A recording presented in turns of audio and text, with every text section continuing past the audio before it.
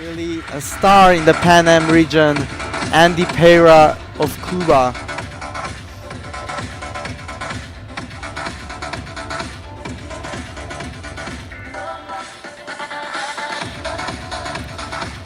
Andy Pereira seeded number 2 in the tournament, number 54 in the January World Ranking, while Edward Lee is number 183.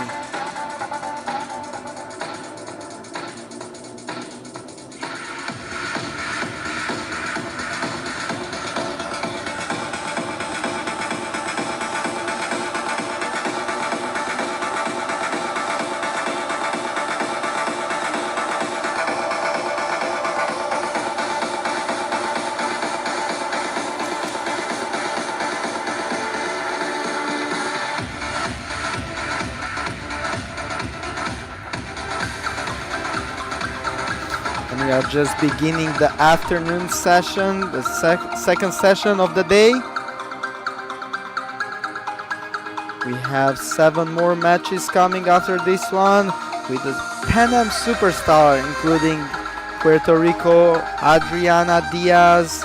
We have USA, Amy Wang, Horacio Cifuentes, Eric Joti, a lot of stars coming up, and we'll be playing here in the center court at the American Bank Center.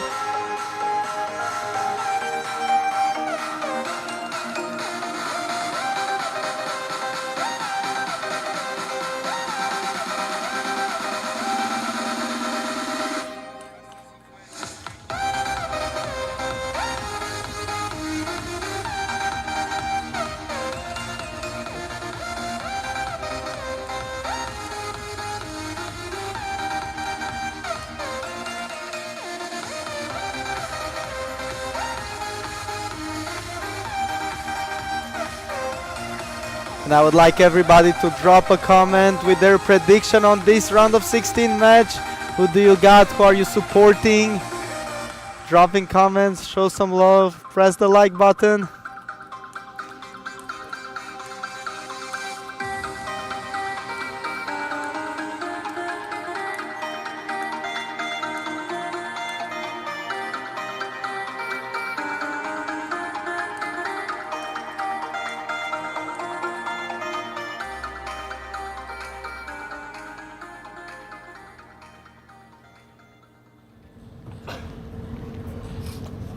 Singles, round 16, best of 7.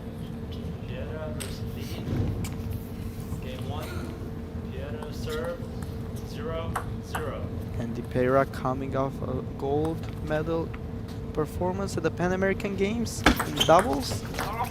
0-1.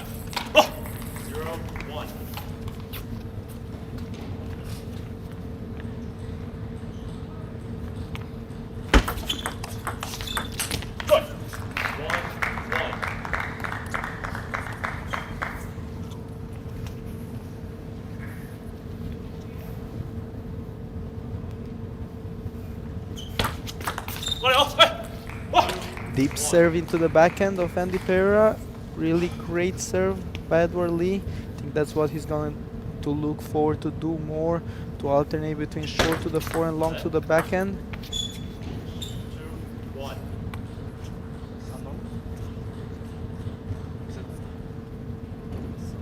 Is it normal to hear this sound?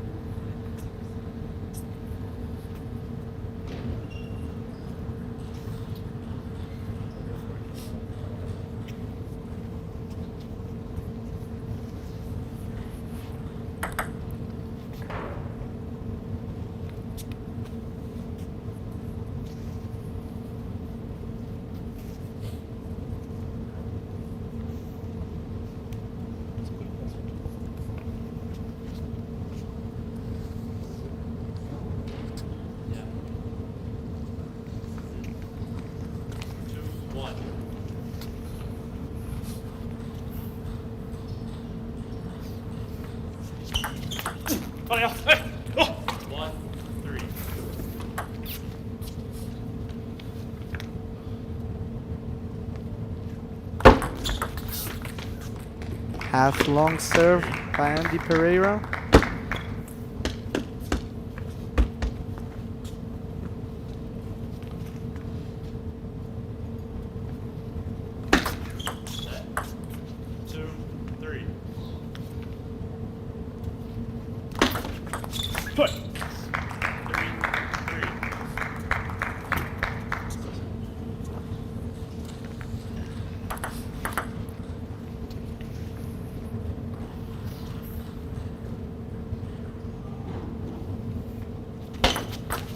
4-3.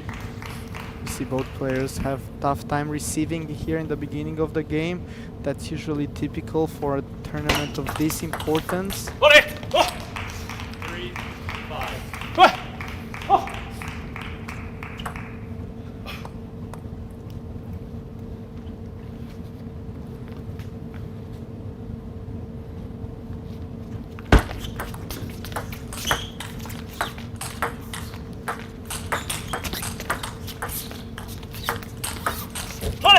Great play by Edward Lee. Seems like he was pushed back but came back forward into the table with an aggressive block.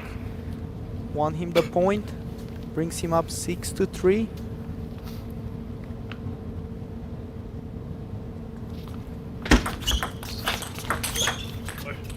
Amazing play by Edward Lee. Catches the edge barely, but he was such a great setup with the backhand deep into Andy's forehand and then forehand winner.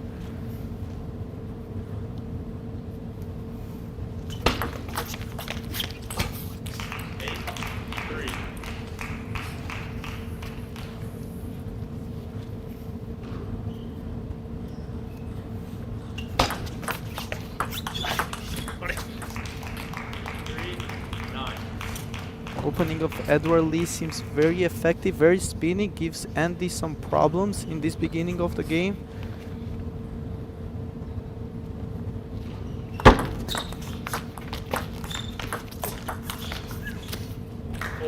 Beautiful opening with the backhand down the line. Surprises Edward Lee.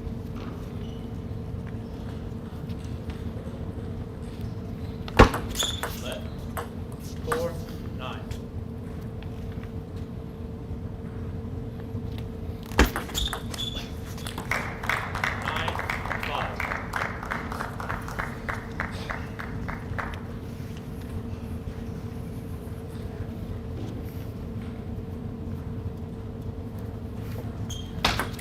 Let. 9-5.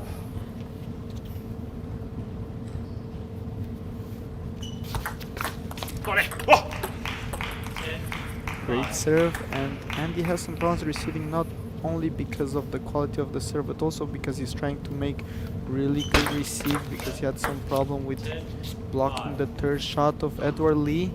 Edward continuing doing the same great thing, setting up his forehand. See it over here, inside out forehand to win game number 1. Match 1-0. Although the big difference between the world ranking of these two players, I expect the game to be very close in between these two, just because Edward Lee is so much younger and he's improving with every tournament he's playing. He's been here in Corpus playing the WTT feeder, and I think he's feeling great being here. So I expect him to really give a tough time, which we see from the very first game. Till then, we have the shot placement stats brought to you by Pixel Scope.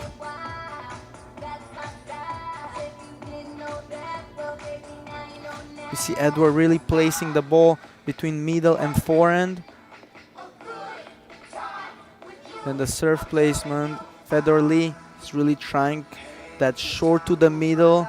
That's what brought him a good third ball to attack and to win some points.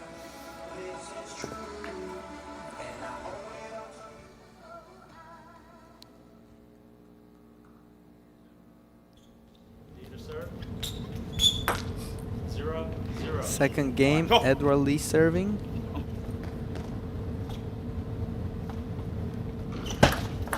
Got it! 1-0.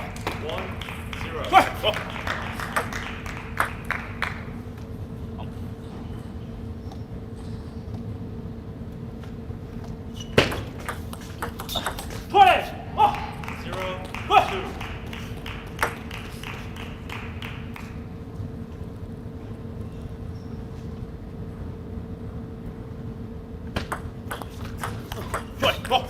Nice reverse pendulum serve by Andy, and opening with the backhand deep into Edward's forehand.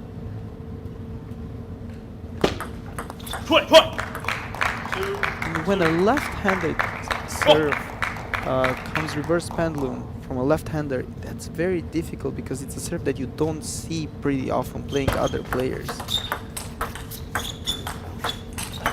Volley. 3, 2.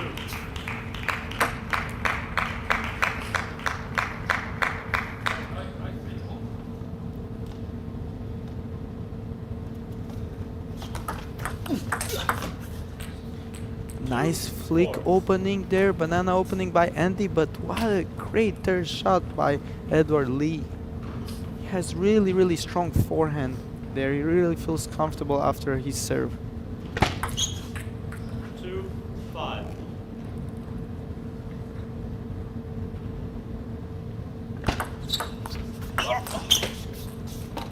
Six, 2. Unforced error there by Andy Pereira.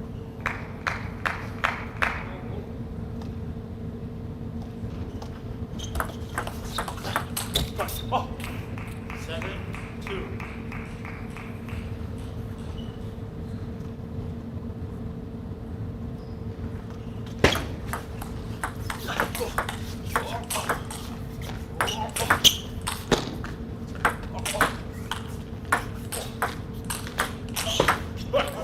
What a great point here. Andy Pereira. Really strong forehand inside out. Edward did a great job defending. That's such a strong shot by Pereira. Volley. 3, 8.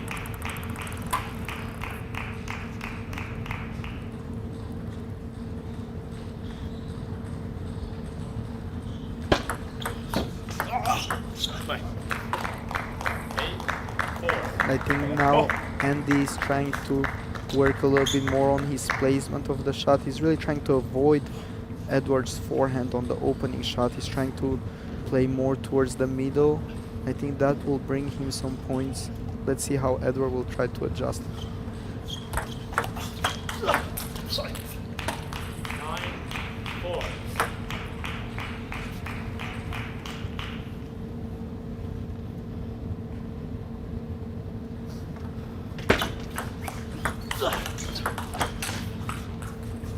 Four, 10. Lucky break there for Edward Lee. Up 6 game points. 11, 4. Few unforced errors for Andy Pereira. Seems like he's missing some forehands that he usually does not. I expect that to get better while the game is going. It's his first day playing in this venue at the American Bank Center, so that might also be a factor. But the experience of Andy Pereira, he's not going to go down easy. Edward Lee feels very good, very comfortable. But for somebody his age on such a big stage, it takes something extra to take down the number 2nd seed. Let's see if he's got it. We see here the shot placement. Edward Lee really trying to play most of his shots towards the middle of the table. Same goes for serves.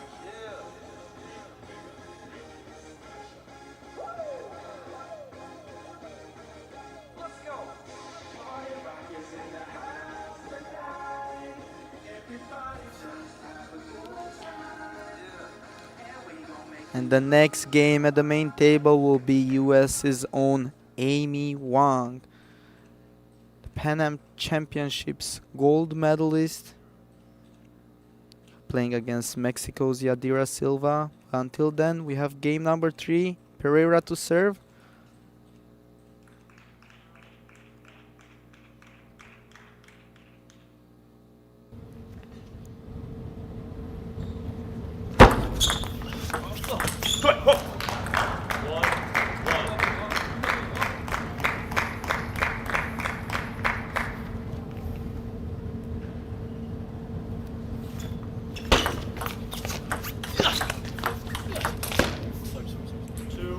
Few lucky breaks, all on Edward's side.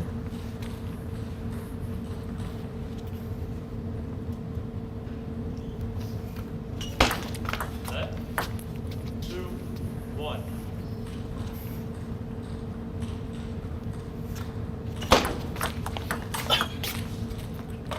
Another lucky break. Great setup, but forehand clips the edge of the table.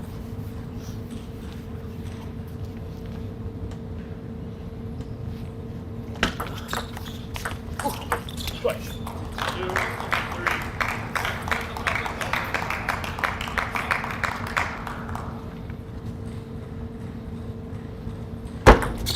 Set. 2, 3.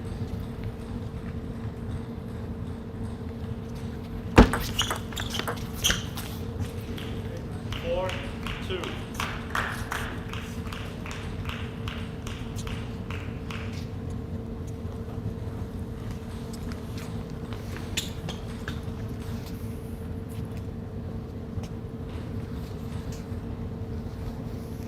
Don't do this now.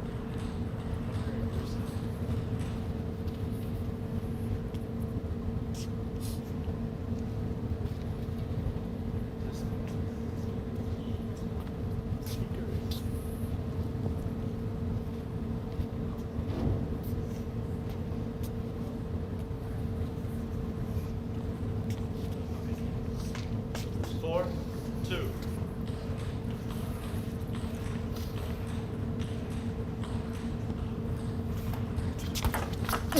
Four, 3.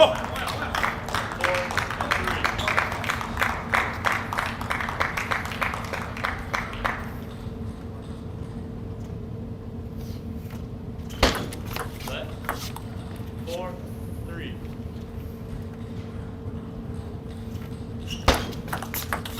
Put it. 3, 5. Perfect timing thus far for Canada's Edward Lee. Really impressed. He's really unfazed of the occasion. Playing numbers 2 seed here at the Pan Am Cup. It's not easy at all. He's handling it pretty well. He's up 6-3 in 2-0. Right now he has very good odds of advancing to the quarterfinals. 6, 4.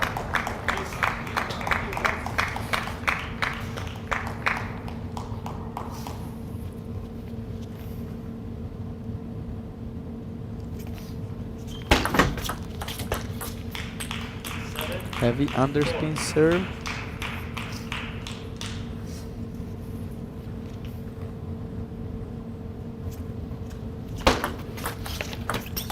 Twice.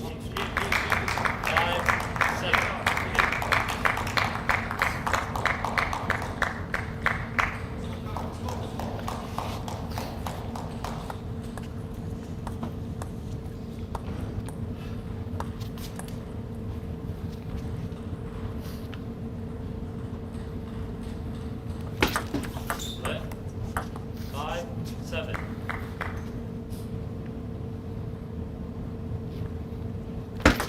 Set. 5, 7. Set. 5, 7.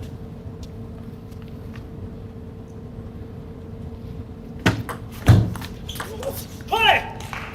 5, 8. Oh!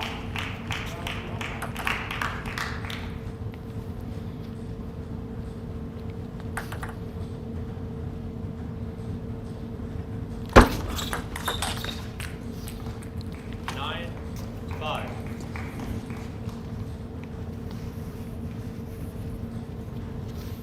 Seems like Andy never found his rhythm thus far. While Edward Lee is really feeding off everything that's going on in this match. Up 9-6. Andy having a little bit of trouble thus far with the receiving when Edward is serving. Play! 6, 10.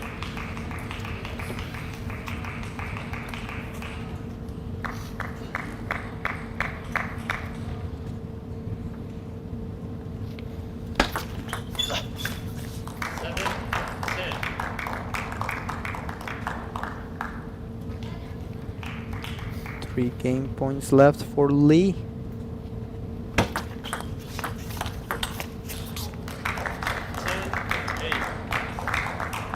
And let's see if Andy can pull this back. Towel break. 10-8. Edward serve.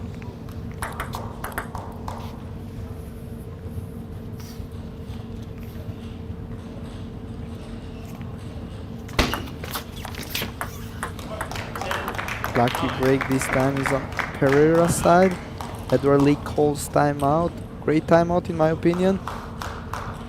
Definitely when you have a more experienced player down 2-0, you don't want to give him any shot of trying to even make a comeback. This point is crucial. If Andy is able to come back, then I'm sure that the entire history of the game, entire future of the game will be a little bit different. Edward knows this very well. Es lo que está buscando la meta, ahorita lo saco de la mamba, te busca moverte, tú entras aquí y la otra pelota viene acá. Cuídate de esa. Y la mente va y los entra por dentro, pero va a hacer el saquecito ese que tiene acá. Y tiene que estar activo, no hace que te va a hacer saque, que no lo creo que te va a hacer saque ese efecto para acá, pero tiene que estar preparado. Uno, por dentro, que yo creo que claro resultado. Listening to the advice on Pereira's corner. Tira con rotación y después te prepara. Ahora te va a pasar acá. Seguridad, confianza, vamos, vamos. Vamos a dar este, vamos.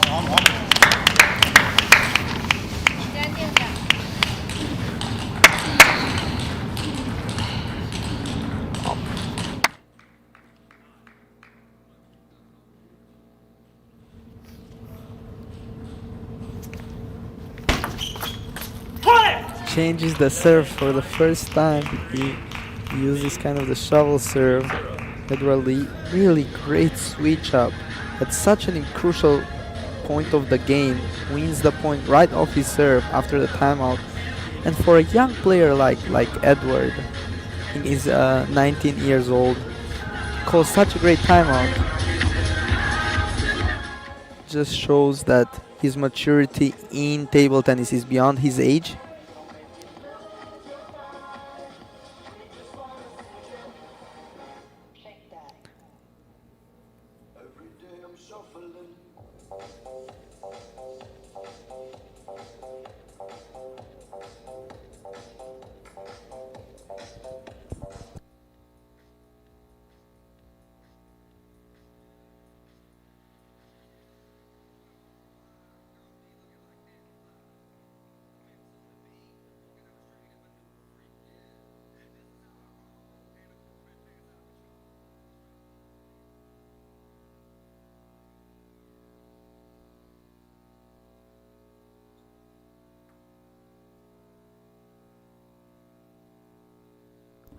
Here we go with game number 4, Lee to serve.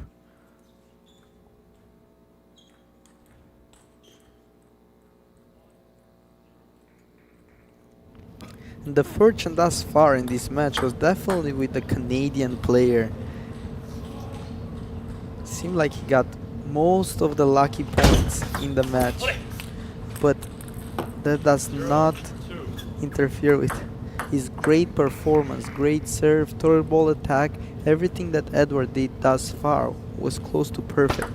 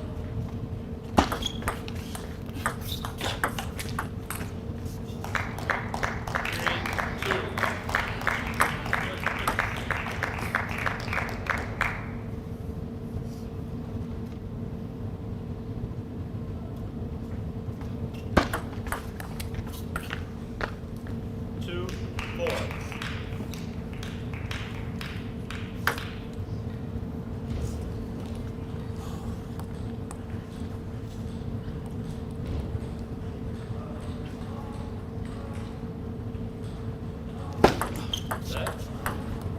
2, 4.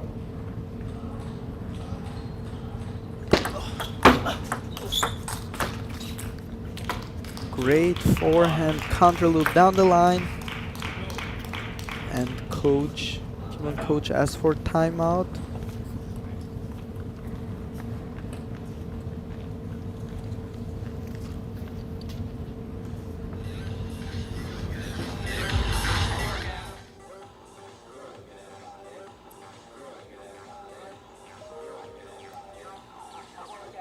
Definitely Canadian player Edward Lee in the driver's seat to this round of 16 match of men's singles. He's on his way on a huge upset win against seeded number 2 from Cuba, Andy Pereira. Gotta get. Gotta get. Gotta get. Gotta get. Gotta get. Gotta get.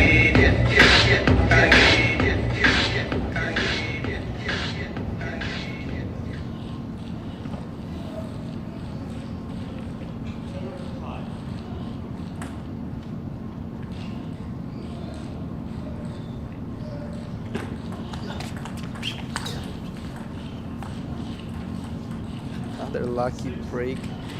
Seems like everything goes against Andy Pereira in this match.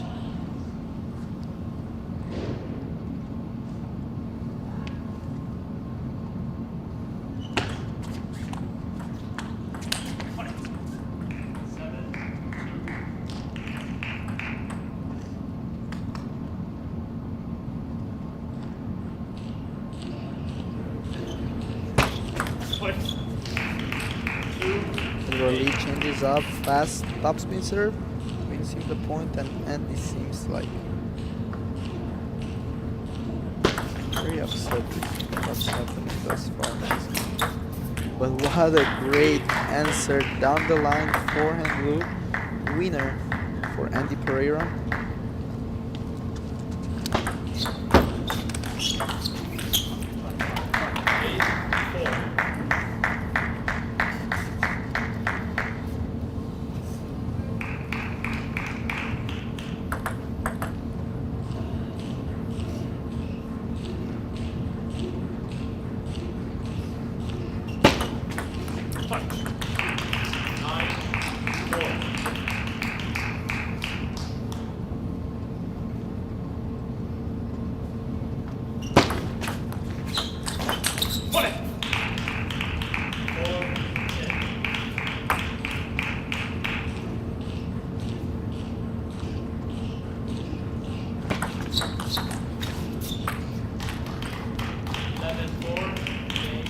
Edward Lee wins the 4-game 11-4, completes the first big upset of the 2024 Pan American Cup.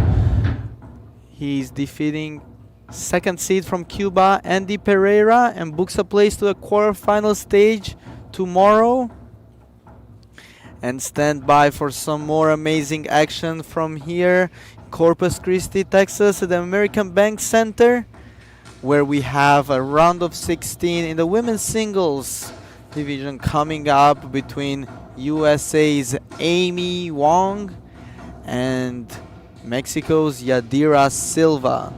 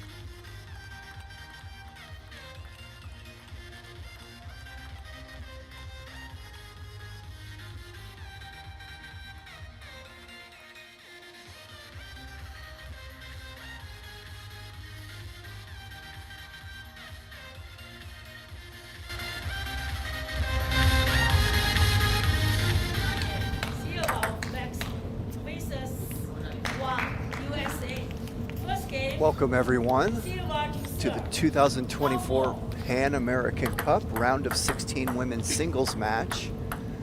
Amy Wong, world number 38, against Yadira Silva, world number 144. My name is Jimmy Butler. Great to have you all here with us in Corpus Christi, Texas. Amy Wong, one of the greatest American-born talents this country's ever seen, along with Lily Jung. Amy Wong, a former world number 1 junior. She's currently 21 years old. One of the greatest talents this country has ever produced or seen. And if you watch her play and you look at her technique, you'll kind of understand why she's such a great talent. She makes the game look so easy, so effortless. She has such good technique. Hard to teach the technique Amy Wong is able to do out there on the table.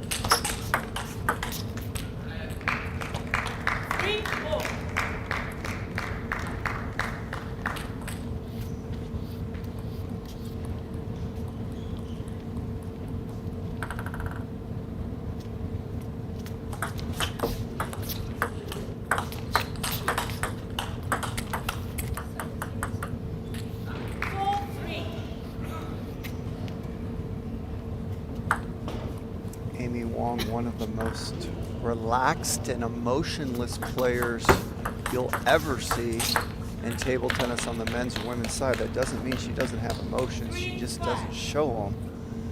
She has quite the poker face out there, but she definitely cares just as much as anyone else. She just doesn't show it.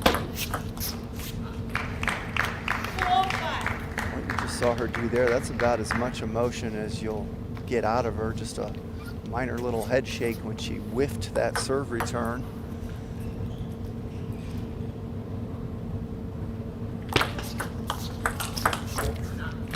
Nice shot there by Silva, dealing with Wong's kind of slow high arcing loop. Those aren't always as easy as they look, because it's a different pace than all the speed you generally see, and you've got to adapt to it properly. And that right there is vintage Amy Wong. She was able to just hold the table and so effortlessly take those balls back from Silva. Oh, great receive there by Silva. Amy Wong had a nice, fast, low, and deep serve right into the body of Silva, and Silva dealt with it beautifully.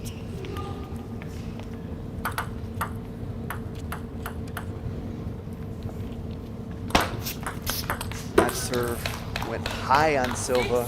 You want your short serves to be as low to the net as possible, and when they pop up, like you saw Silva do there, it's usually a very easy receive for the opponent. There's a pop-up from Wong, and as you can see, Silva with ease put it away. So the server, the best case scenario is they want the opponent to miss their serve, but the second best case scenario is if you get them to pop it up a little bit, like you saw the last two receives from both players. Oh, that's a beautiful backhand from Wong. To be able to come up with that kind of angle from that position at the table is special.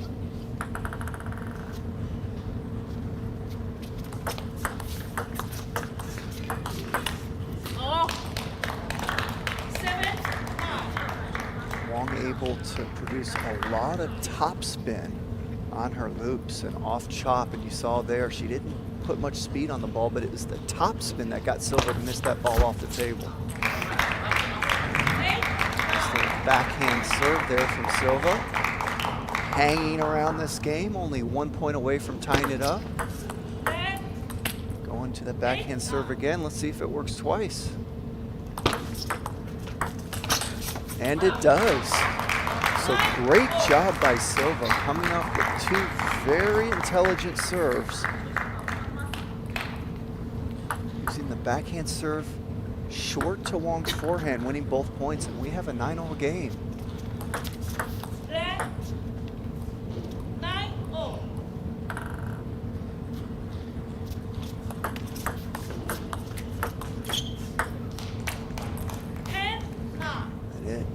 feels good to win an easy point like that when you're at 9-all and you're Wong. She didn't do much, just kind of kept the ball low and cut it and won the point. Oh, and a great serve to win the game, 11-9. Amy Wong comes out and wins the first game 11-9 after Silva made a great comeback there.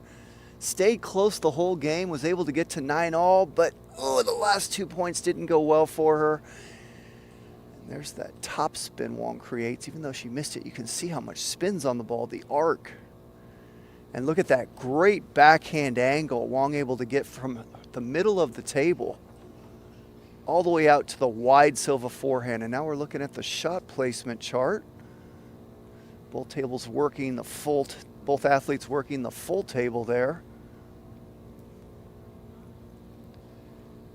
And serve placement, you're always going to see both servers working the short forehand of each other most of the time, and that's because the banana backhand flip is so powerful and effective in today's game. You can't get as much spin and speed off the forehand flick, so you'll generally see most serves go to the short forehand of the opponent.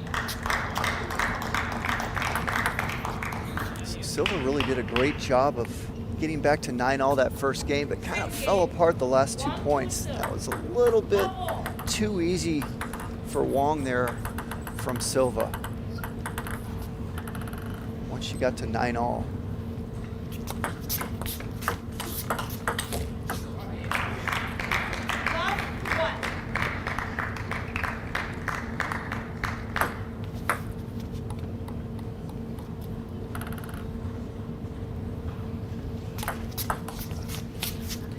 Great serve by Wong. And what makes a good deep serve? It needs to be low, it needs to be fast, and it needs to have length. It needs to go close to that white end line. Wong had all three of those qualities on that deep serve. Placed it right into the body of Silva.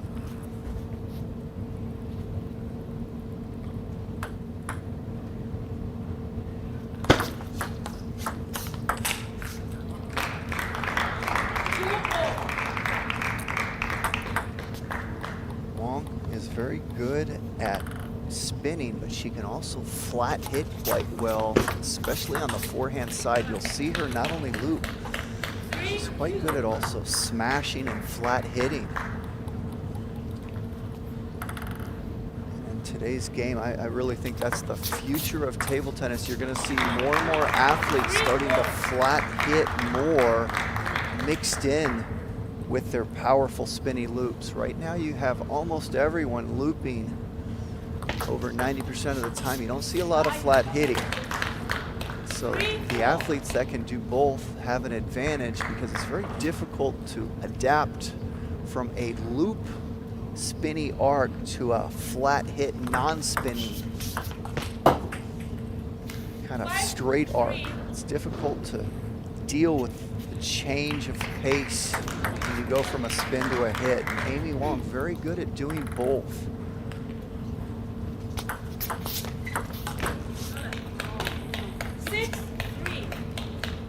And that all started with the good serve of Wong. Got Silva to pop it up, easy finish. Great job there by Wong, not going for too much. Served, opened with a slow to medium pace ball. Silva made a good block, and then Wong put another finesse shot over and won her the point. So you don't only have to win with speed out there. 3-7.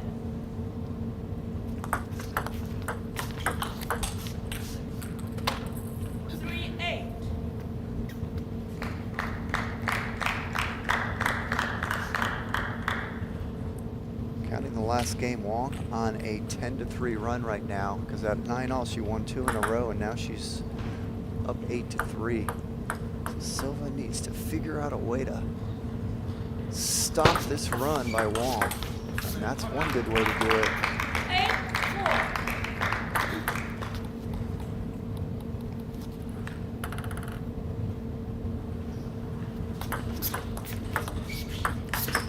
Excellent receive, followed by an excellent finish there by Silva.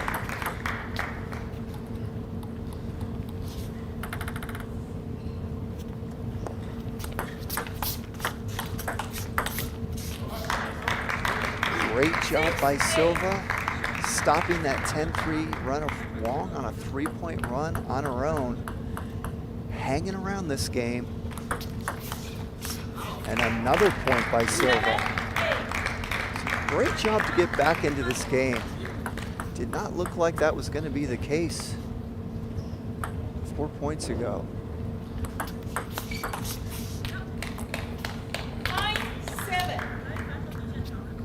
Wong there. The nice banana flick. And there's that really good serve, that good deep serve of Wong. Silva did a good job of receiving it. But Wong with a better finish.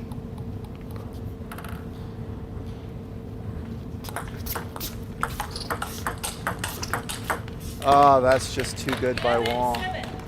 So effortless, so smooth. And Amy Wong wins the second game, 11-7.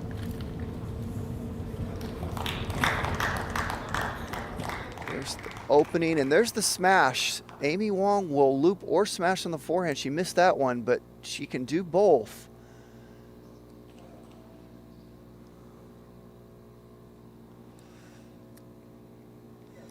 And now we have the shot placement chart.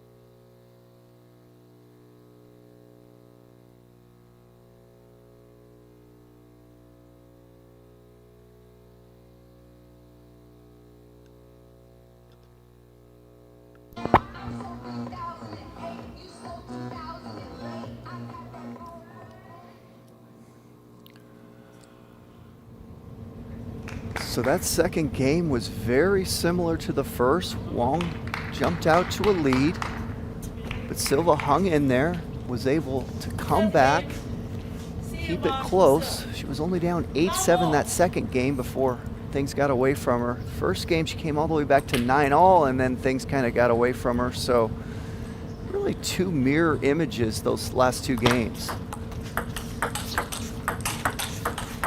Oh, great rally by both athletes.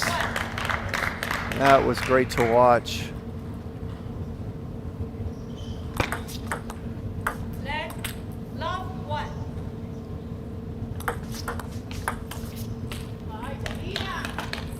Two love.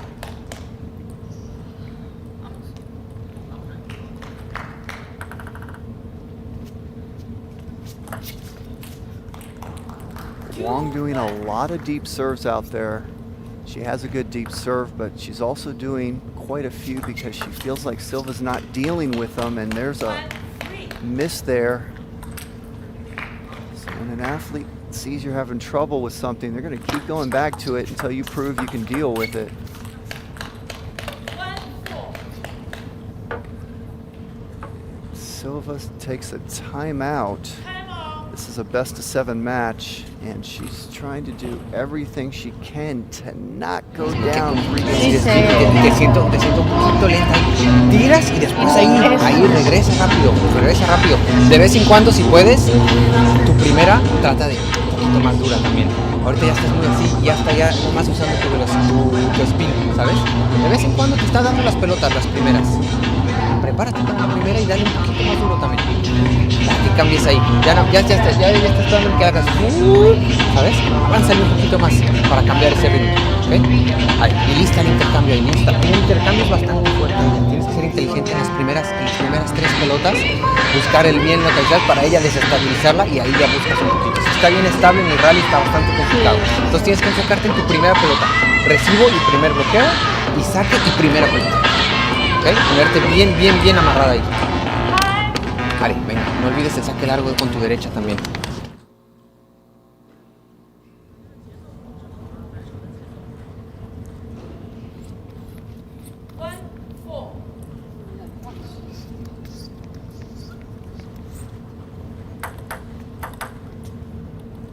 Let's see if Silva can come up with a good serve here. get this point and hang in this game. Ooh. That was a pretty good serve, but an excellent receive by Wong. We haven't seen Silva do that serve the whole match, and Wong was ready for it. Great job by Wong.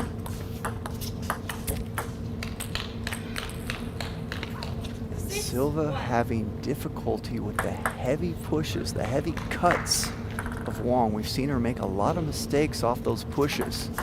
There's that serve again from Wong. Silva hasn't figured out a way to deal with that serve yet.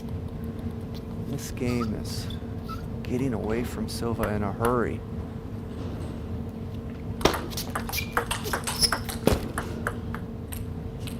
Boy, that was a nice backhand forehand combo by Wong. Started with a good receive and then a beautiful follow with the forehand. Nice little short speed stroke there on the forehand.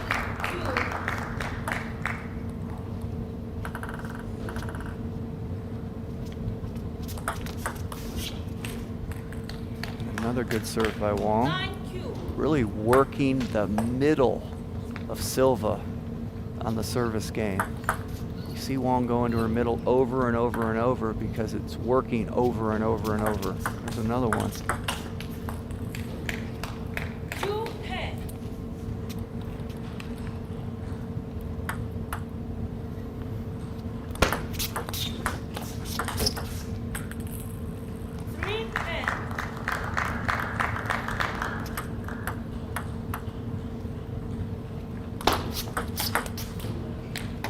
And Amy Wong wins the third game with a blistering forehand receive or backhand receive there,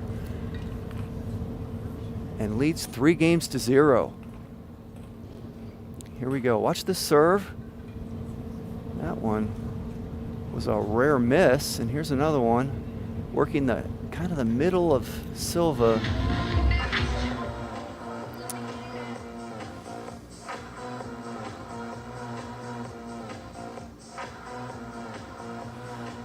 Go to the shot placement chart for the third game.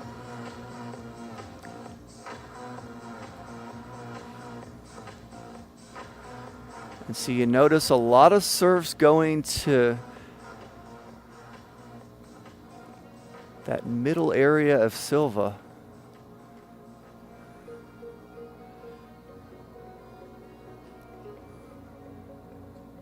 And a lot of paint on the side of Silva there on the winning shot placement. Not much paint over on the side of Amy Wong, and that's because that game was 11-3.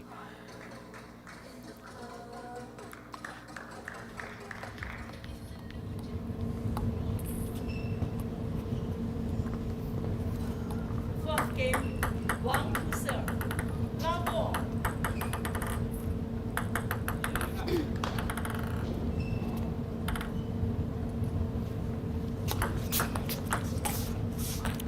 There's a nice receive by Silva. You know she's expecting that serve to come there. It's been coming there the whole match. Kept it low that time, cut it well. There's another decent receive. I say decent because it was still right to the paddle of Wong, and she's not going to miss that too often, but at least she didn't pop it up too high. Didn't miss it. Left. 1-0. And nice opening there by Silva. Creating enough top spin to get Wong to miss it off the end. Oh, beautiful receive there by Wong.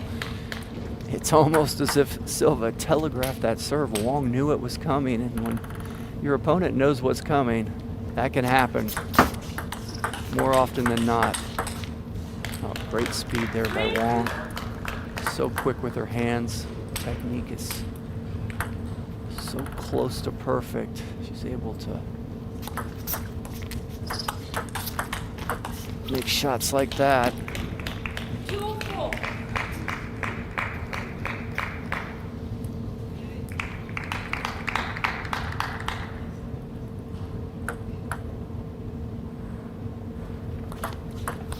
Left.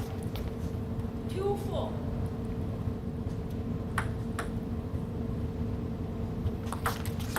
Left. 2-4. Good serve by Silva. 3-4. Side topspin. Got Wong to miss it off the end of the table. And another great serve by Silva. Catching Wong off guard there. It's not often someone's going to serve from that section like Silva did, deep right into your forehand, so Wong was not expecting that. 5-4. Wong's so good at playing down the line. Down the line table tennis I like to call winning table tennis. It's a lot harder to play down the line than cross court. Wong really understands the down the line game. She's got the technique to do it so well. A lot of it has to do with how you grip the paddle, your understanding of technique. It's much easier to play cross court than it is down the line. One reason is there's less table down the line, so you have less to work with.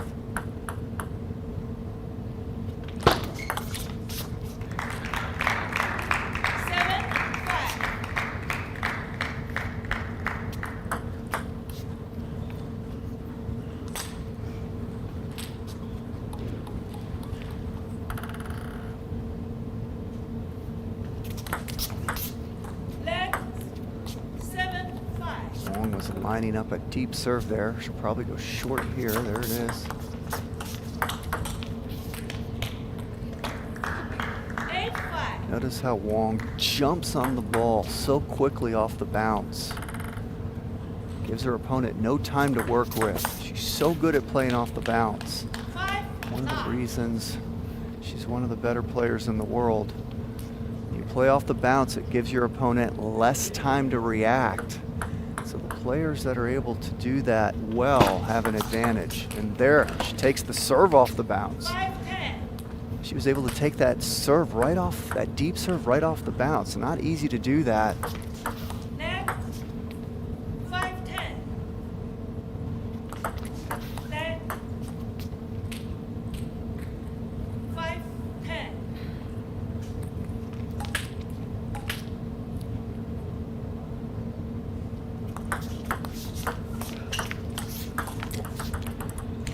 And Amy Wong 11-5. wins the fourth game 11-5 and wins the match 4-0 in business-like fashion. Silva came out and had an opportunity that first game when it was 9-all. Second game she was down 8-7. Those were really the two games she had an opportunity to win one of those games. But the third and the fourth was just all Wong, a dominant performance. Now we look at the shot placement chart.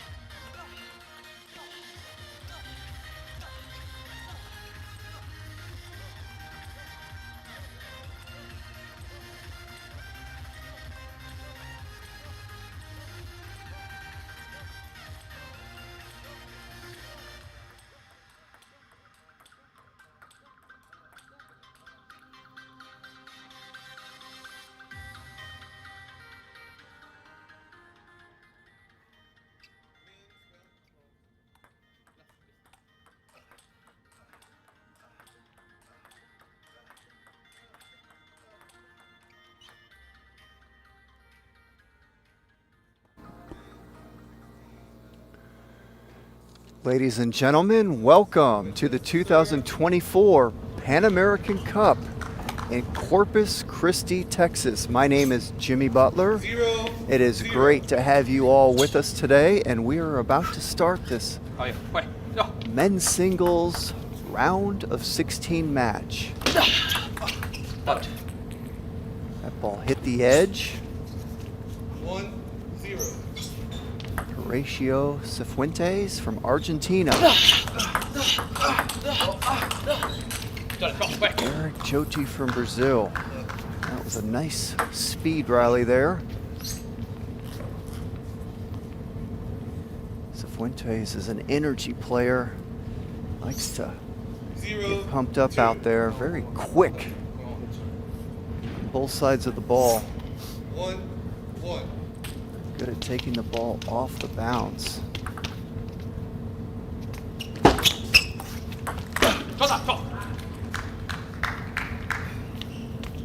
One, two.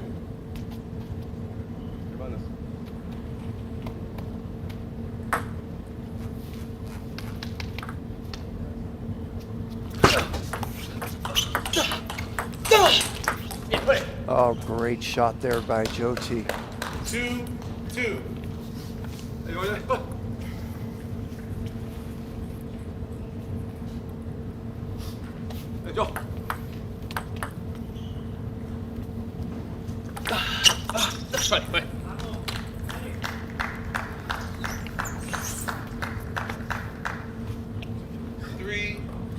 Reverse pendulum serve short to the forehand, side top spin. Got Joti to miss off the table. Another one, and he got him to pop it up there. So two really good serves there by Cifuentes. 2-4. Got Joti to miss one of his serves outright, and the other one was almost like a miss. He popped it up so high, it was an easy finish for Cifuentes. That was a nice serve there by Joti. Heavy side chop right into the backhand, short backhand of Cifuentes. There's a lot of service battles going on.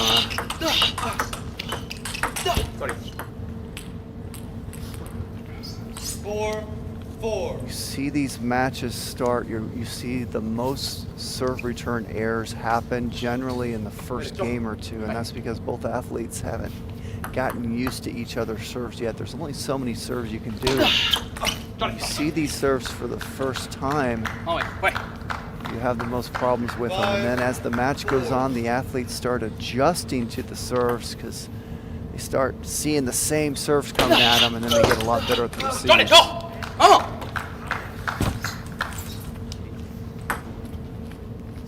4-6.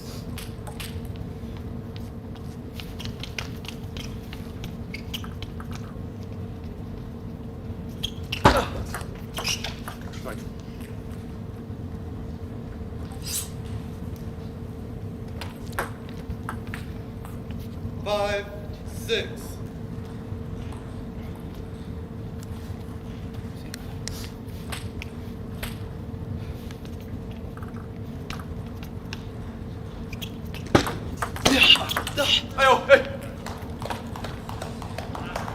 Six, 6.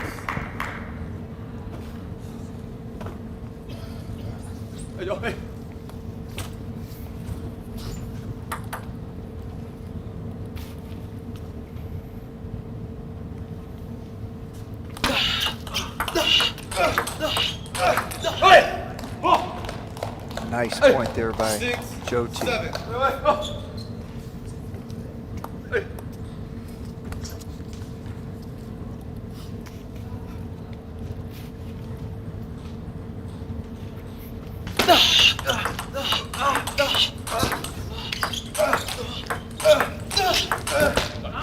And that's a great rally by both athletes there. Cifuentes with an incredible block. Here we go. Watch this block to the middle right there. That would end it for most players. He hung in that point and able to win it, but it was that incredible block from the middle of his body that really set that winning point up for him. Great reaction from Cifuentes.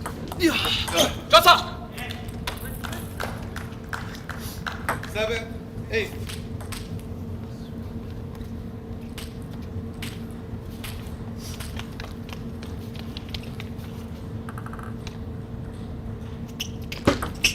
Left. 7, 8.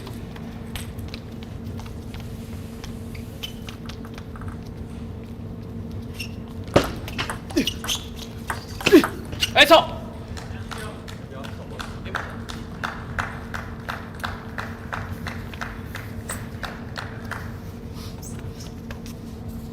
Two nice receives there from Cifuentes.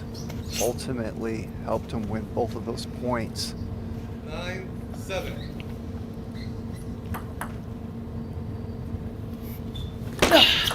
Go. And that serve fooled Joti. He thought it had underspin, but it was no spin, and he blew that flip off the corner of the table. There's another no spin, same result. So the first game goes 11-7 to Horacio Cifuentes. There it is, the serve. Joti thought it had more spin on it, and it was actually a no spin. It had very little spin, which forced that ball to pop up the way he received it. He received it as if it had spin, and that's the result when you pop a serve up. And here's this nice backhand rally. And a nice forehand finish there by Joti. Take a look at the shot placement chart. That tonight's gonna be a good night. That tonight's gonna be a good night. That tonight's gonna be a good night. I feel it. That tonight's gonna be a good night. That tonight's gonna be a good night. That tonight's gonna be a good night.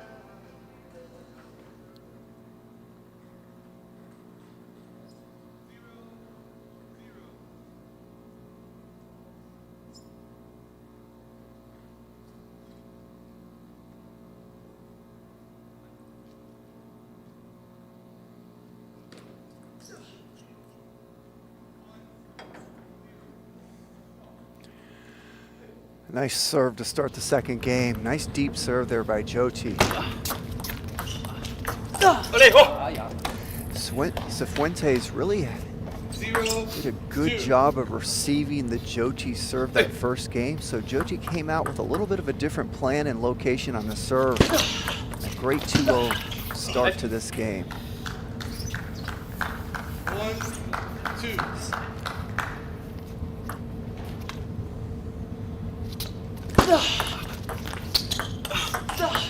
Go. Go.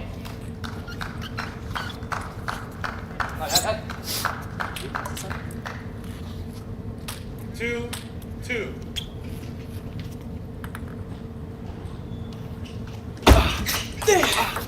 Oh, beautiful play by Joti.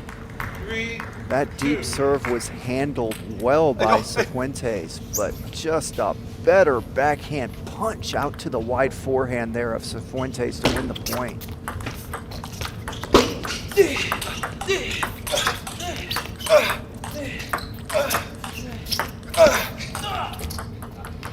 Another great rally there by both athletes. 4. Joti coming out this game with a good rhythm we didn't see in the first game. He missed several relatively easy balls there that first game. Playing a lot more solid to start the second game. Great flick. 2, 5.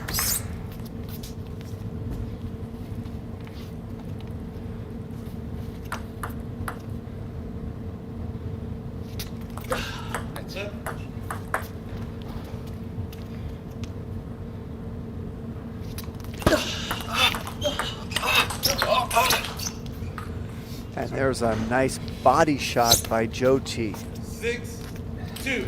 Right into the middle of the table and into the body of Cifuentes to win that point. That's what you see all these athletes trying to do when they're in that hand-to-hand combat close to the table. Both athletes are trying to get a ball they like and to hit it hard into the other athlete's body.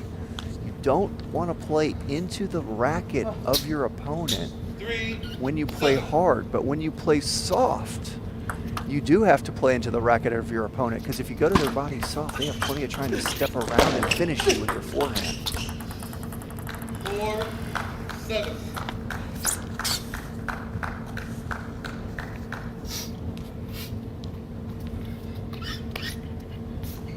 네, 좋아. 에이.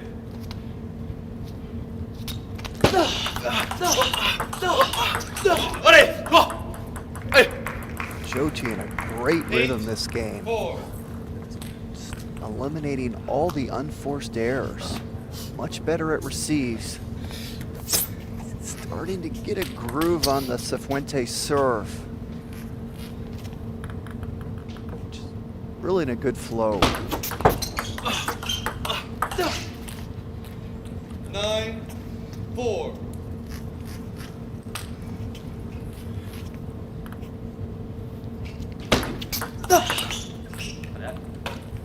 Five, 9.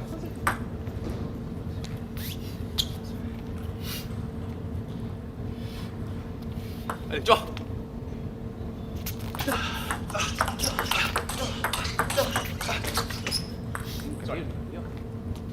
5-10.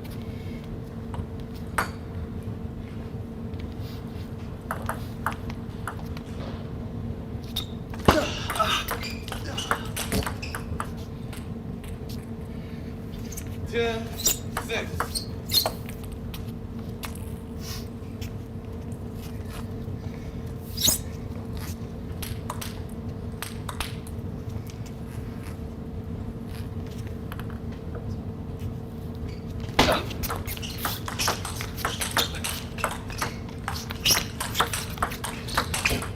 Oh, great point there by Joti. Working the forehand side of a Cifuentes, and Cifuentes did a great job there of hanging in that point, made a lot of quality returns, but it was that last ball wide to the forehand that got him. Here we watch a couple points. There's a backhand miss by Cifuentes. Here we go. Slow, high arcing backhand there, causing Cifuentes to blow that ball off the table. When you combine speed with off-pace shots, it's very effective. You don't want to play the same speed out there and become a robot. Your opponent gets used to that and start adapting to your stuff quite easily. So you want to constantly change things up. Now we're looking at the shot and serve placement chart.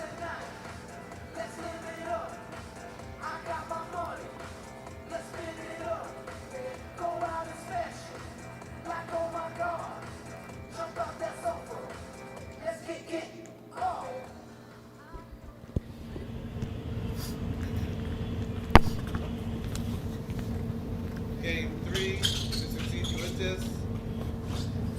To serve.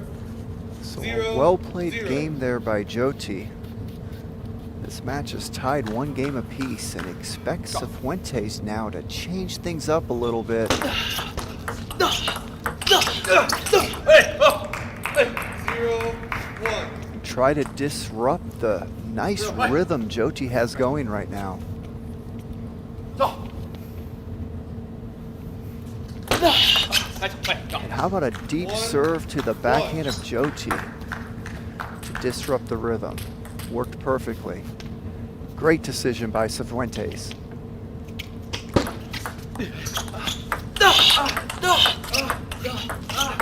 Oh, that was a great point there. 2-1. Go.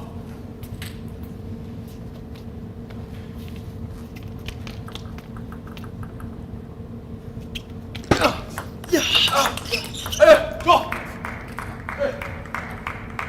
1-3. Joti doing a great job of adjusting to the different paces that Cifuentes is throwing at him.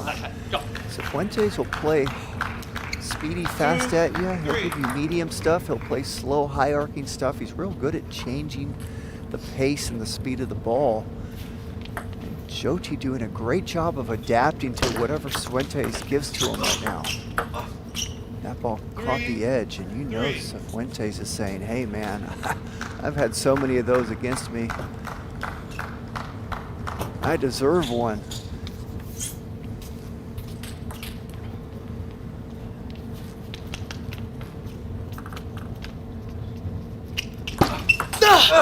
Oh, great receive by Cifuentes. 4. Jyoti testing the waters there with that deep serve to the middle forehand side. And Cifuentes just blisters it for a winning point. Nice receive there by Cifuentes. Kind of jamming Jyoti to the middle backhand side. Cutting that ball off the bounce. Gave him no time to work with. And now you see Cifuentes making adjustments from last game and jumping out to a 6-3 lead, changing things up.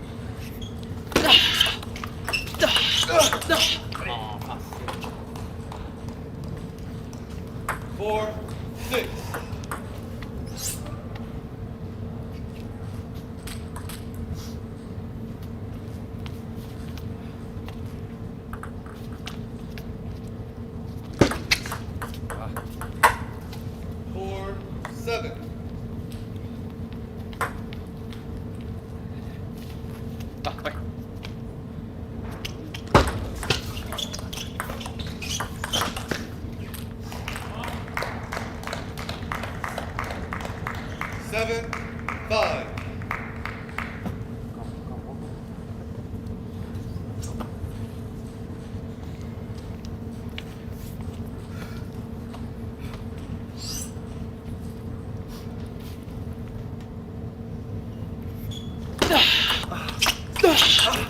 Go! 8, 5. That was a nice serve there by Cifuentes. Got Jyoti to pop it up.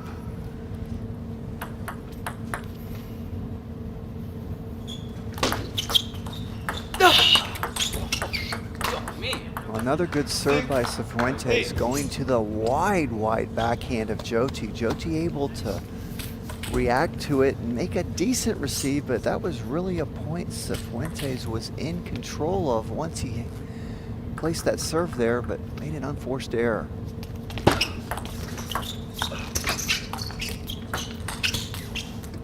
Well, that was an interesting point because that was a great serve by Jyoti. 9, 6. But he slipped.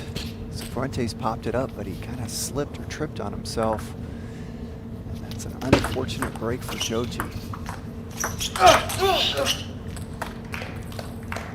9, 7.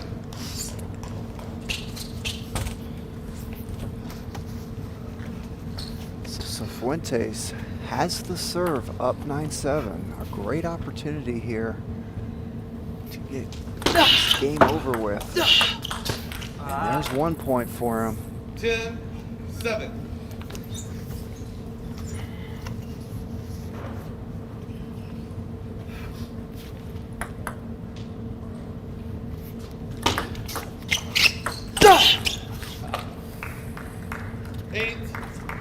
That was a good opportunity to finish the game right there. Unable to do it, but still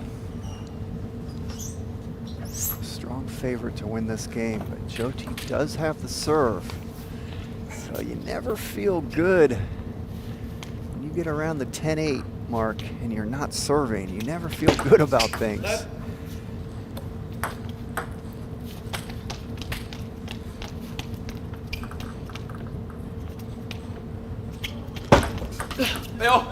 And that's why. 9, 10.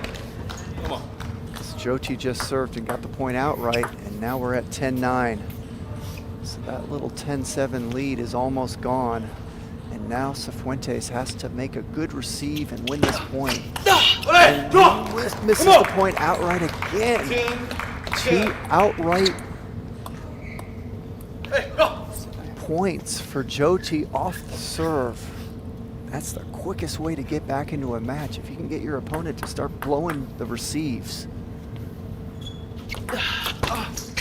Oh, and a blown receive there by Jyoti. So we're in a service battle.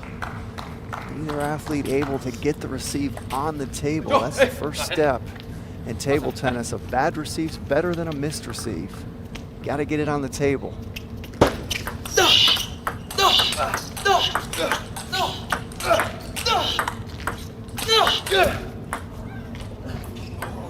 Oh, unbelievable break there against Cifuentes. A great rally.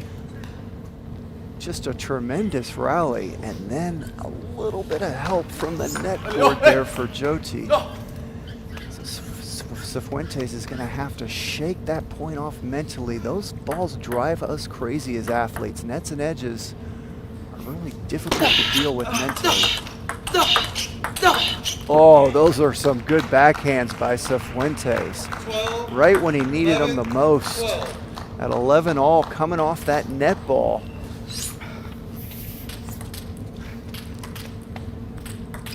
And now, can Cifuentes come up with a quality receive and put himself in a position to win this point?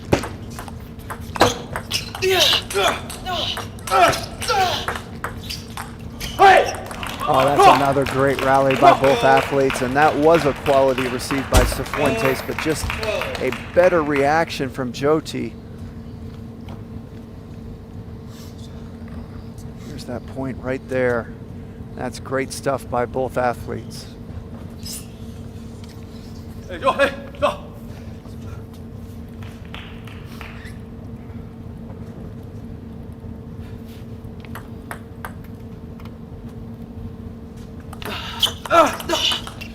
Go.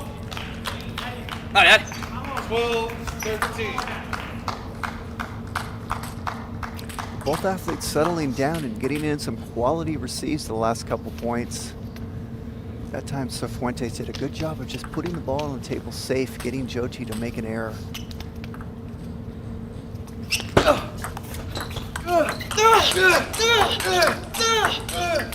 Oh, great point and great finish by Cifuentes to win the third game, 14-12.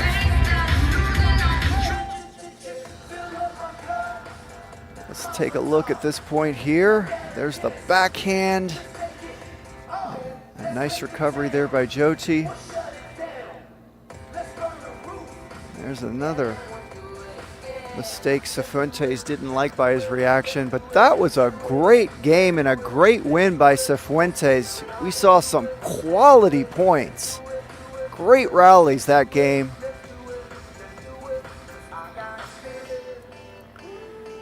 Let's look at the placement charts.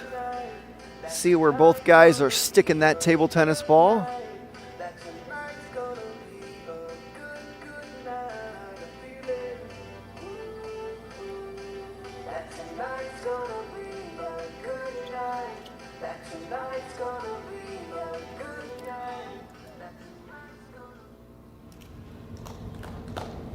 Game 4. Jyoti to serve. Well, oftentimes in table tennis, it's the 9-all and the deuce games that decide who has a good tournament and who doesn't. We kind of call those 50-50 games. Once you get to that point, it's almost 50-50 on who's going to win them, especially when you got guys that are relatively close in level. So Cifuentes able to win that 50-50 game. Both guys come out firing.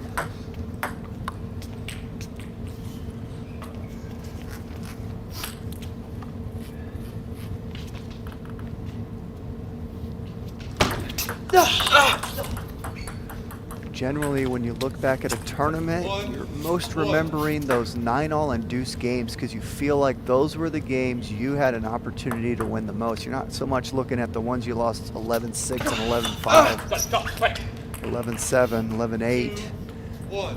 But it's those 9-all and deuce games that generally decide who has the good tournament and who doesn't.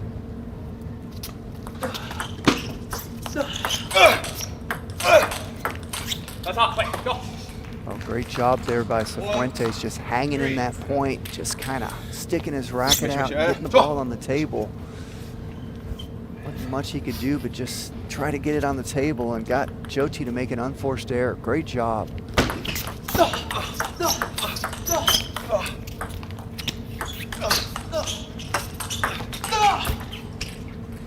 2-3. That ball clipped the top of the net, and Cifuentes is not happy about it. He's looking over at his coach.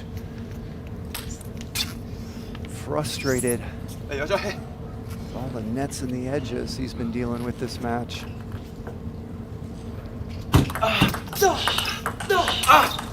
Oh, great backhand there. I loved how he played with finesse the first backhand. He served deep. Cifuentes opened up. He played with finesse, didn't go for too much. And then it was the next one. He found the right shot he wanted and then smothered it with speed.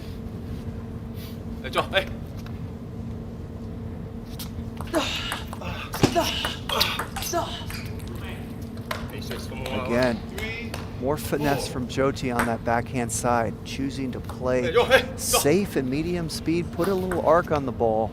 Didn't go for too much. That's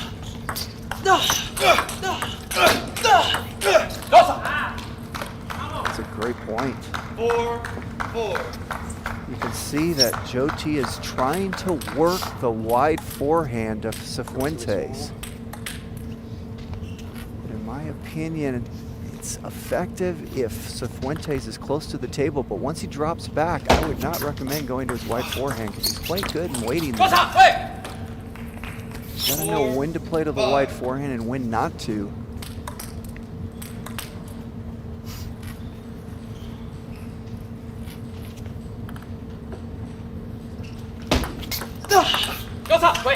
There's another attempt trying to get to the wide forehand of Cifuentes while he was close to the table. That one just went too wide.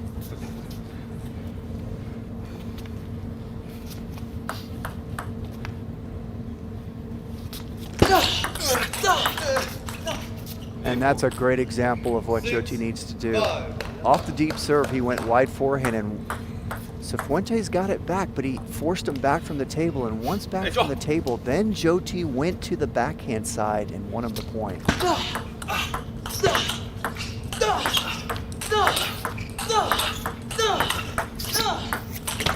Oh, great rally. That ball did come off the top of the net, which is frustrating to Cifuentes, but that's just great stuff by both guys out there. Saw how dangerous Cifuentes can be. He was mid-distance, he took a step back from the table and was able to rip both sides, backhand and forehand, just keeping the pressure on Jyoti, even though he was back from the table. Oh, great shot. 7-6. So Jyoti really doing a great job of putting the ball in the right locations this game.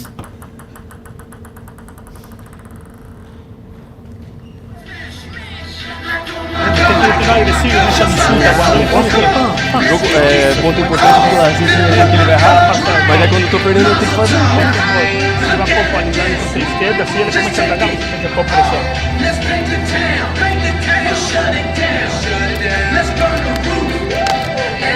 Pode ficar pegando com o saque. Ele espera, faz, está atento para tudo. Quando não tem chance, mete essa bomba pro meio. Ou na troca tem que mudar. Eu quero ficar mandando forte, porque acho que eu tenho vantagem, mas acaba errando. Ele passa assim. Você dá.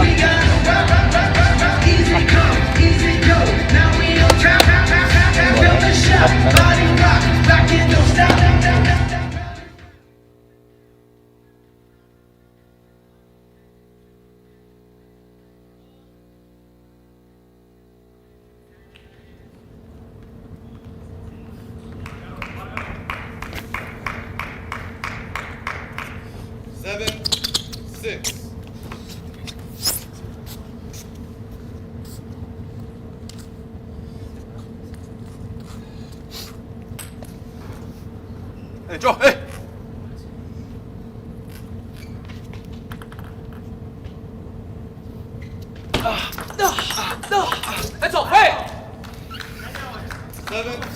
Seven. Great job there by Cifuentes.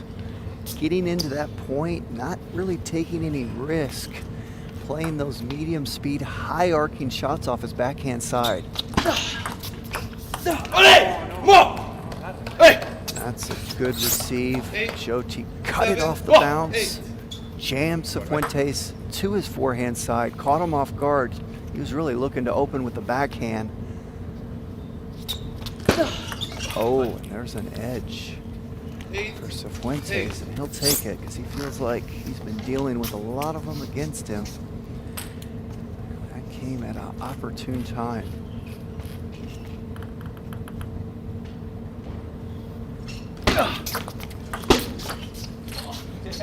There's a net from Joti, so that kind of evened out that edge serve. But if you're Joti, you like that. You'll exchange nets and edges because you're the guy up 1 point.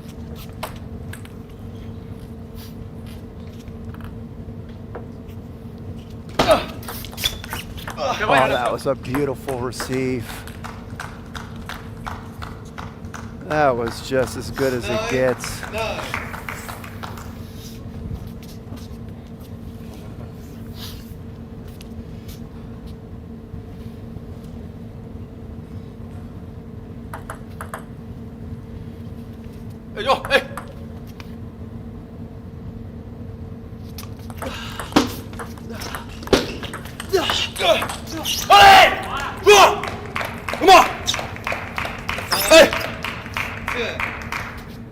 Big play there by Joti. He's receiving the serve. He's at a disadvantage, able to get the first point.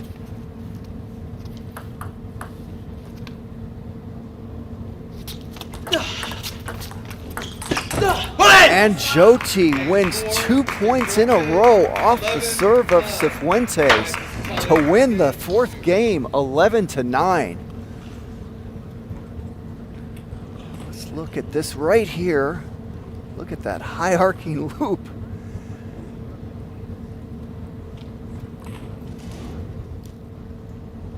And there was that great receive there from the backhand of Cifuentes. Got that ball to double bounce. Now we look at the shot placement chart for game 4. And there we have the serve placement. Most balls going to the short forehand of Joti, whereas Joti is serving more to the middle and backhand side.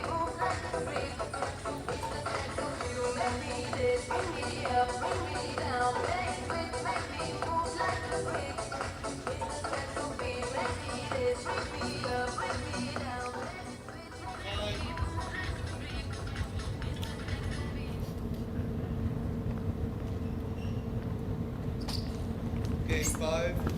Cifuentes to serve.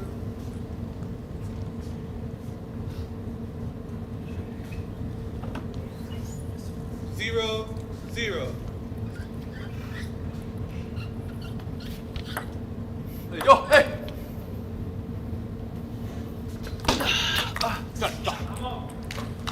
One, zero.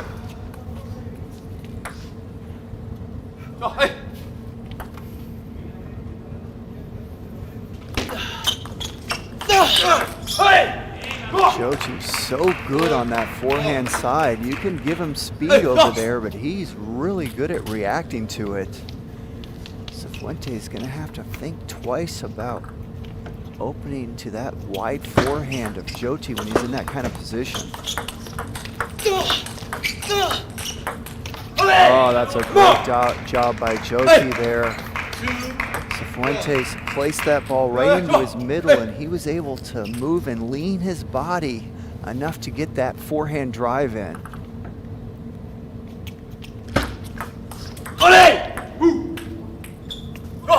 One, three.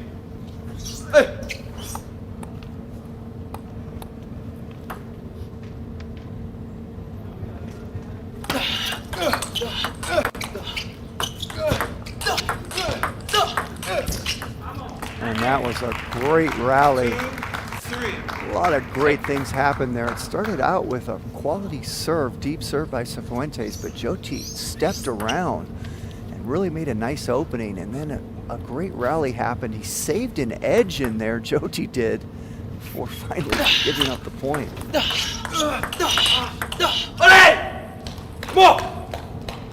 4. Ladies and gentlemen, we have a battle. Both athletes really going toe-to-toe. Some great table tennis going on out there right now.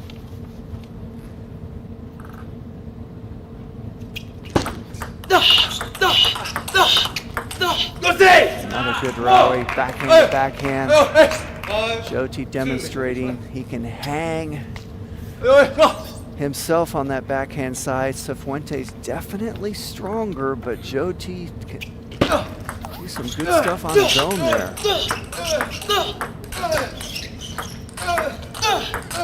Oh, that's just too good. That's the best rally of the match right there, and one of the best of the tournament.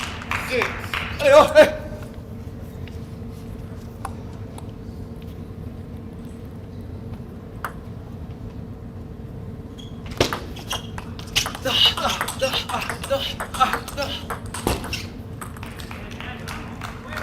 Both players in such a good rhythm out there. We're just seeing gunslinging play by both players. Just every rally lately has been great stuff.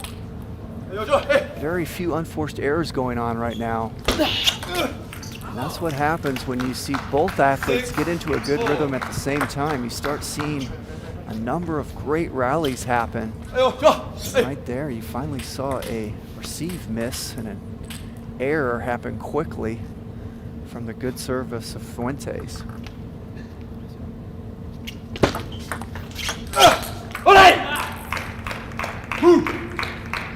7. So Joti working the wide forehand of Cifuentes when he can put pace on it. There he goes again. Oh, great reactions from 5, Cifuentes. 7. Joti with a beautiful backhand to the wide forehand, and then a nice forehand follow-up to the wide forehand of Cifuentes, but he reacted so well, hung in the point and won it. A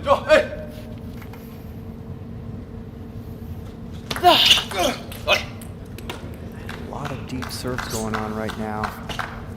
6, 7. I'm a big fan of deep serve. I like to serve deep a lot myself. There's another one.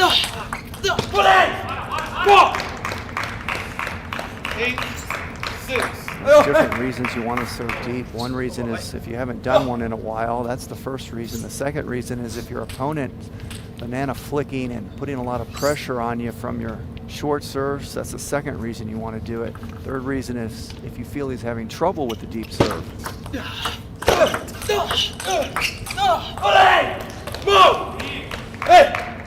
Joti fired up out there. And I'd be fired up too if I was playing as well as he is right now. Oh, great serve. 10. Boy, with all the great rallies these guys are having, it must feel so good to get a serve and a miss periodically. Oh, beautiful shot by Cifuentes. 7, 10.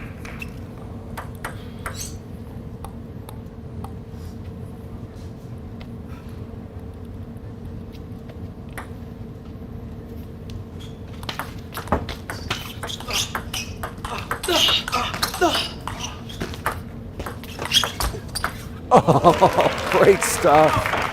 10, 8. That was a fun point to watch there.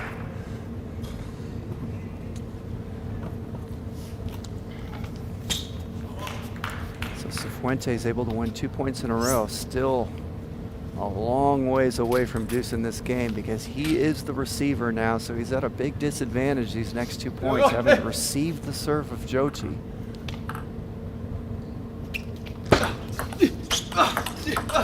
And he gets one. 10, 9. Can he do it again and deuce this game up? Now, what kind of serve is Jyoti gonna come up with here in this huge point? Oh, what a great job by Cifuentes, hanging in there, down 10-6. Able to win 4 points in a row, the last 2 points as a receiver. And we are back to deuce in another game, tied at 2 games apiece. Hey!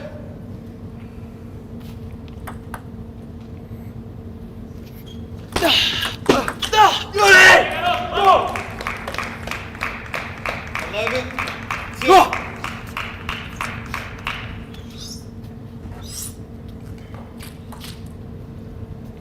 Now Cifuentes finds himself down another game point as the receiver. Hey!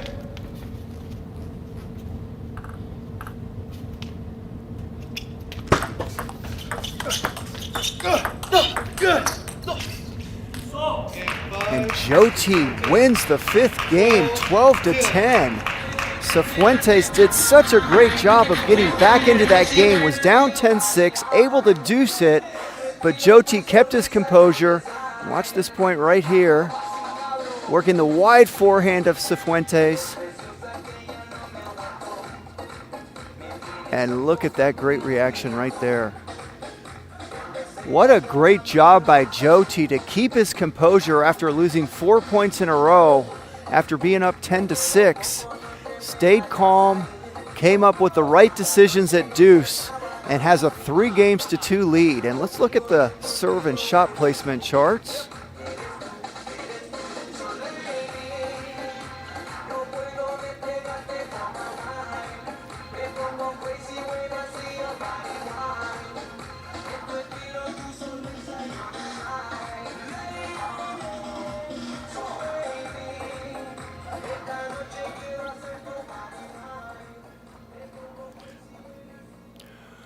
Well, these last 2 games have been great table tennis. This has been the best match of the tournament so far. We've just seen some great rallies out there. We've had a number of deuce games in this match.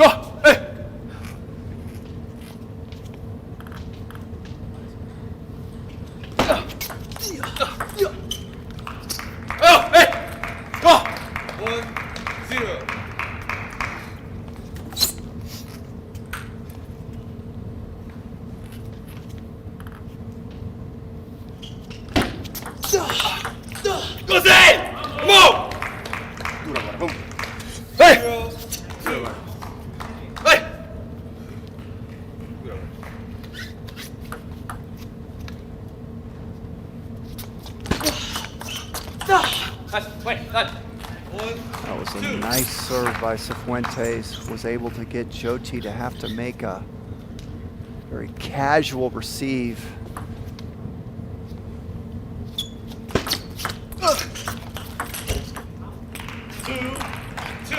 Good job by Cifuentes, able to win both of those points off his serve. You're down 3-2 and you start down 0-2. That is not a good feeling at all, and you do not want that lead to get any worse.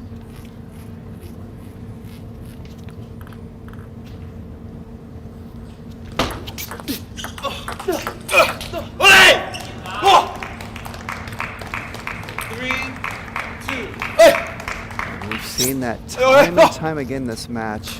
When Jyoti is able to get his forehand in and play with speed, he's been working the wide forehand of Cifuentes. There's another one right there. Jyoti clearly trying to play that spot of the table to win his points when he can play with speed on the forehand side. Cifuentes' backhand is so strong. He's so creative from the backhand side. 3-4.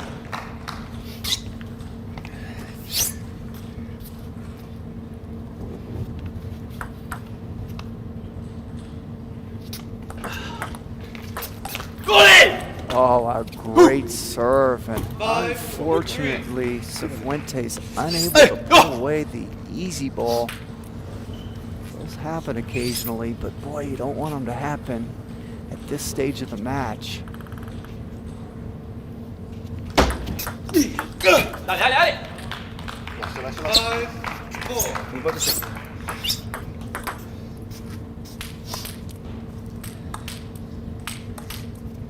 Ahí va, ya.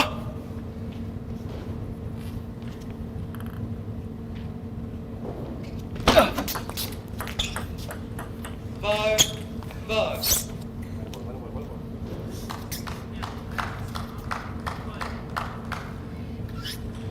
Ahí, ya. Ahí.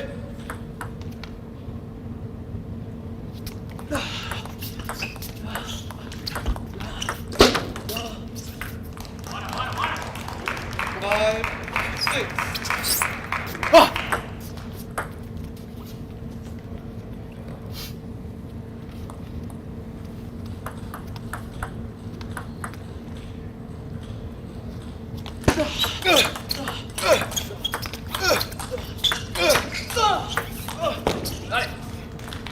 Oh, that's great stuff by both guys out there.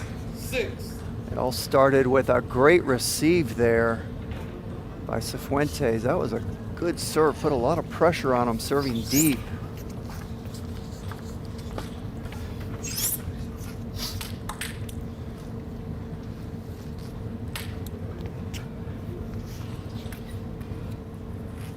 Ahí, ya. Ahí.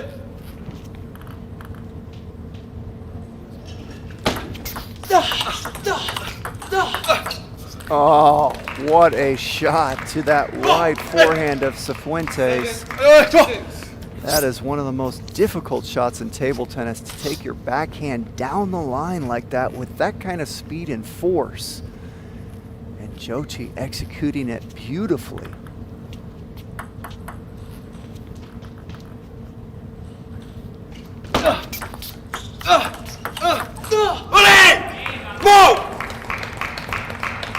That time Joti working the middle of Cifuentes with that backhand.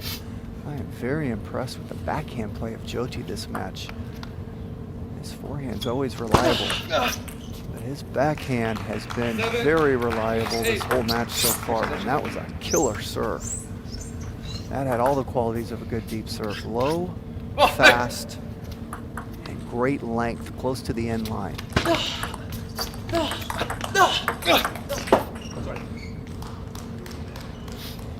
Dios mío. 9-7. And Joti right now 2 points away from winning this match with the serve. Finds himself in a great position right now. 9-8.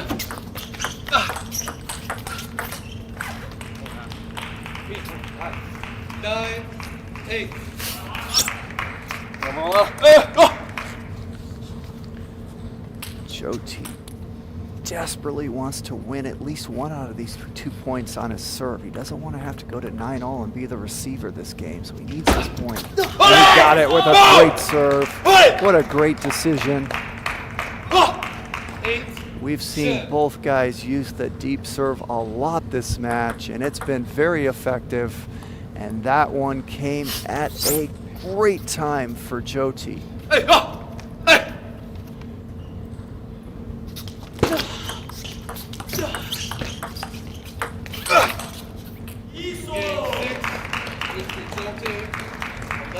Eric Joti wins the match 4-2, and what an incredible match it was. That was the match of the tournament so far. And let's look at a few replays here. There's that deep serve.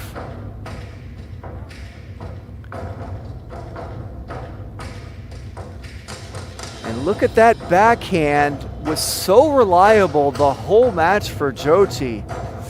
Joti was just really firing from all cylinders. The serve, the receive, the forehand, the backhand. Just great play. Upsetting world number 92, Horacio Cifuentes. Eric Joti from Brazil will advance to the quarterfinals. Let's look at the serve placement chart.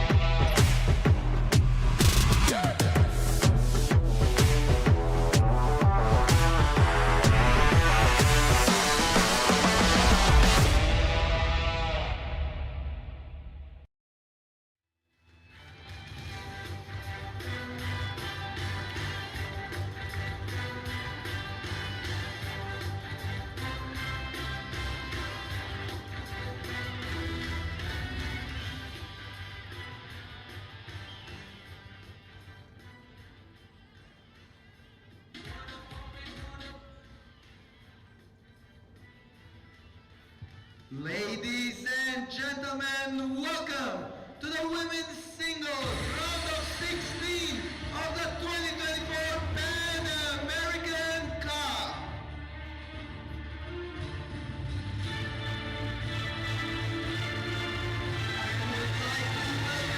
Players representing Puerto Rico, Melanie Diaz. And representing Canada, Ivy Liao.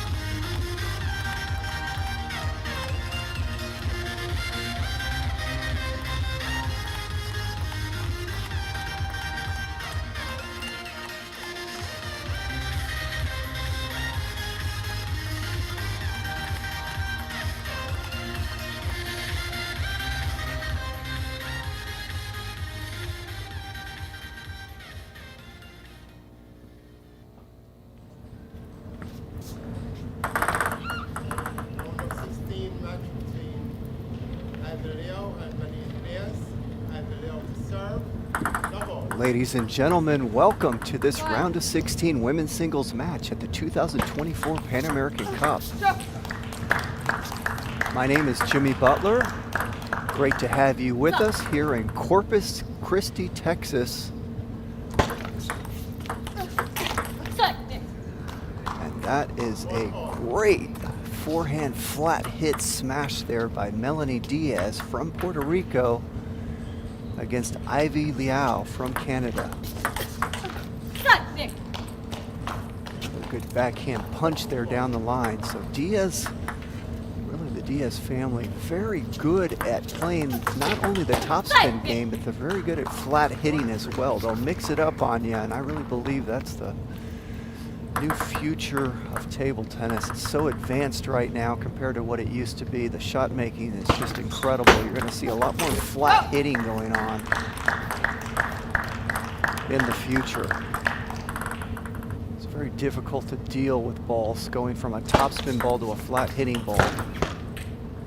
People just topspin the ball over and over. That's easier to deal with, but when you have someone that's like looping at you a couple times and then throwing in a flat hitting smash, it's very difficult to adjust to those kind of balls. And so I think you're going to see a lot more of that as the years go on.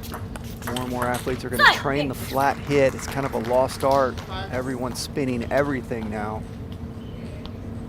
You're starting to see some athletes flat hit along with spinning. Gives them more options out there. Melanie Diaz ranked number 141 in the world. Ivy Liao ranked 383 in the world. There's a nice shot there down the line.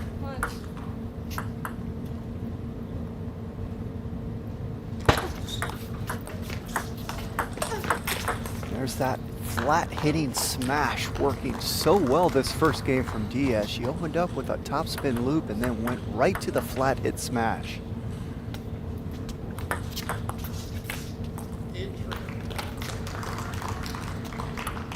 Diaz off to a great start this game. Great energy. Oh, that was a tremendous save, but a better receive. Tremendous serve by Diaz. That ball went super wide to the backhand side of Liao, and she reacted beautifully, able to hang in that point. Great job by Liao.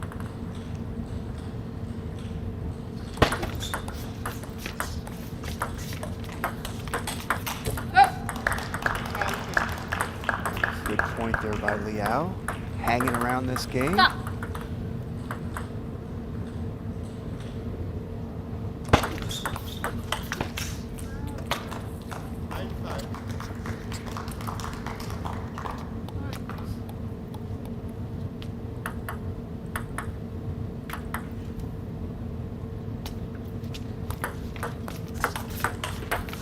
Oh, beautiful forehand down the line. Caught the white line of Diaz.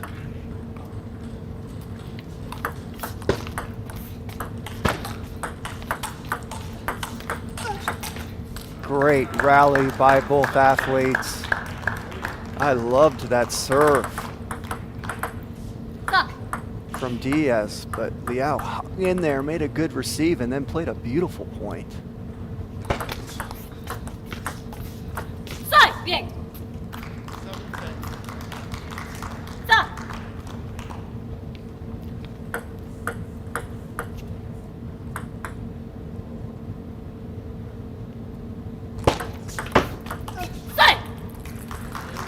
Melanie Diaz wins the first game 11-7.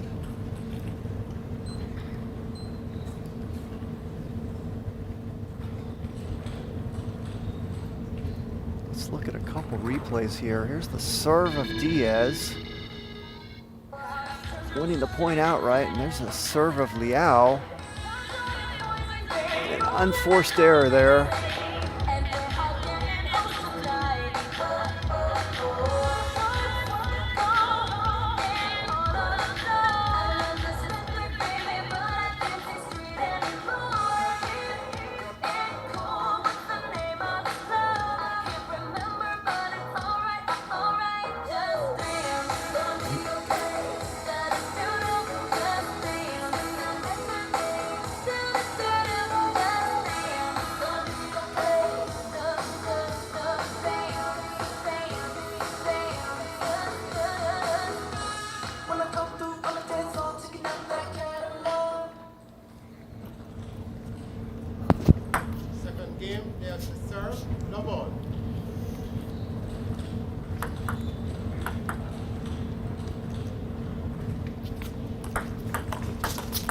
Side. Yeah. Come on.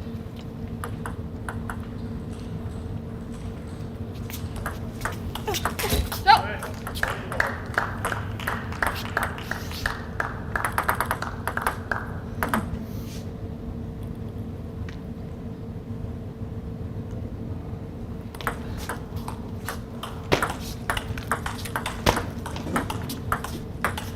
Shot.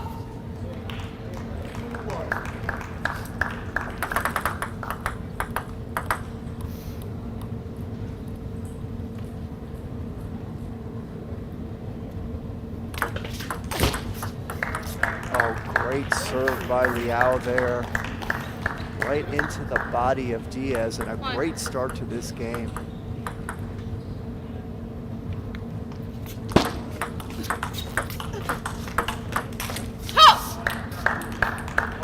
Liao clicking on all cylinders to start the second game in a great rhythm. Great job coming out after that first game loss. Finding a rhythm. Side. There. You're right there. Come on.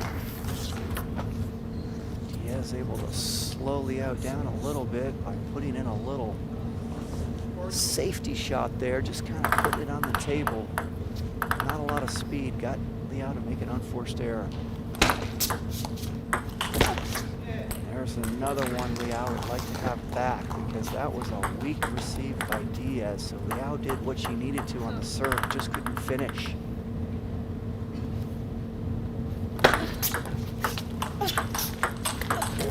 Oh, and that's a beautiful play by Liao there. That time really making a quality forehand shot.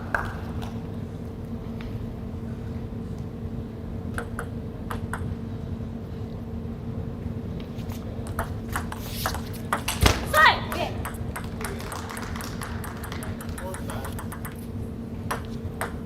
And Liao needs to settle down a little bit, not go for too much. She went for too much there and lost her technique. She lost her form. She needs to play about 70 or 80%. That was a great receive there to the wide forehand of Diaz. Liao's got to calm down and not overplay these forehands.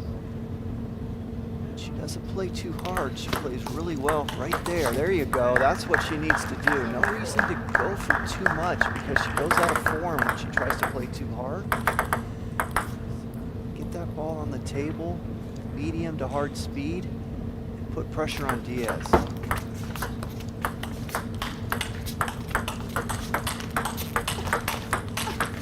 And the best rally of the match happens right there, and that's just great play by both athletes. Let's look at that point again. Watch the speed to speed and the finish there by Liao.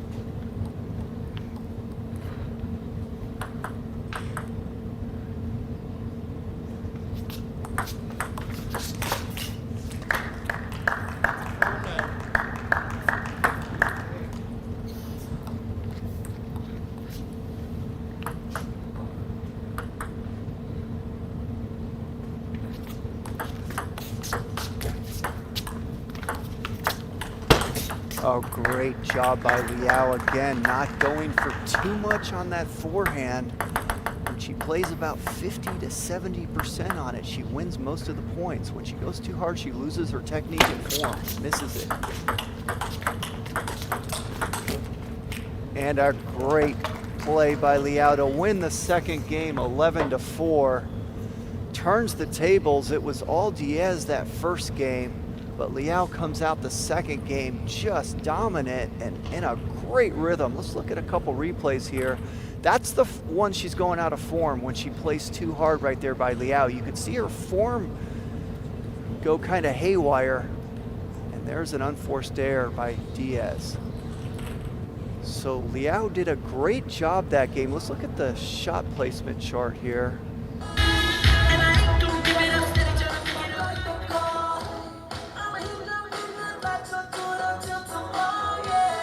Serve placements similar from both athletes.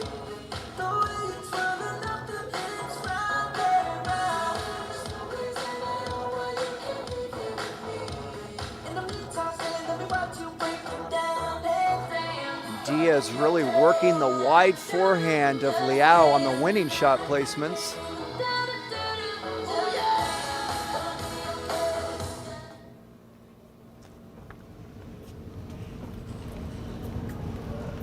Well, that last game had a couple really good rallies. So both players starting to find their rhythm and heat up a little bit.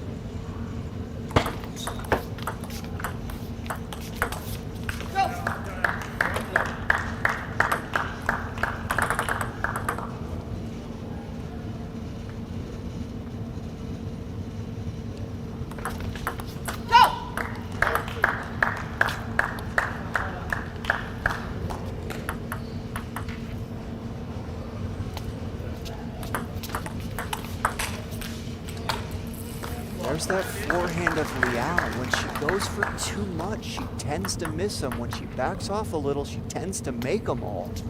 She went for a little too much there. There's a nice one. And that was just a better shot by Diaz. So when Liao backs off on her forehand, she tends to make them. Win the point.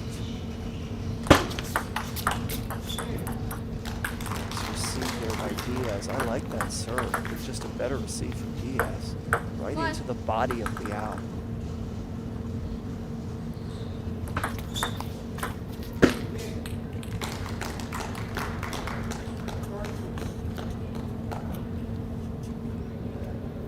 Good job by Diaz. Staying calm, coming out this third game, and getting off to a good start after Liao was just on fire that last game. Ooh, 2 nets in a row. That's tough. One's tough enough. 2 in a row is an extra bonus for Diaz.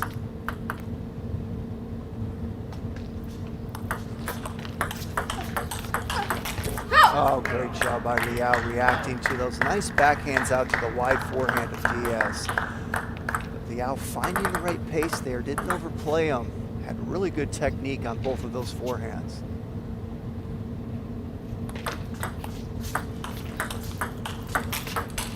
Good job by Liao. Pacing those balls correctly. 3 good forehands in a row.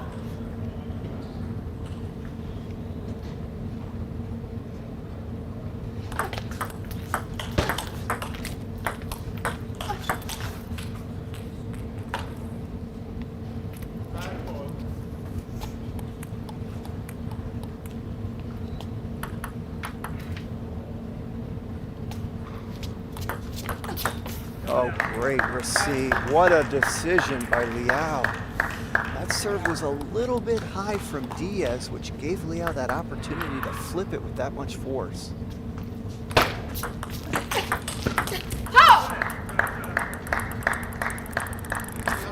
Liao was down 4-2 this game on a 5-1 run to go up 7-5.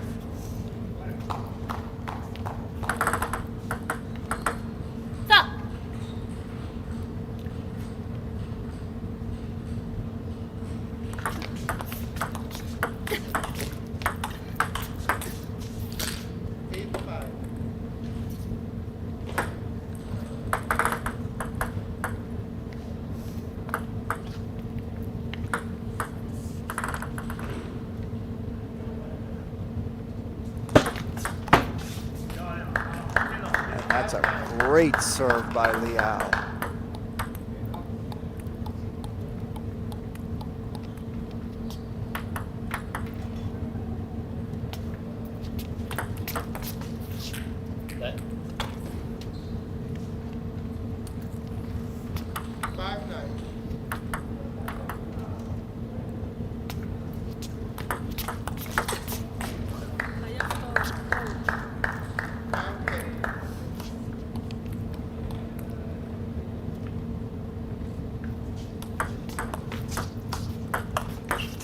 Oh, what a beautiful forehand. Took a lot of pace off it, put it on the table, down the line, and Ivy Liao wins the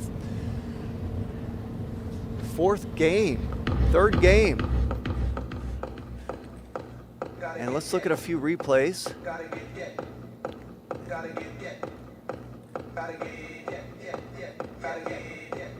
And there's that beautiful forehand of Liao. She's really found her rhythm. Is not overplaying those forehands anymore. And let's look at the placement charts.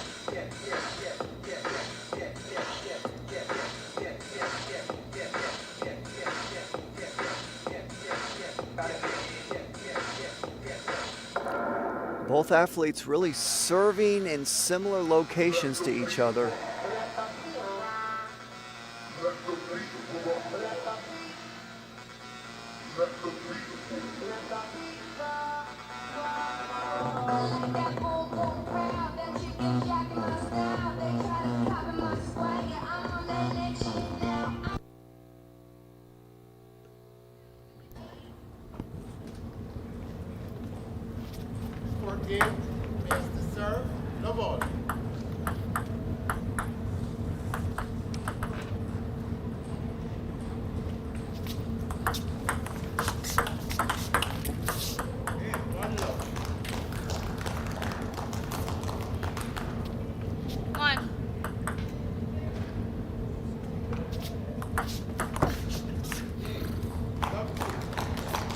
Serve there by Diaz. Putting some side topspin on it. Got Liao to pop it off the table. Oh, great job by Liao judging that ball. It had no pace on it. She slowed down, took her time, paced it beautifully.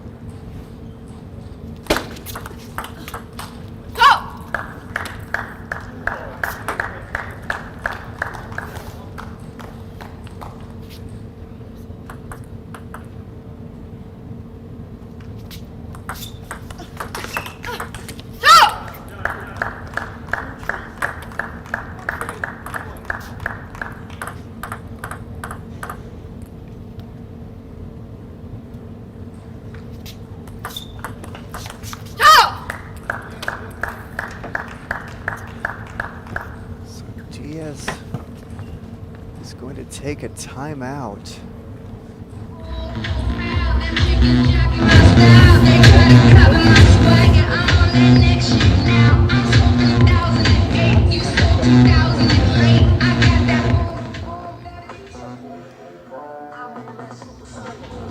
O lo intentamos o seguimos con lo mismo que ya nos está dominando. Es como decir, no me atrevo, pero si no te atreves, pues entonces va a seguir pasando lo mismo. Y ponle carácter al asunto. Y los cortes que sean más fuertes también, no pueden ser meramente ponerlos. ¿Bien? Y ponle carácter a la situación, vamos a ganar. Sirve ella, ¿no? Ok, pues entonces tú lo que vas a hacer es esto. Si te sirve el largo, empieza a meter la goma de punto para descuadrarle la cosa, mira. Cárgale con la de punto, juega más con la de punto, con rotación. Porque en el ritmo ya está dominando. Entonces, cárgalo y sigue enfocada. Es rotación, hacia arriba.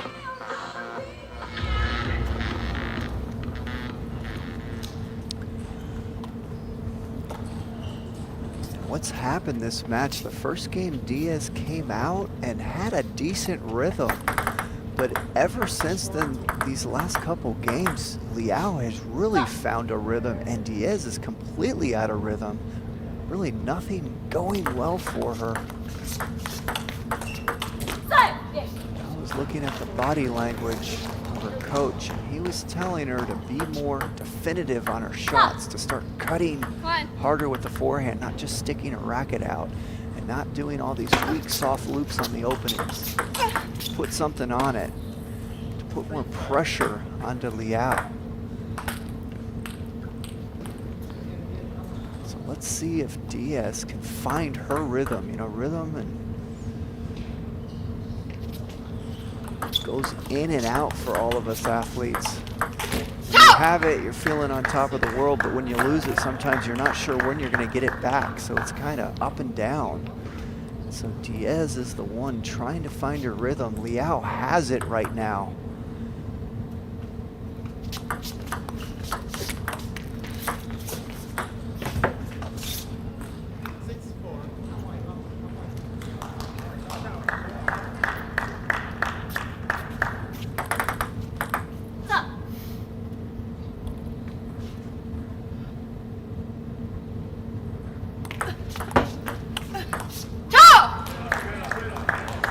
See a lot of quick points coming from the side of Diaz. A lot of unforced errors and mistakes early in the point. That's what I mean, like she hasn't found a rhythm, because there were some good rallies going on in the beginning of this match, but there's not many going on right now, and that's because Liao has her rhythm and Diaz doesn't.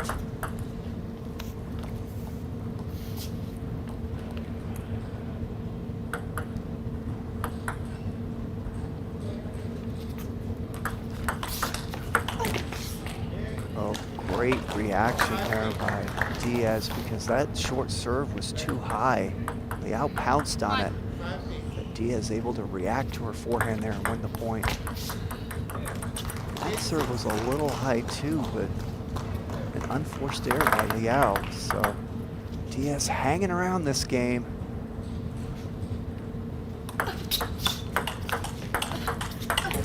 And there's a nice quality point by Diaz.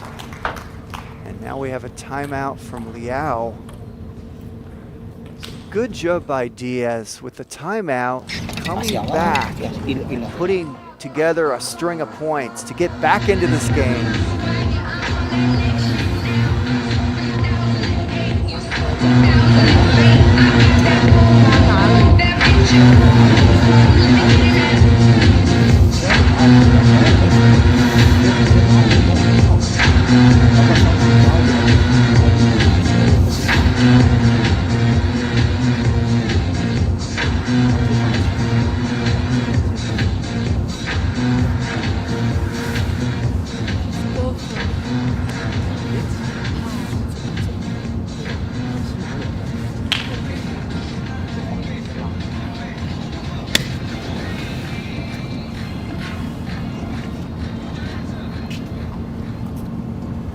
Now it's Liao's turn to try to answer to a decent run going on by Diaz.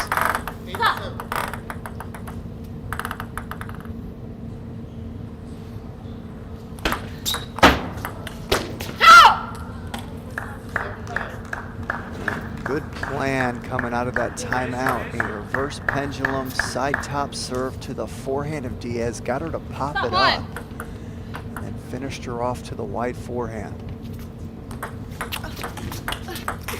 Oh, beautiful shot by Diaz.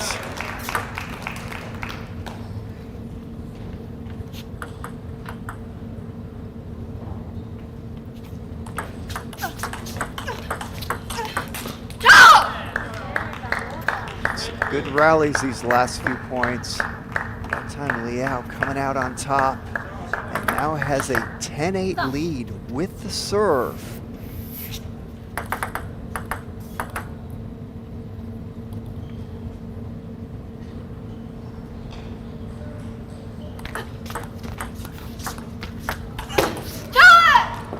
And Ivy Liao takes the fourth game, 11-8, and has a 3-1 lead.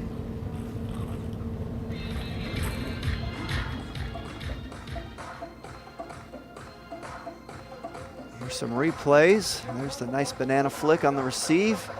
And here is a nice little exchange there. And now we look at the placement charts.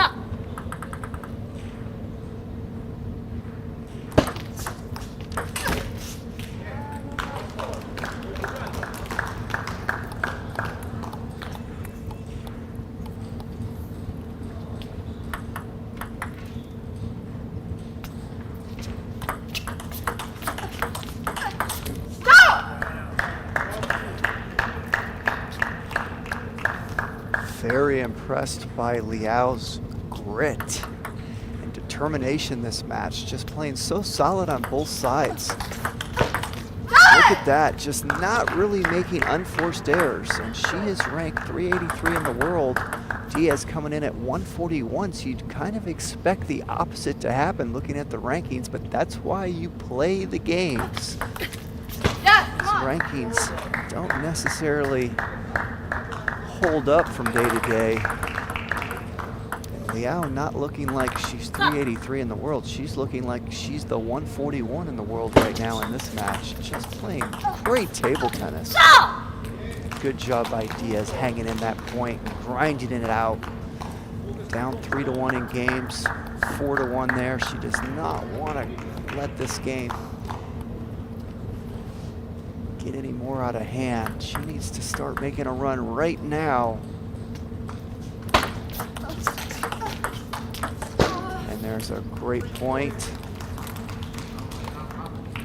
to get herself within 1 point.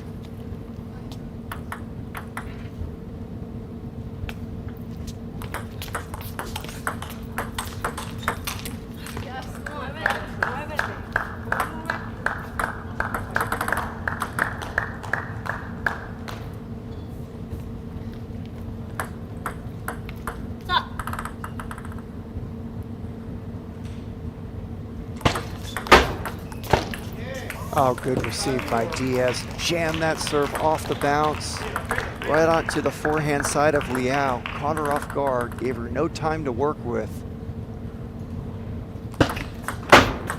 Another good receive, and when Diaz took the timeout and was talking to her coach, that's exactly what he told her to do. He told her to start playing with more force on the receive and not just sticking her racket out, and that was a great example, those last 2 points.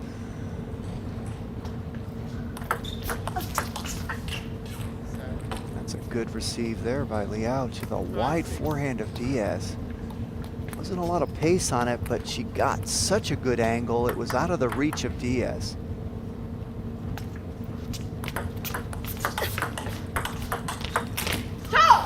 And that was the right shot by Diaz, just not able to get it on the table.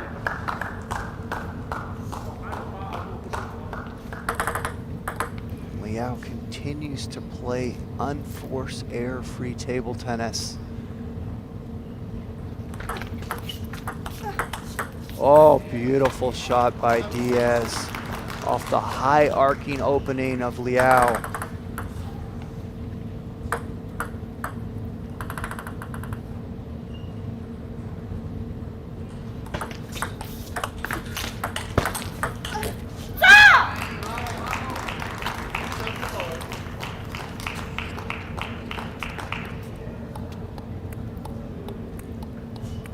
Last few points, Diaz finding a little bit of a rhythm.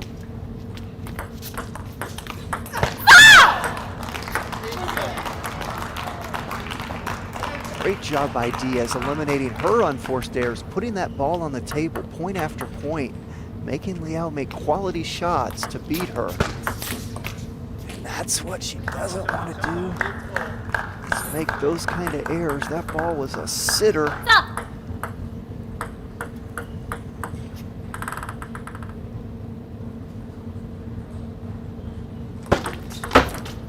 Oh, that's a good serve. Heavy side chop. Diaz wasn't expecting it.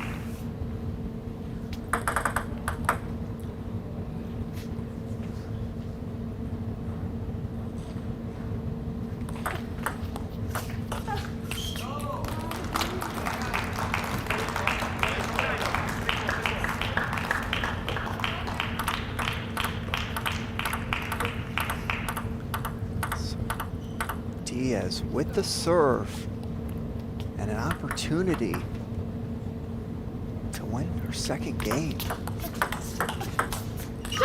Ooh, and that ball just goes off the end of the table. And Ivy Liao with her first match point.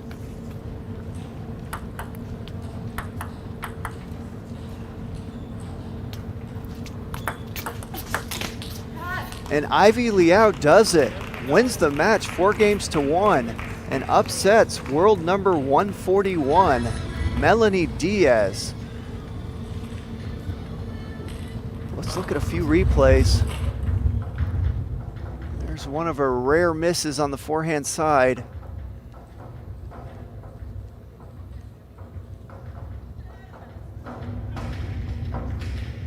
And let's look at the placement charts.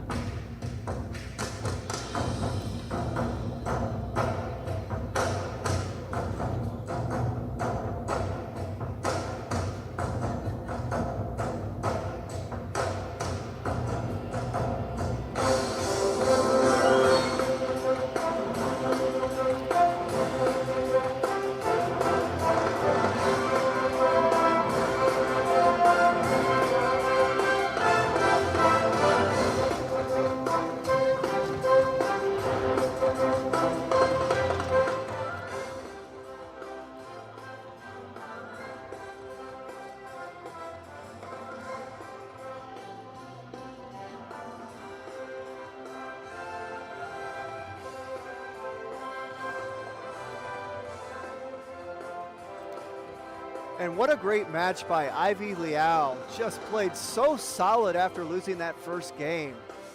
Just played mistake-free table tennis, really found her rhythm on the forehand side. Her backhand was solid the whole match. She was overplaying the forehand in the beginning of that match. Made great adjustments with a sizable upset, ranked 383 in the world, to come out and to beat number 141 in the world 4 games to 1.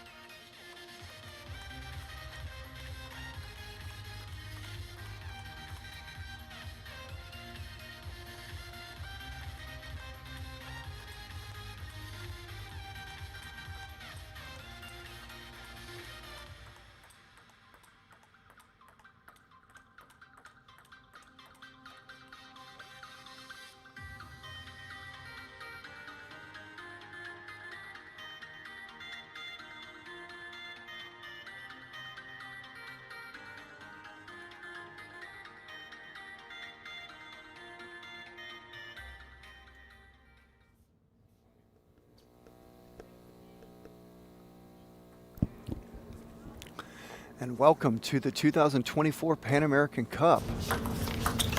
This men's singles round of 16. Jishan Liang from the USA, world rank number 151, against Nicolas Burgos from Chile, world rank number 51. My name is Jimmy Butler. Thank you for joining us here in Corpus Christi, Texas.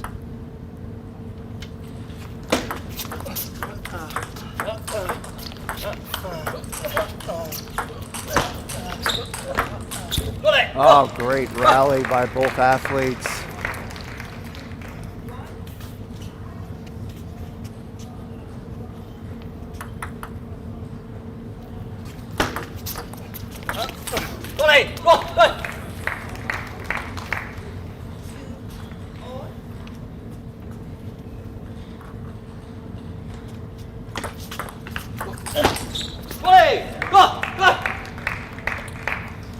Liang has a very powerful forehand attack game.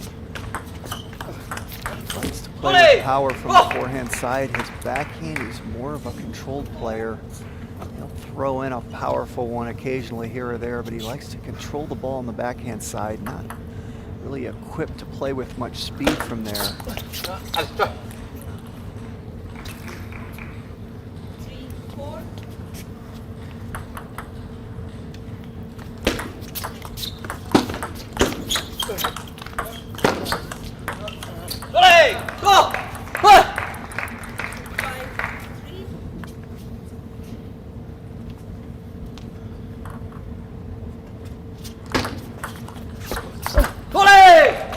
That's a nice serve and follow there by Liang.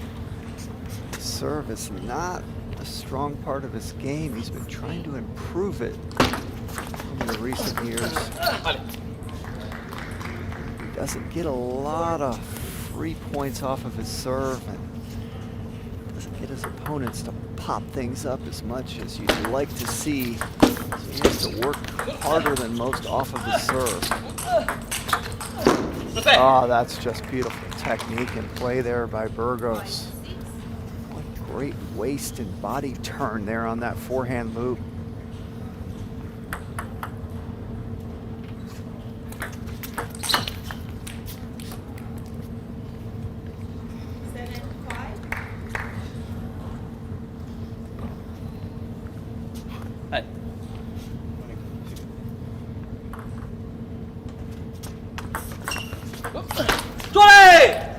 There's a nice serve by Liang. Got Burgos to pop that up a little bit with an easy finish. Another good serve. Fooling him with the spin.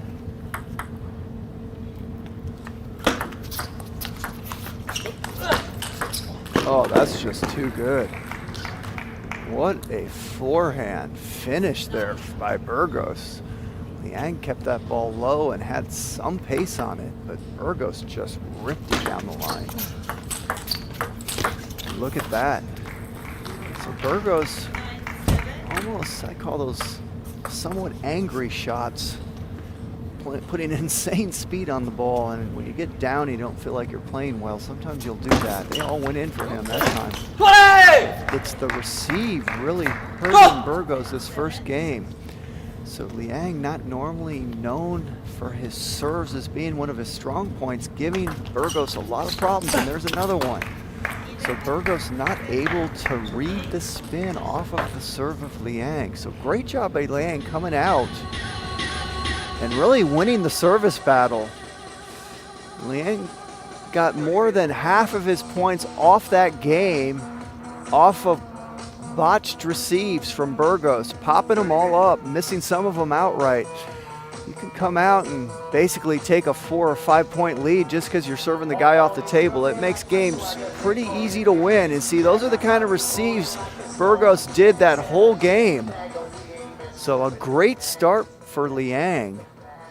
And right now the coach is telling Burgos a different plan of how to receive the serve, you can be sure that they're mostly talking about the receive, because not a lot happened after the receive. When you pop them all up, you don't see any rallies. When Burgos did get in the rally, he was quite successful.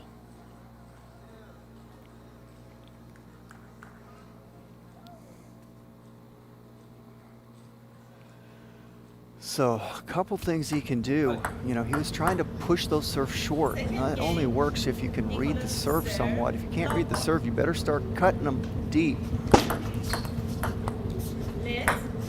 Or you can try flicking them, but you certainly can't keep trying to push serve short that you're popping up because you're misreading the spin. It's unfortunate right there for Liang. He popped that receive up, and Burgos just went for an insane amount of speed on it and misjudged it.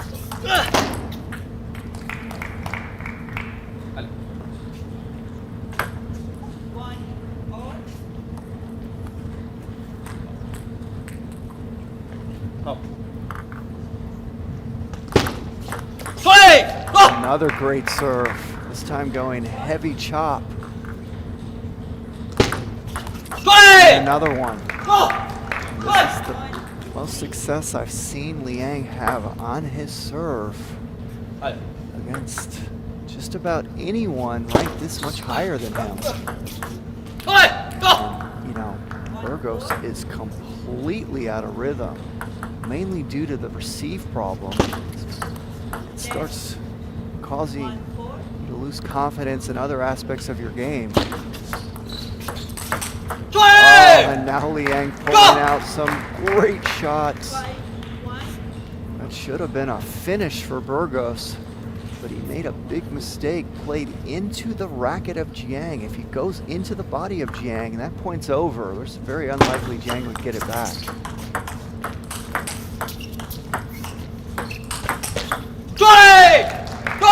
Once again, Jiang reacting beautifully from his backhand side when Burgos plays with power there.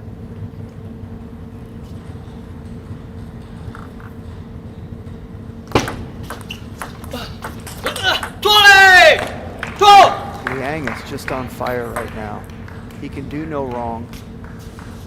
These are the moments as athletes you're always hoping for, where everything's clicking. Now Burgos is having success on his serve. Liang's popping a lot of them up. Burgos just isn't finishing the ball. You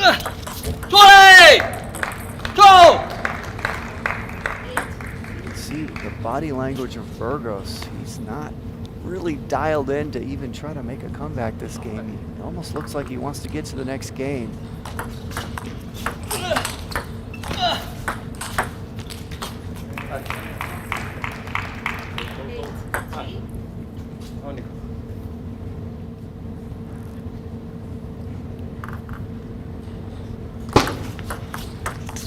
Oh, that was a great receive.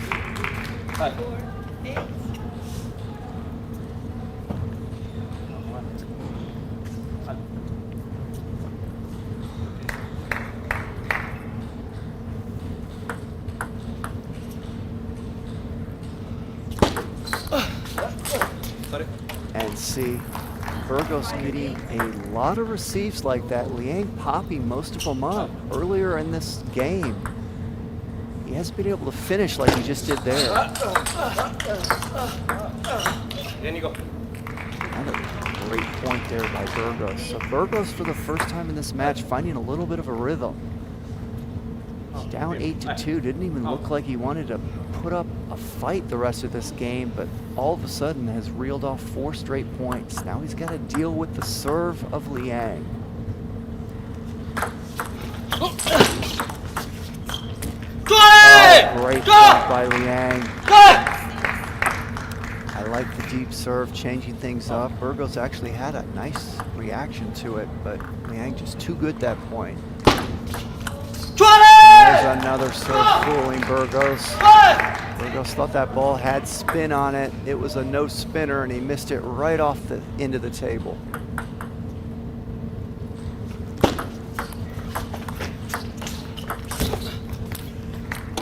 Jishan Liang wins the second game in impressive fashion, 11-6, and takes a 2-0 game lead. Let's look at a couple replays here. Gotta get get. Gotta get get. Gotta get get. Gotta get get. Gotta get get. Now we look at the placement charts. Gotta get.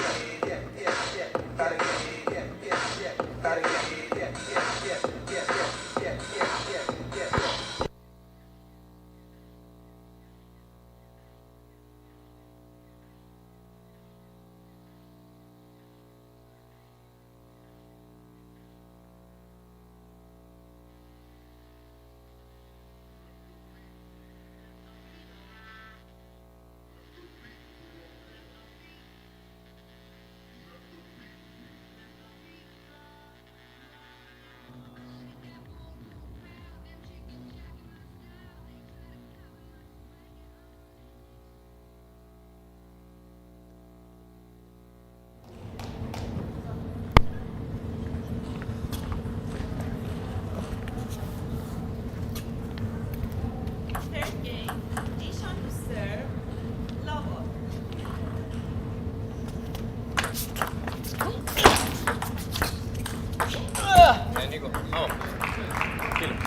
Good job by Burgos hanging in that point. You know they're talking about that receive still, and Liang knows that as well, so he came out serving deep down the line, trying to keep Burgos off guard and guessing. And that was a good serve by Liang. Burgos able to make a good enough receive to put himself in a position to win that point. He popped it up. Liang wasn't able to do anything with it.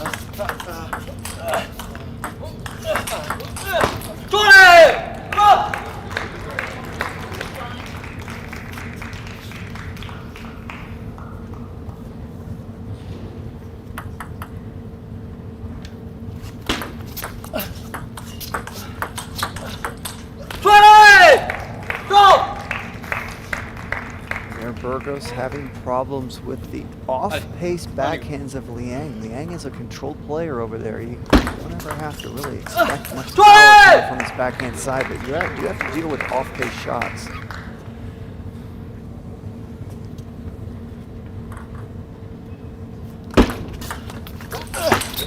Oh, that's the power of Liang on the forehand side. That's a good example of it.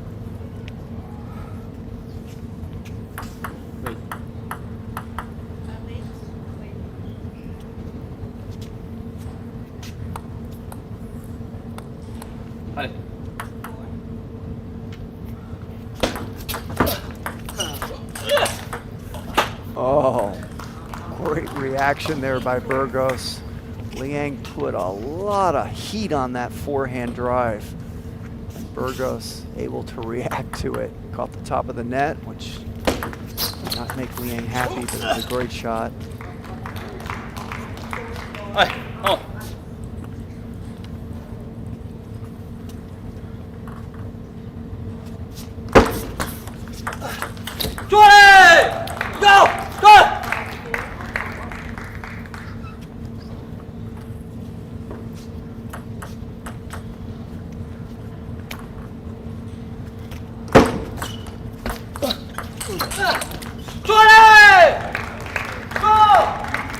Well, Burgos doing a better job this game on the receive. What he also needs to do a better job on is where he's putting the ball. So ripping his backhand out to the forehand of Liang is not working too well. He's got to start playing that backhand down the line because, again, Liang does not have a lot of power on his backhand. So if you can get the ball there, you're going to get a medium speed ball at best back. You go to his forehand, see right there, that's what he's got to do. You start playing out to the forehand of Liang when he's humming like he is right now, and there's no telling what you're going to deal with. But what Burgos has been dealing with is an incredible amount of power and speed.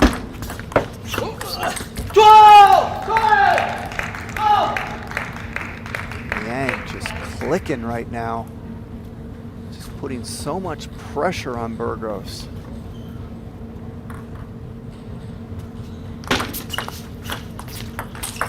Oh, that's one way to do it. You can get that kind of speed on it. No one's bringing that back. That was a big backhand right there. That's the hardest backhand I've seen in the tournament so far. There was another one. Wow.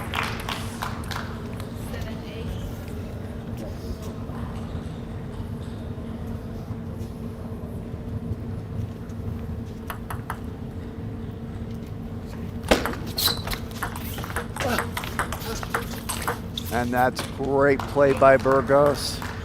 That time, he located his backhand medium speed down the line to Liang. And notice what happened. At best, you're going to get a medium speed or slow ball back, and then you can get that big shot in next. Now he's got to deal with the serve of Liang, which has been a problem this whole match.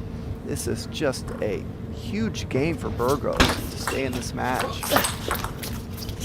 Oh, great reaction. He popped up that receive, but made a great defensive shot off a pretty big forehand from Liang.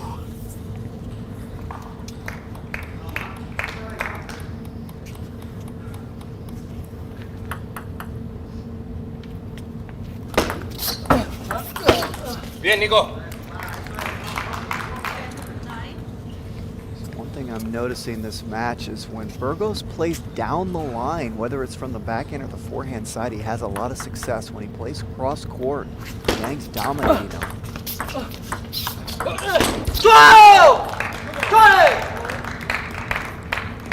That time he didn't get much pace on it, so when you go down the line on an opening to the Liang forehand, you're oftentimes going to be dealing with that. Liang's so good on that side. There's those medium speed backhands from Liang, which have been relatively effective. Burgos not really adjusting to them. You know, those are pretty slow balls for players at this level. Sometimes they give people problems. Burgos stays alive this game. Had to have that point.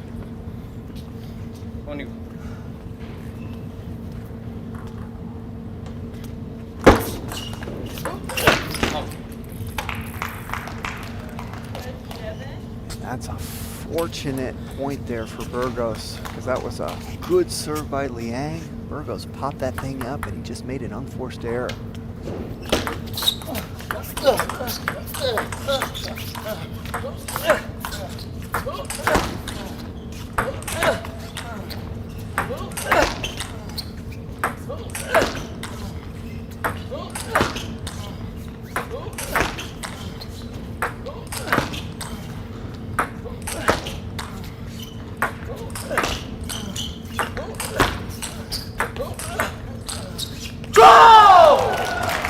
And what a great rally by both athletes.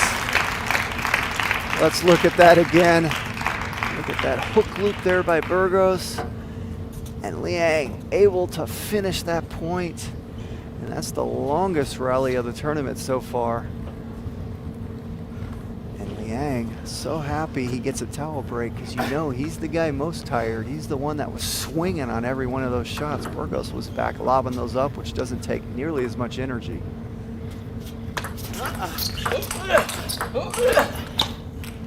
That ball caught the top of the net. That was a well-played point there by Liang. Unfortunate for Burgos there. Not really getting an opportunity to block that last one because of the net.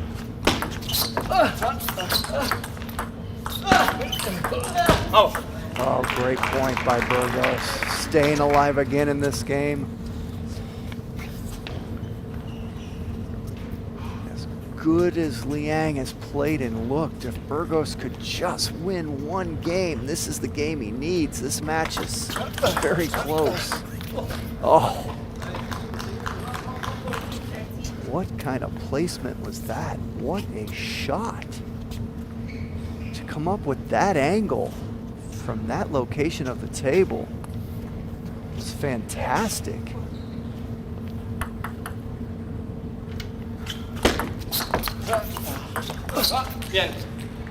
And Burgos stays alive, hung in there, and wins the third game, 15-13, and trails 2-1 in this match. Let's look at a couple replays.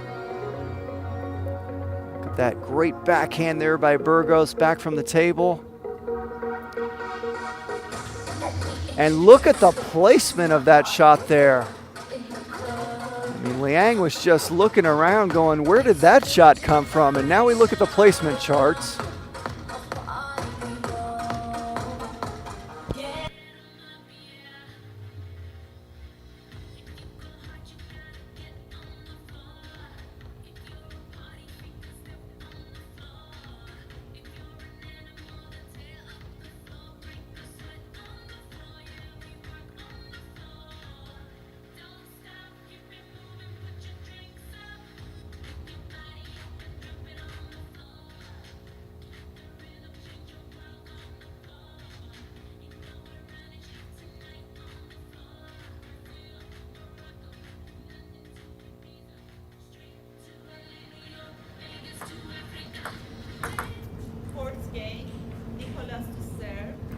Well, what a great job by Burgos, hanging in there that game.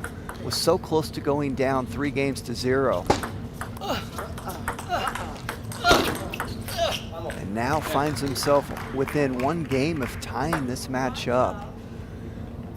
Liang just has clearly looked like the better player, but is only up a game right now.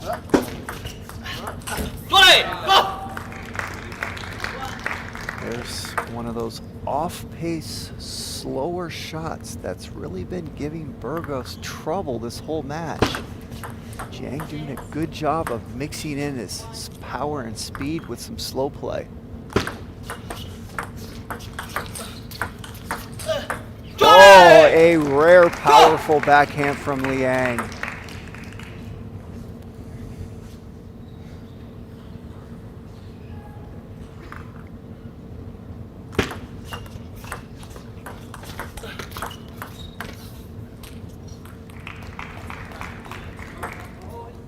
Great touch there by Burgos.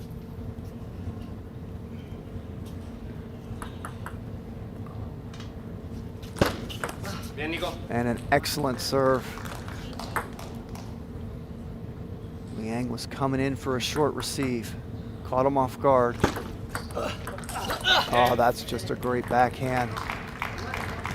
Liang made a nice heavy cut receive, but these guys are so good at this level. Those long cuts tend to not work too well.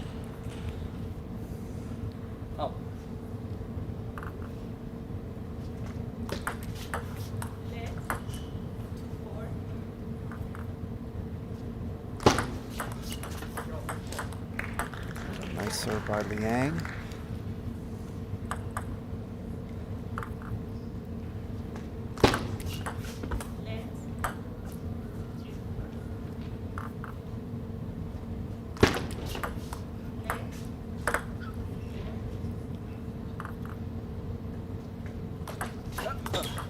And another good serve by Liang.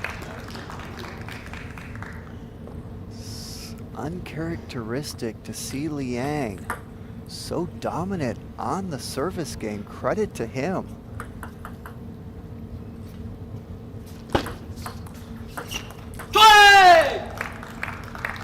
That was not a good receive by Liang, but for some reason Burgos was discombobulated.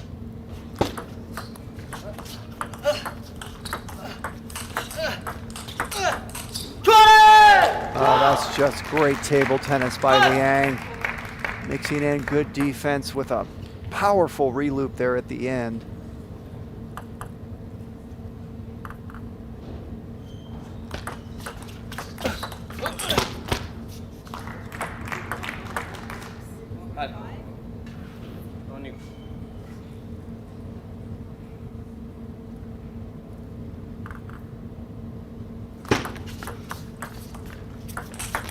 Oh, that's just beautiful table tennis. It all started out with a great receive and then the backhand power. Look at that receive and watch the power of Burgos.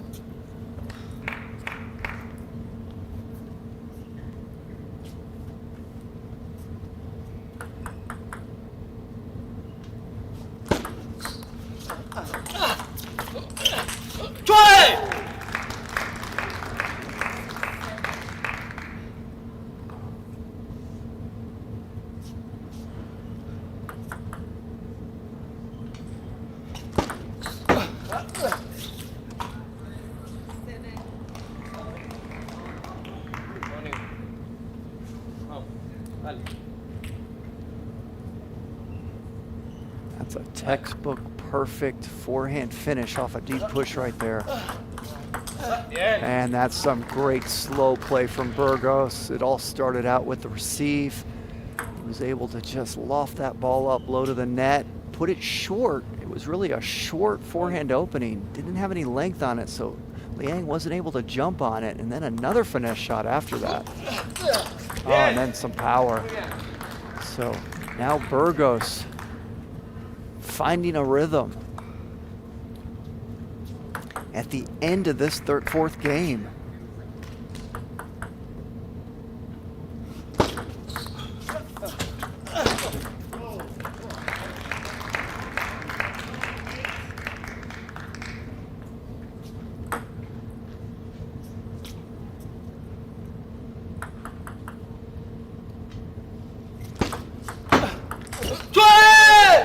And that forehand cut by Liang worked that time.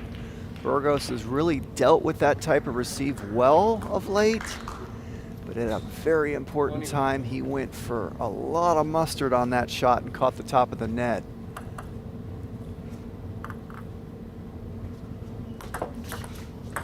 Oh, that's a good thing that was a let serve because he misread it.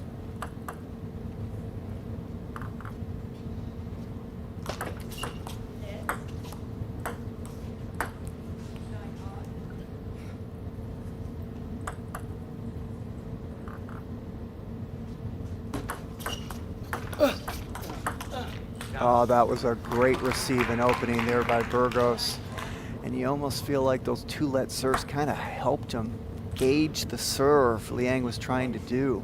Liang didn't really change it up much. He might have changed the spin a little, but it's almost like it gave him two cracks at seeing what he was trying to do.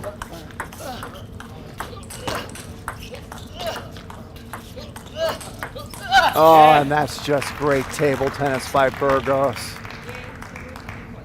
What great play there to win that game, 11-9, to tie this match up 2 games apiece.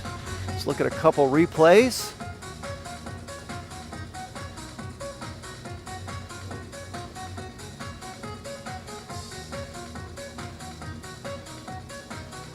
There's a nice backhand finesse shot down the line. And Burgos needs to recognize that if he can get the ball down the line like that, the worst case scenario generally is that Liang is going to play a slow to medium speed shot back. And now we look at the placement charts.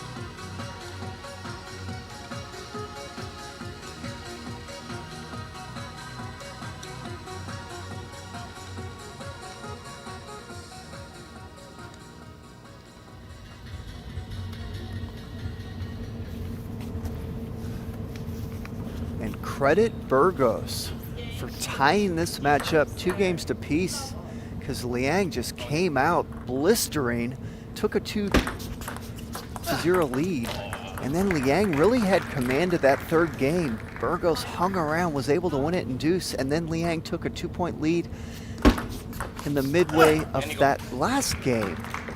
Burgos hung around and then able to win it at the end. So just like that, this match is totally even. Bien. Muy bien. Vale.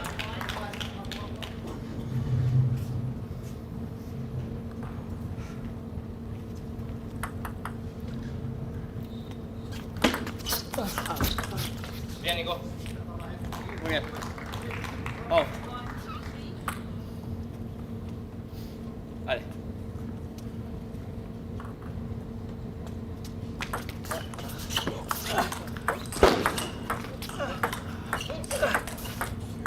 Oh, great job by Liang there. Working hard with his feet, covering a lot of ground. For the first time in this match, Liang is now facing a deficit. tied 2-all, down 3-1, wins the next 2 points to tie this match and make it even again. So Liang hasn't really experienced being the man down at all until now. Vamos.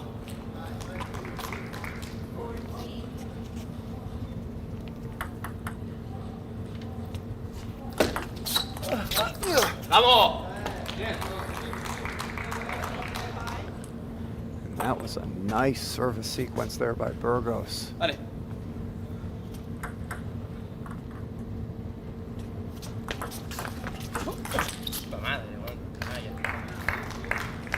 Liang getting Burgos to pop that receive up. Liang still having a lot of success in the service game.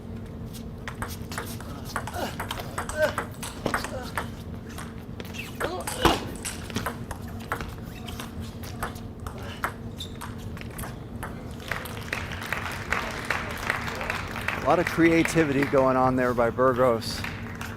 That last one was perhaps one too many, but that was a nice creative point there. And great job by Liang dealing with all that weird stuff that was coming at him. Go!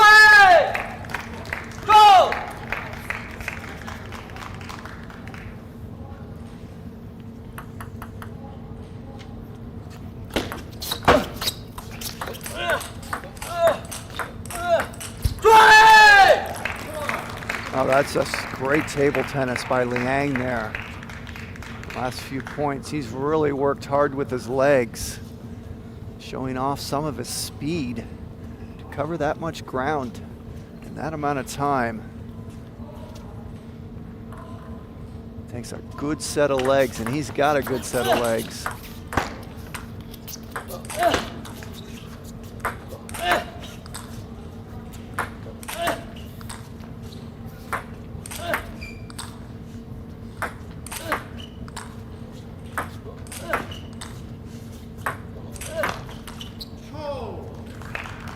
Great job by Liang there. Was really struggling on a number of those. Watch this.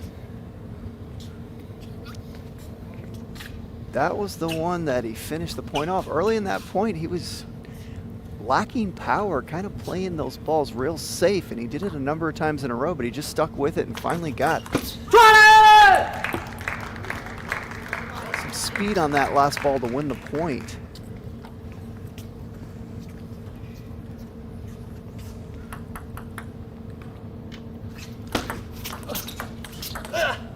That's a great down the line backhand. Burgos needs to do more of that this match. He's been playing cross court a little too much in my opinion. And there's a nice down the line serve. So it's very successful to get that down the line action in from his backhand side.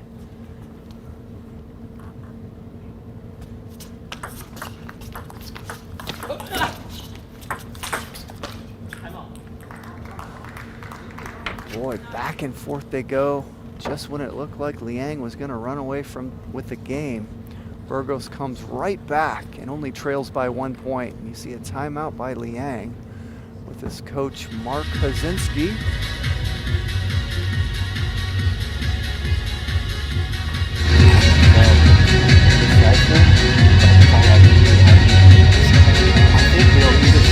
Little side top, wide with forehand, but not long enough where he can loop it, or like really heavy under it.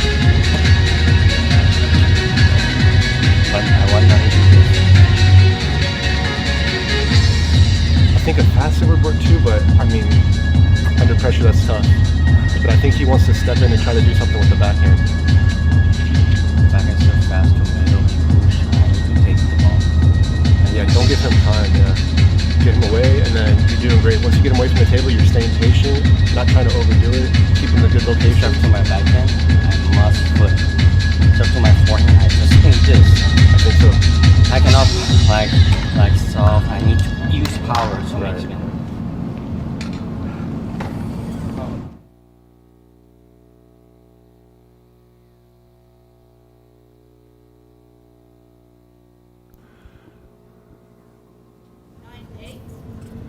So it's Nice to have the mics next to the coaches and players there. We get to hear a little bit of their conversation.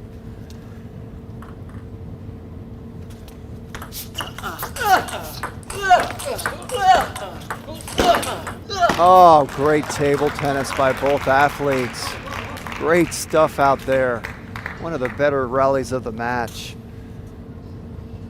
So I overheard Coach Hazinski and Liang, and Liang was talking about his receive now, and he wants to really cut the receive if Burgos starts out to his forehand with a lot of force. So let's see what happens here. If that ball goes to the short forehand of Liang, he's going to cut it hard. Oh, he decided to go with the backhand banana flick, and it did not pay off. That ball wasn't even close. That's the cut. He popped it up, and that's the problem when you cut something hard. If you don't read the spin perfectly, that ball flies off of the table, and it just did right there. And credit Burgos. Down 9-5 this game. Wins 6 points in a row. Look at the replay here.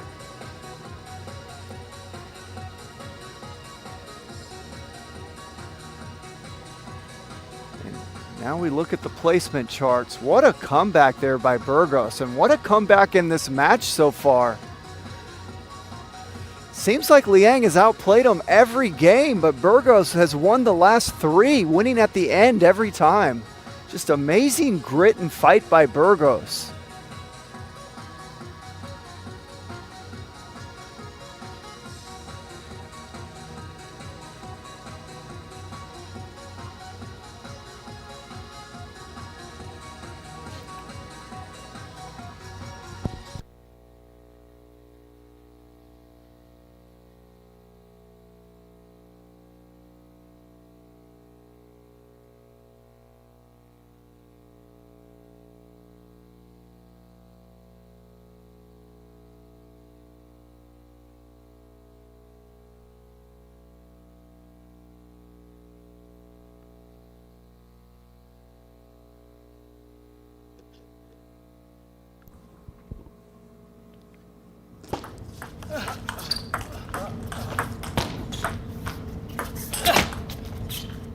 Oh, that's a great point to start this game.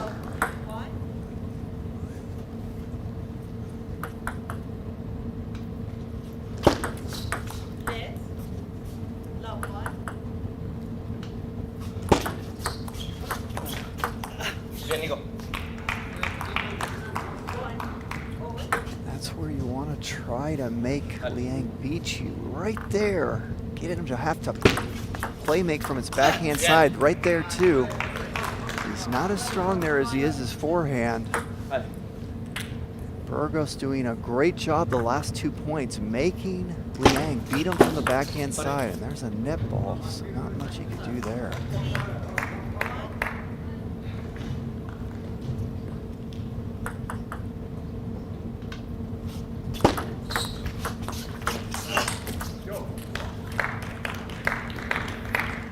If Liang can come up with another good receive here.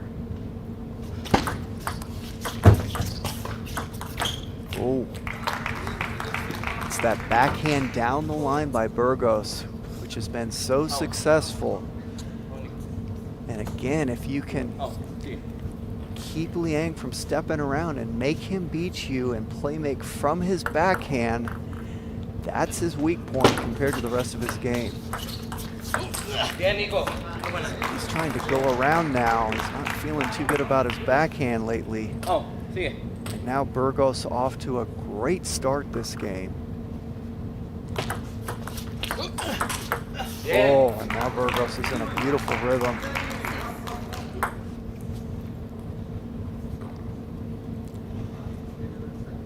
Let's see if Liang can make a comeback of his own. Burgos has been the king of comebacks the last 3 games, down in all 3 of them. Now this game is starting to slip away for Liang. That will help things for Liang. Just a stop that run. Now he's got the serve. Let's see if he can come up with a couple good serves here. Vamos. Bien. Sí. Vamos.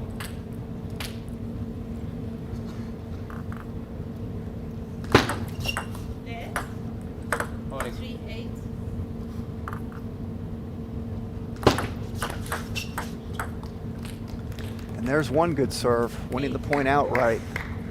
So we got 1 out of 2. Still down 4 points.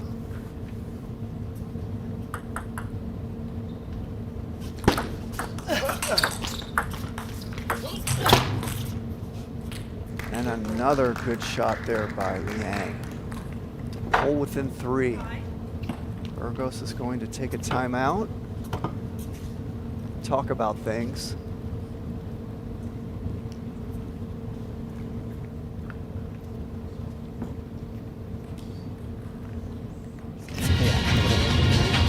Really uncharted territory for Burgos in this match. He's never had a lead in any game. He's had to come back every game and win right at the end. So this is the first time he's really ever had a lead. Felt comfortable. Let's see if he can come out after this timeout and finish things off. No dejarlo, se la bota en arriba, se la tiro profunda, no se la tiro profundo, ya está ahí más fino aquí o más fino acá. La que va profunda, como sabe, y ahí yo voy encima enganchando la técnica, la engancho un poquito. Ahora es saque lateral cortado hacia la derecha, y no es la muñeca fuerte, la engañarlo para que después se queda más bien, la va a tocar, y echarle a pegar fuerte, ¿vale? Vamos a hacerla, vamos.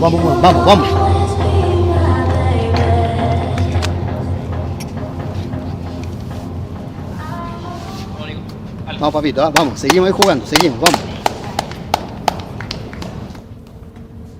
Vamos bien. Ahí.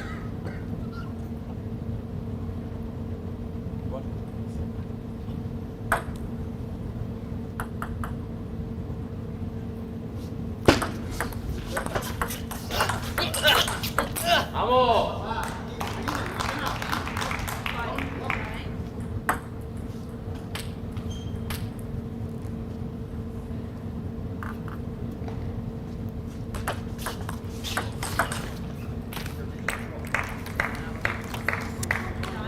Here we go. Liang getting to that point where he can't afford any more points lost, and that was a great serve. It's so important to get a few easy points if you can when you're down, and that's the best way to get them is off your serve. Oh, great step around there by Burgos. That's the receive Liang was talking about previously. He wanted to put a lot of force on that forehand receive, but Burgos dealt with it. Oh, what a finish by Burgos with a big backhand winner. What an incredible match by Burgos. Liang just came out dominant, really the first 4 games. Burgos hung in there. Let's look at a replay.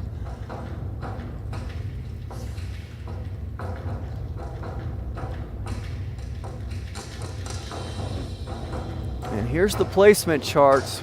Burgos was really just getting dominated. Those first 5 games. Lost the first 2 easy. The next 3 was down in all of them. Won them at the end, and then finally got a lead in a game in that last game and was able to finish it off.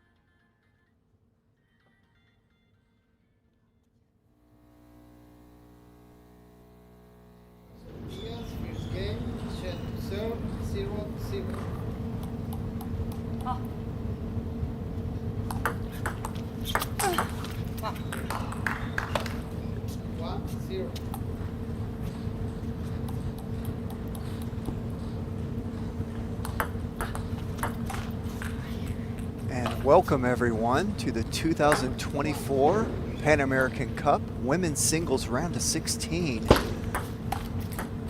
here in Corpus Christi, Texas. My name is Jimmy Butler. Glad to have all of you join us. And we are watching the #1 seed for the women, Adriana Diaz, ranked number 11 in the world, facing off against Ziyang Zhang from Chile.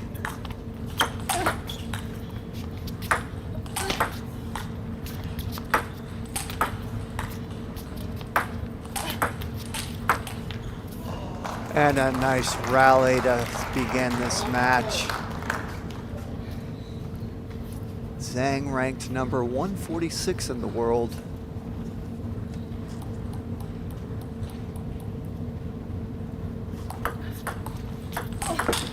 Oh, a great no-look forehand there from Diaz, showing some of her talent that makes her number 11 in the world.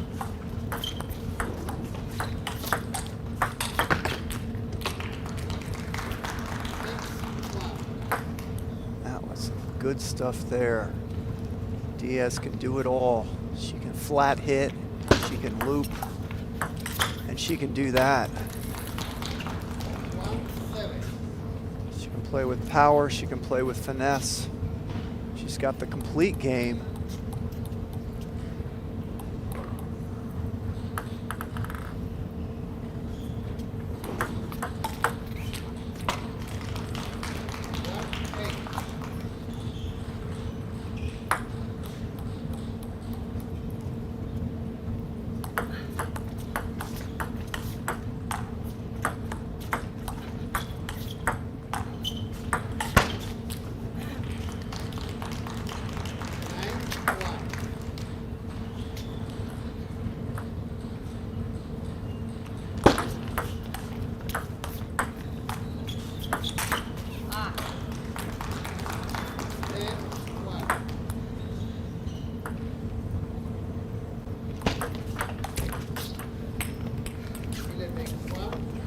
Adriana Diaz wins the first game, 11-1, and there's really not much of a question of who's going to win this match.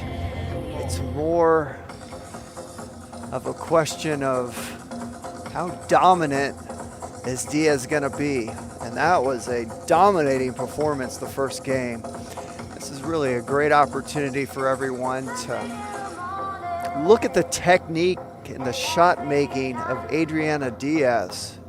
She's so skilled in so many aspects of the game. Really demonstrated it there as we look at the placement chart.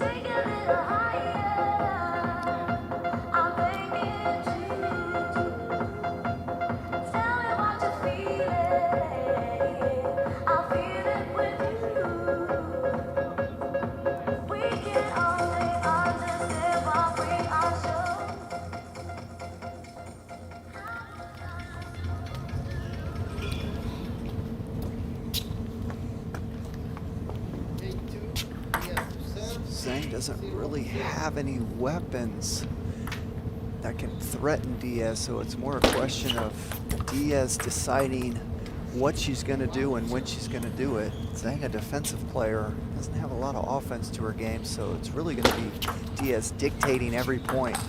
And there's a nice little offensive flick from Zhang.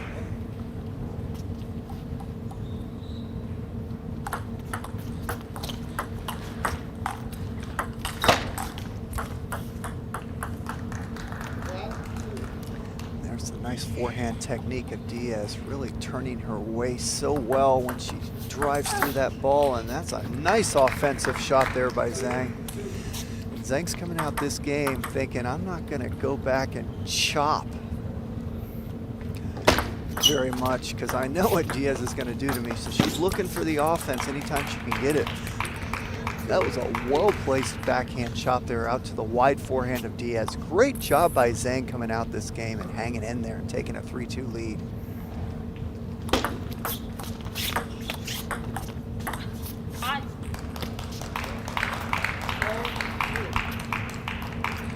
Zhang really staying close to the table as much as possible at the beginning of the second game, realizing in that first game, if she goes back and starts chopping, it's a losing battle. So she's trying to stay close and put pressure on Diaz. There's another pressure shot. She wasn't able to make it, but you can see what she's trying to do. She does not want to go back and start playing defensive, so she's looking for the offense anytime she can do it.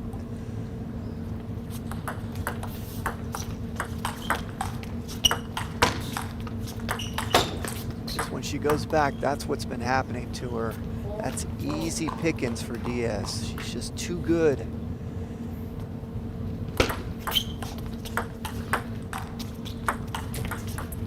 Got a point. One of the rare ones when she goes back and starts chopping.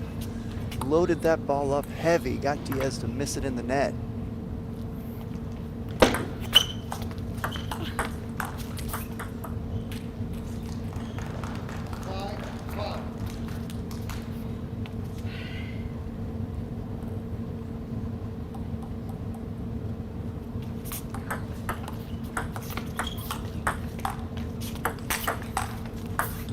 Oh, great battle or great reaction there by Zhang. It looked like she was out of that point. She made a great reaction. Let's see that again right there, and then that one. Caught Diaz off guard.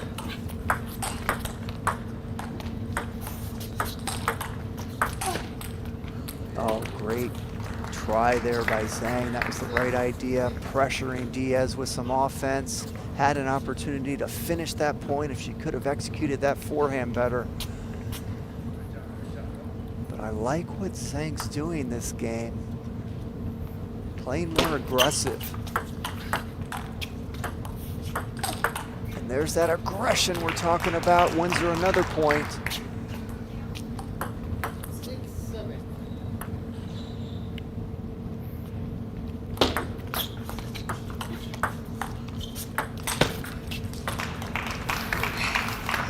Feels good. Anytime Zhang can go back from the table and successfully win a point chopping like that is a victory for her, because she hasn't won many.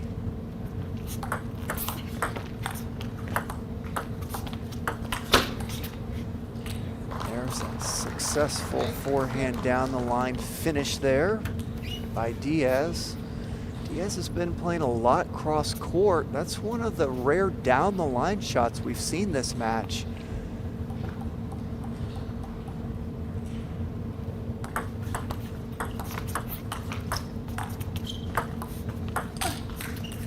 Good try by Zhang. Didn't land, but she's got to go for those shots. She knew she had a good chance to make it. You saw her reaction when she missed it.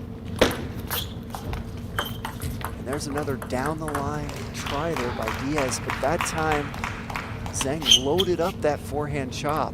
It's the second time she's been able to load it up and get Diaz to miss in the bottom of the net.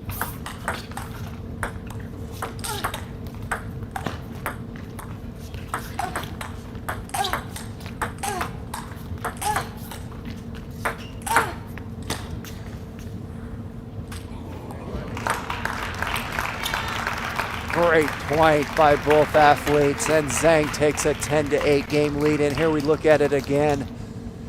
And that wide forehand smash, Diaz gets over there and almost gets it back.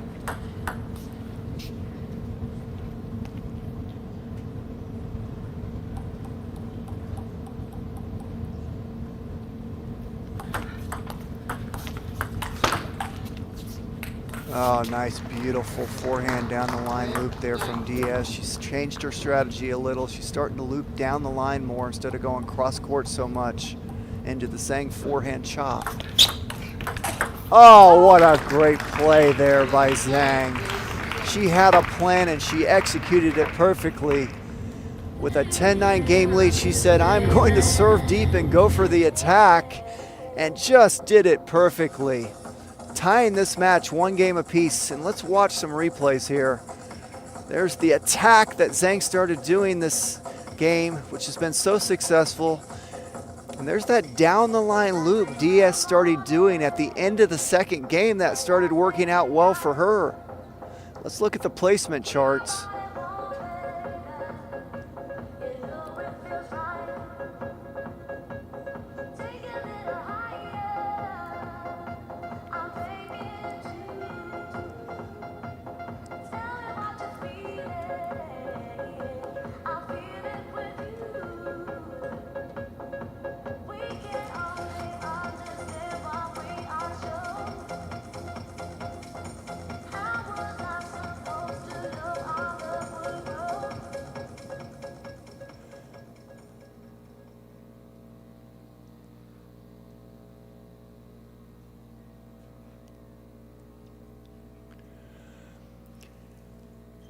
Here we go, starting the third game. Zhang unexpectedly winning that second game. That first one went 11-1 to Diaz. And let's credit Zhang for coming out, totally changing her game plan and executing it perfectly to tie this match up at 1 game apiece.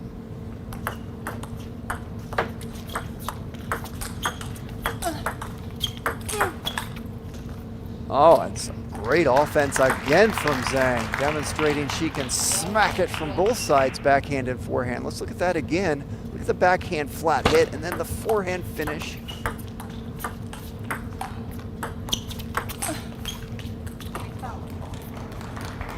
That was a good try by Zhang, and you can clearly see what she's trying to do strategically. She's looking for any opportunity possible to go on the offense. And that, in turn, is putting pressure on Diaz to have to start going for a little more aggression herself. Caused her to miss that point because she's worried about the offense now of Zhang. That first game, there was no threat from Zhang. She was just chopping everything and getting destroyed. And there's another offensive attack from Zhang. Zhang flat hits everything, which is unusual in today's game. It's throwing Diaz off a little bit.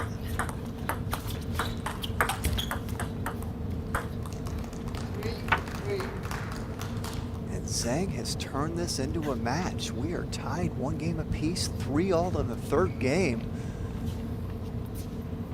And this is getting fun to watch here. Oh. There's the power of Diaz stepping around and just blistering that forehand. Let's watch it again. Right there.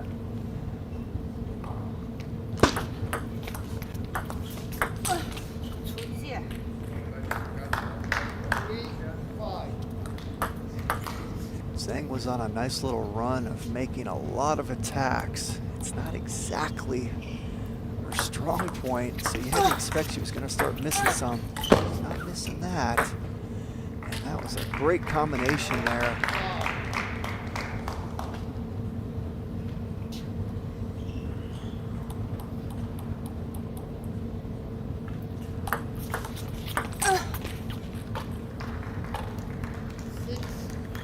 That was the combination that worked at 10-9 last game to win the game. She went for the same idea there, didn't work out. That receive worked out. She's looking to even attack the receives now. I love the aggression, putting pressure on Diaz.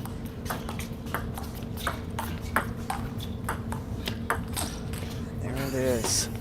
She had a great opportunity, but she lined that ball up wrong. She was kind of coming in from her left to right side, and it's easy to miss balls wide right if you aim for the backhand corner. If she would have aimed for the middle of Diaz, that ball wouldn't have gone off the side right there.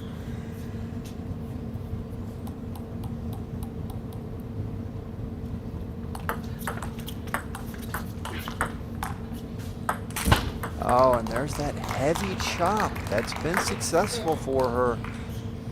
That forehand heavy chop, she's gotten Diaz to dump 3 of them in the net.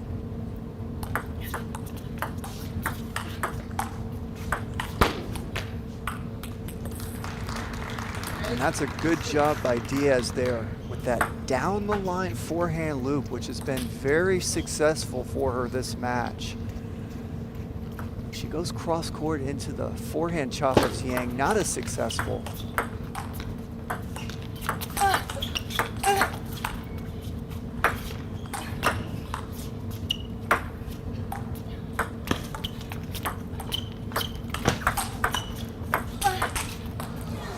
And that's a fun point to watch there.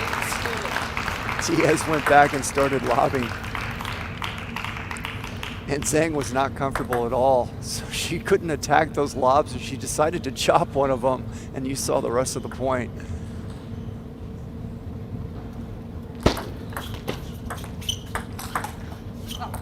Wow, what a backhand pick hit Zhang has. She just kind of comes in and picks those off with that backhand flat hit. That's always been my best shot, the backhand flat hit. She does a great job herself. and she wants that one back. She doesn't want to make those kind of mistakes because there's not much margin for error for Zhang to pull off another game win here. So she doesn't want to miss the easy ones. And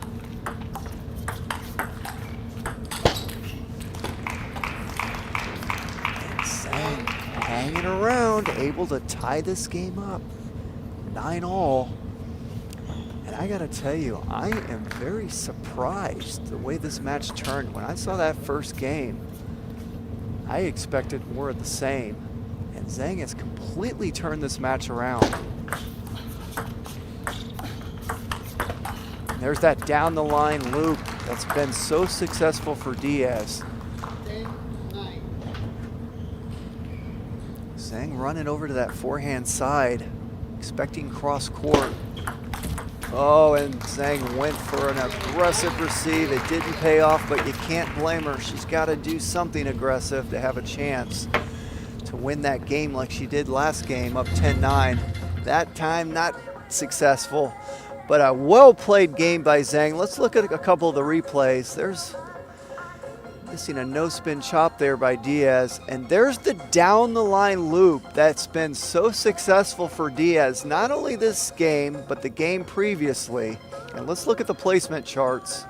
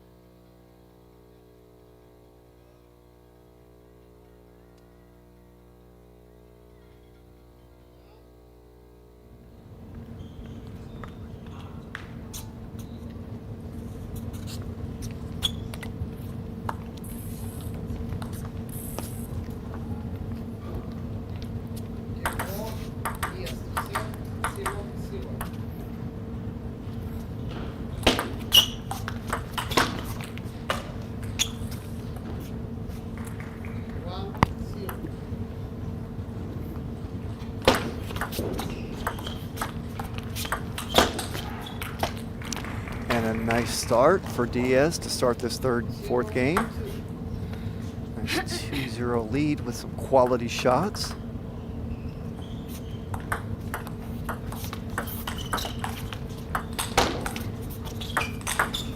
Okay, and kind of looking at the way things are going in this game, it clearly looks like Diaz. Let's look at a replay here. Diaz has come out this game and decided to be more aggressive and not play so passive and let Zhang attack at her so much. It looks like Diaz wants to take the initiative early and really pressure Zhang into having to become a chopper again. Diaz is kind of a ladder to become an attacker the last couple of games, and it really put her in danger. She lost one game and was at 9-all that last game.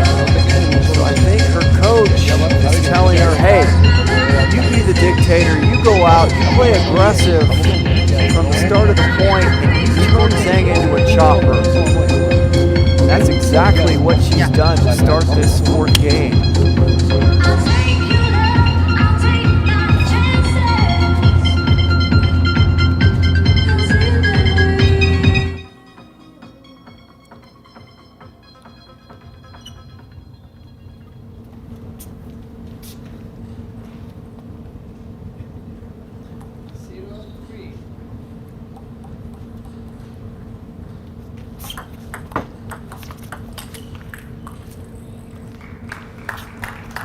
Although Diaz missed that, she's sticking to the plan. She's playing aggressive at the beginning of points now, being the dictator. That was a let's serve there.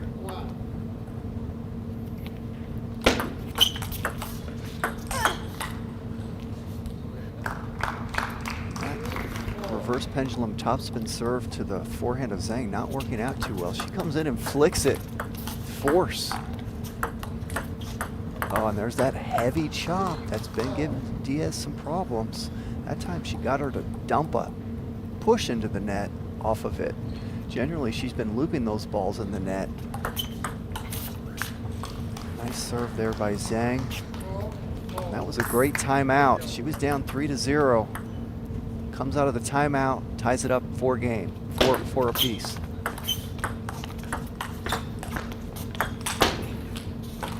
Good power there by Diaz, finishing that point off. Let's look at that again. Watch this power.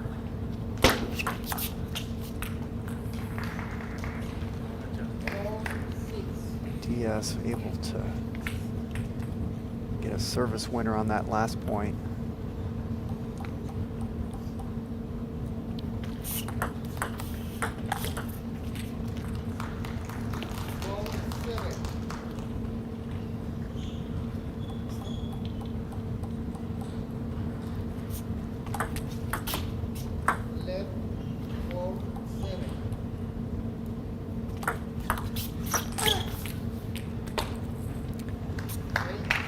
Diaz keeping things a lot more tight, more aggressive on the receive, and you've seen very little attacking out of Zhang this whole game. There's the aggression and the finish.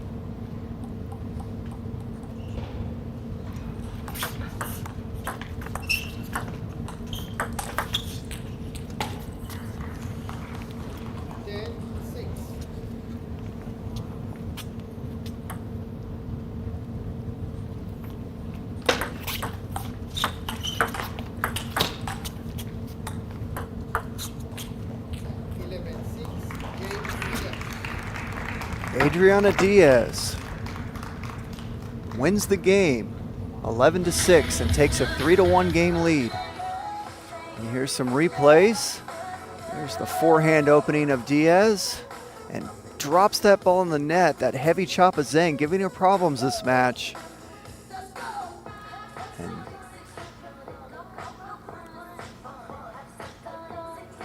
now we look at the placement charts for that game.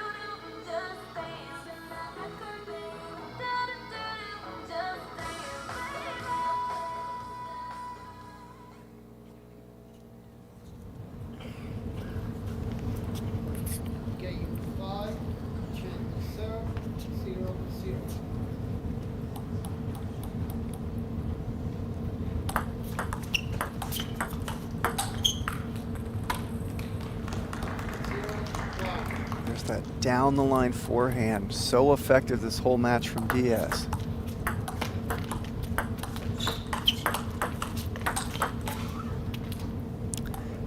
Zhang able to get some of those attacks in that worked so well for her previously.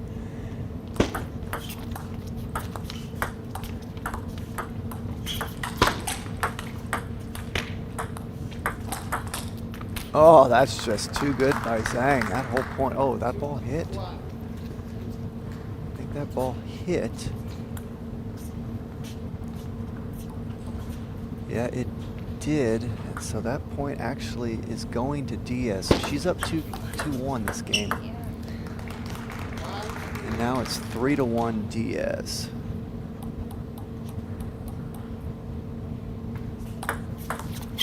That score's wrong on the screen. Diaz is up 3-1. And now it's 4-1 Diaz this game.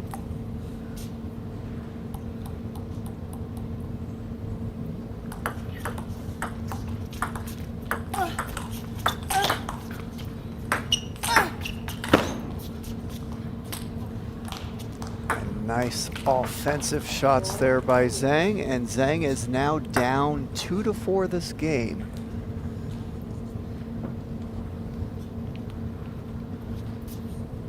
So that edge ball kind of threw the scoreboard guys off on the screen. So they haven't caught up yet. And Diaz is now up 5-2 this game.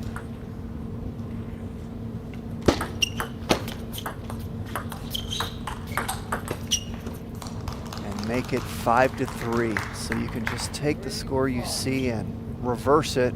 Instead of Zhang being up 5-3, Diaz is actually up 5-3. Oh, great backhand there by Diaz. So good at that backhand punch. And she takes a 6-3 game lead.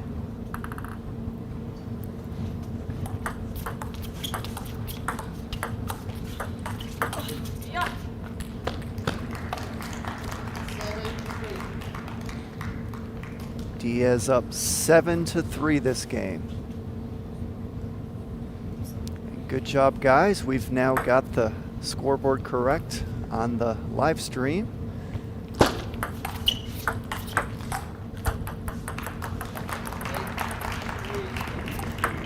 Sorry.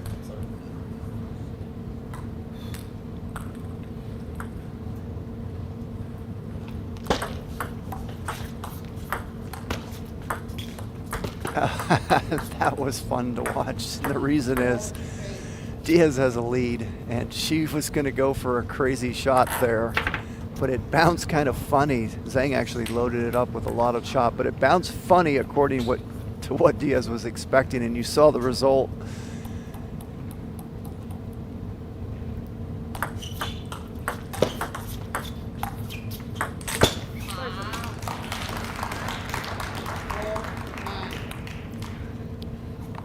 Let's look at a replay here. There's a heavy chop, but it's high, and Diaz clips the top of the net. Oh, and that's a beautiful backhand banana receive there. Putting a lot of force on it.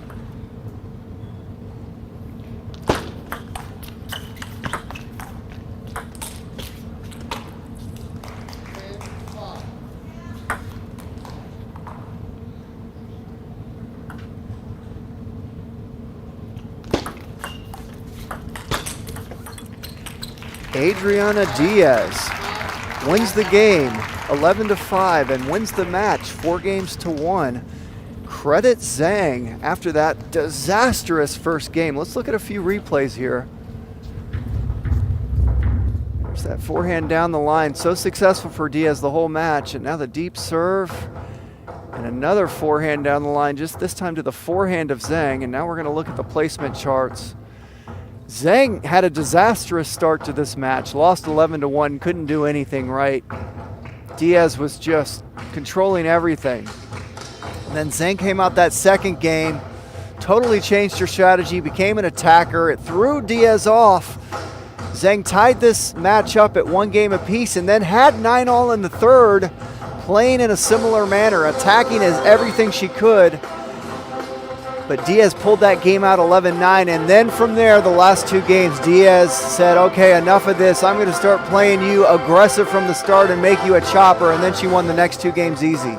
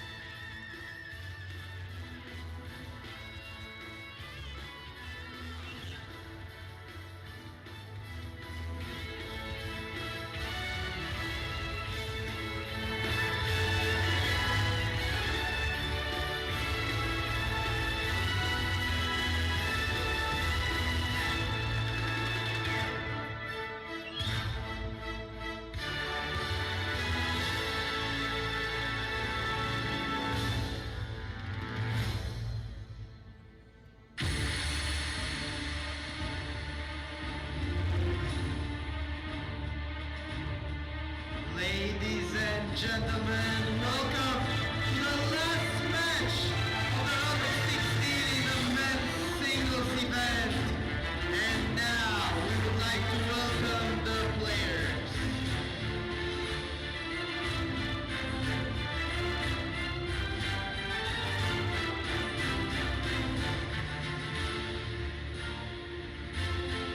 Representing Mexico, Juan Jesus Gomez. And representing Puerto Rico, Brian Afanador.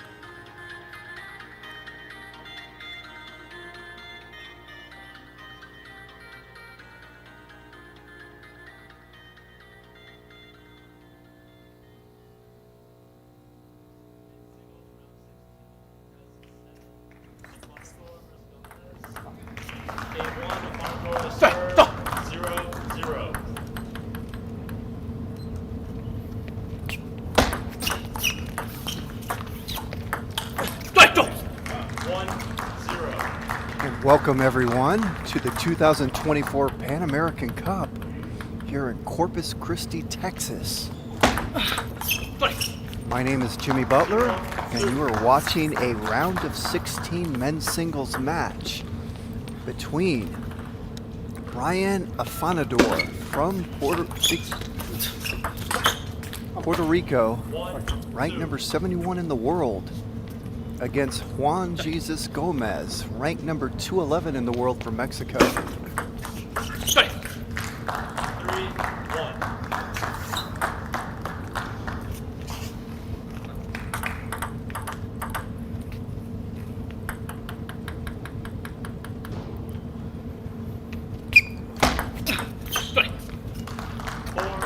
Afanador has very good serves. I actually played him 2015, and I had all kinds of problems with the serves at the Pan American Games. 1-5. And as you can see, those last two serves, Gomez had all kinds of problems with his serve there.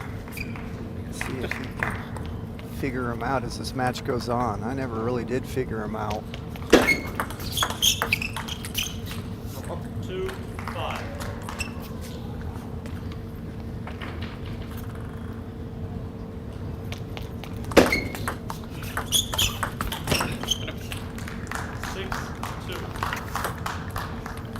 Here, get another look at the serves of Afanador.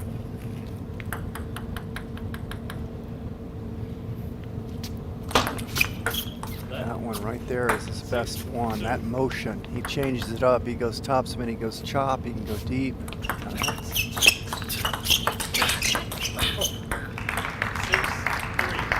was his reverse pendulum, that last one.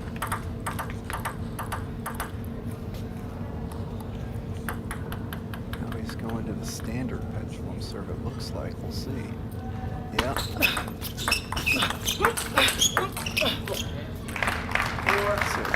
Afanador demonstrating he's got a full service repertoire. He can do them all, but there's no doubt his hook serve is his best one. Now, if that's the case, you don't want to keep doing the same serve over and over to your opponent, so he's going to change it up.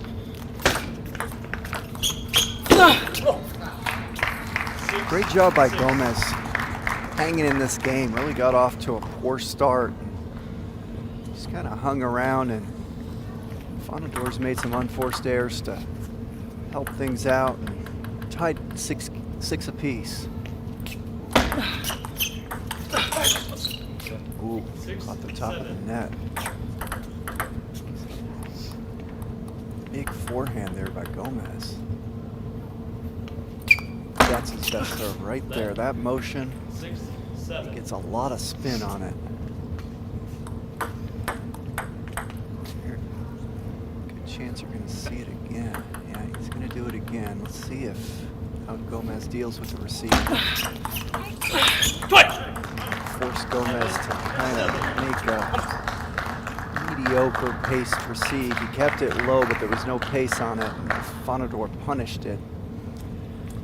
That serve is difficult to deal with.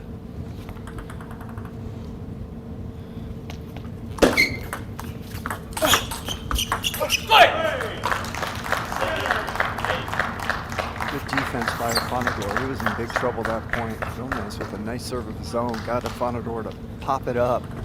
He made a nice defensive shot there.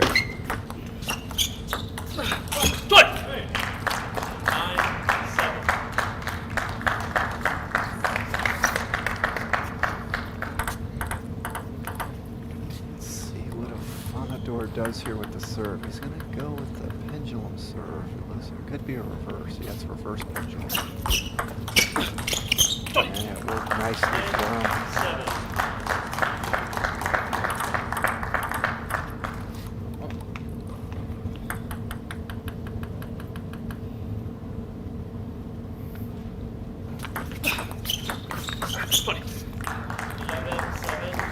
Brian Afanador wins the first game 11-7.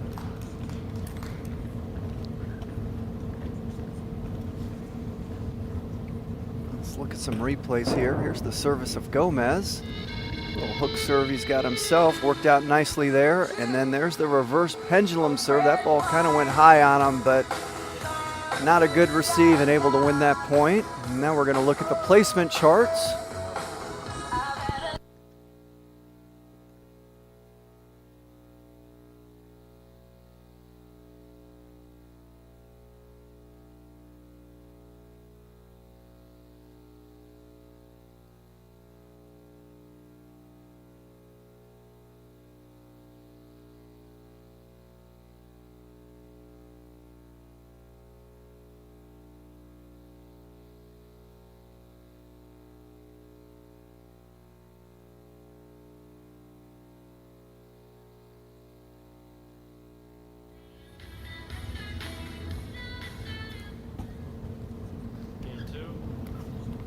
Serve.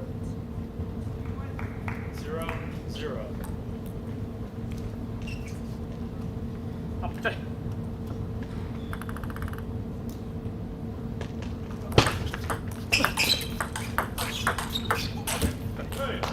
0-1.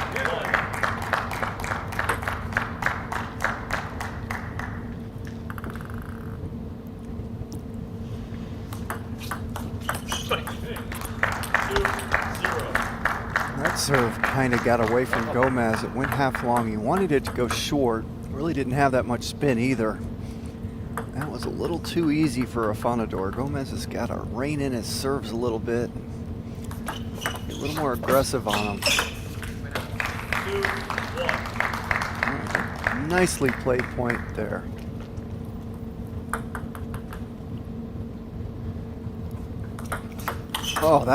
Oh, what a great receive. Could really see from the angle I'm sitting at. That Afanador serve kicked. It had a lot of topspin, but Gomez ready for it. Oh, that's just an incredible shot by Afanador. Gomez put a lot of heat on that forehand. There's not many players that can come up with that kind of response. Afanador did.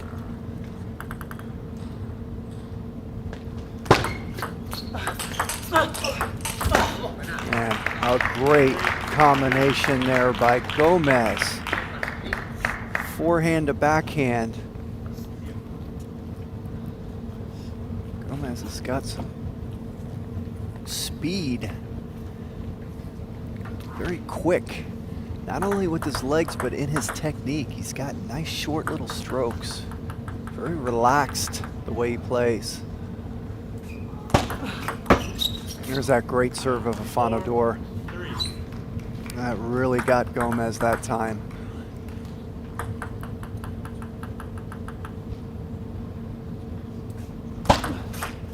And another great serve. That's his bread and butter in the service game. That hook serve, so effective.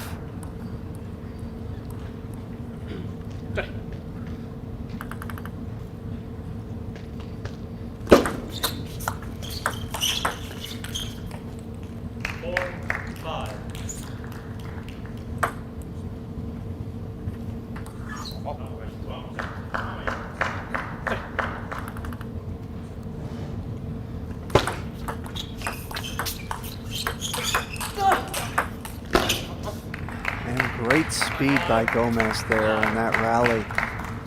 Afanador made a pretty good forehand reloop, and Gomez just put a little extra speed on it.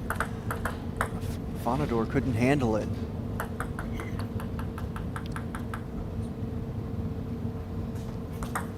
Set. 5-5.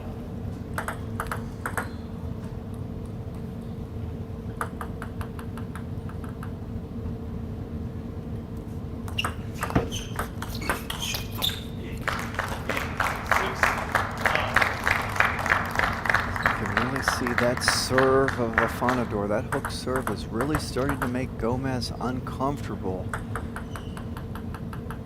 He's going to do it again. Nope, he changed and went normal pendulum. Oh, great rally. Great rally.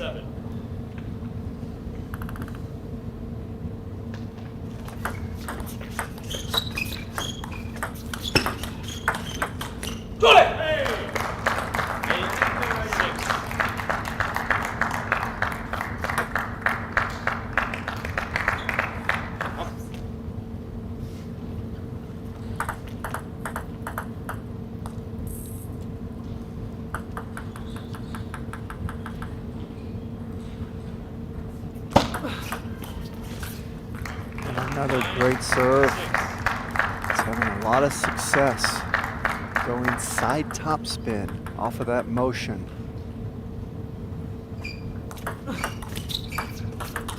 Oh, that's great stuff there. That is just great stuff.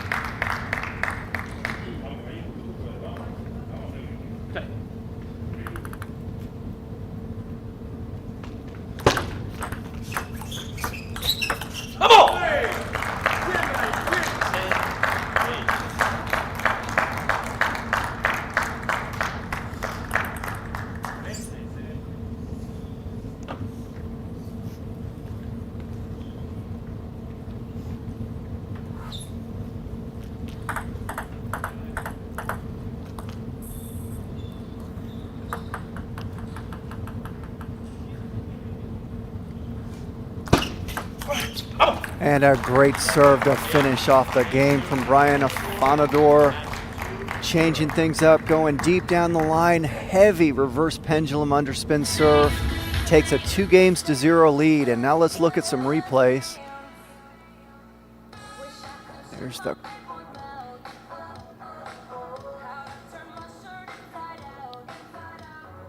quick forehand there of Gomez. It's been very successful. When he gets his forehand in, he's got more quickness than Afanador on that side.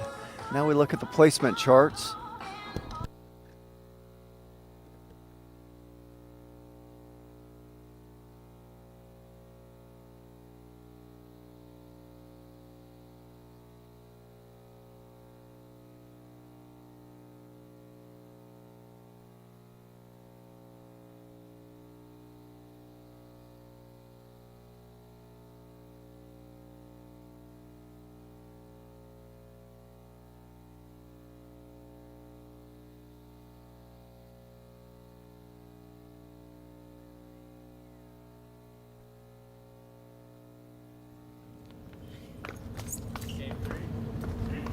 Serve 0-0.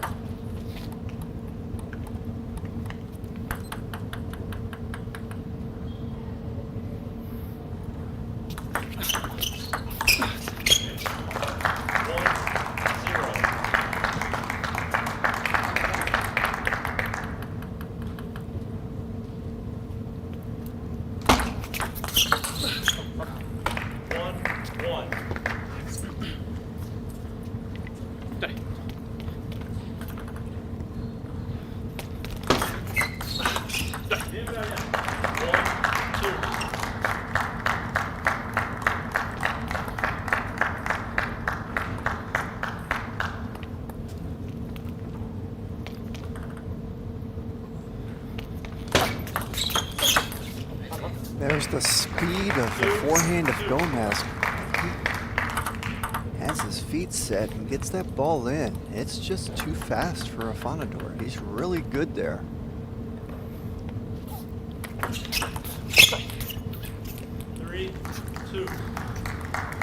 See, Afanador has a big advantage in the service game. He's getting all kinds of free points off of his service.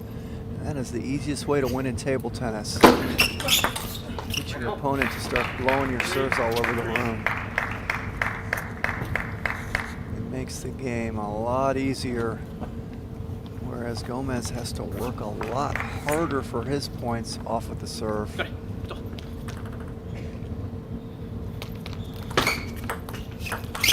Oh, beautiful.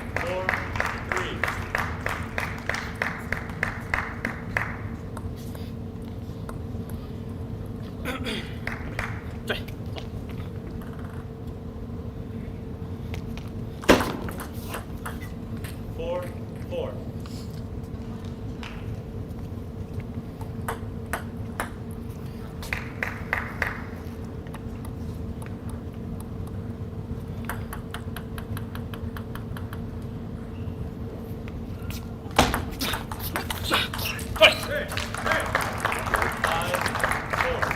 Nice serve there by Afanador.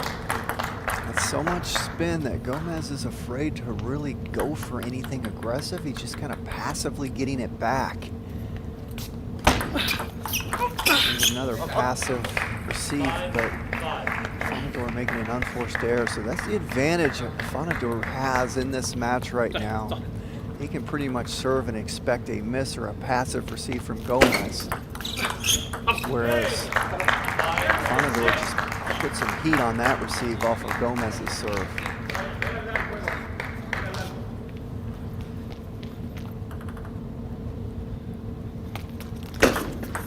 Some more heat.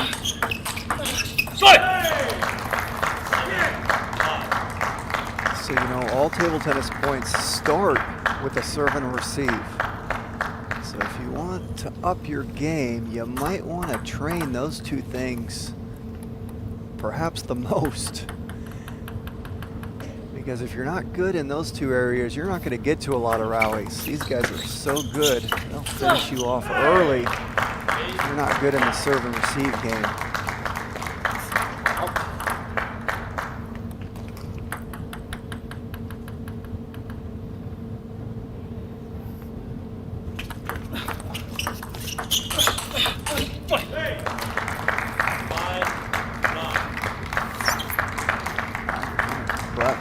The speed of the forehand of Gomez. He missed that. Look how quick he is. I mean, he's there.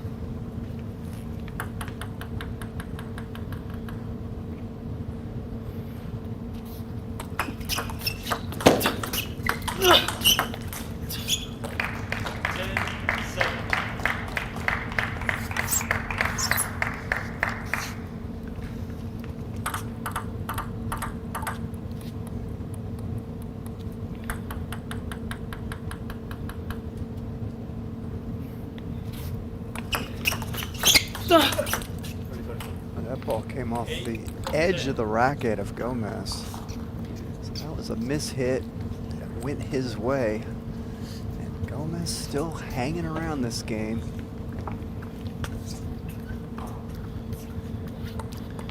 He has the serve.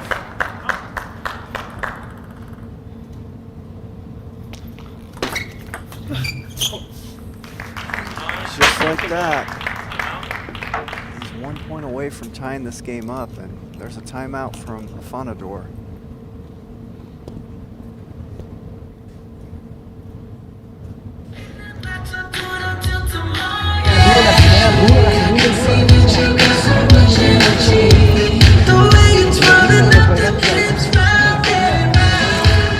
La primera dura, te la bloquea, cambia el ritmo, cambia, coloca la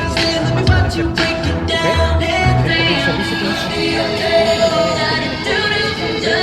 tiene larga, tienes que prepararte, nada más la pones así, tienes que estar muy cerca, o piensa en la derecha, ¿vale? La haces así, piensa en la derecha, tienes que la levanta así,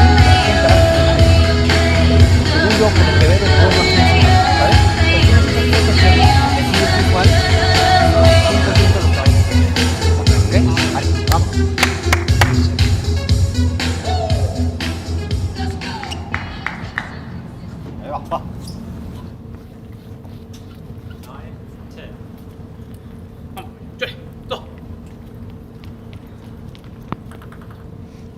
Here we go.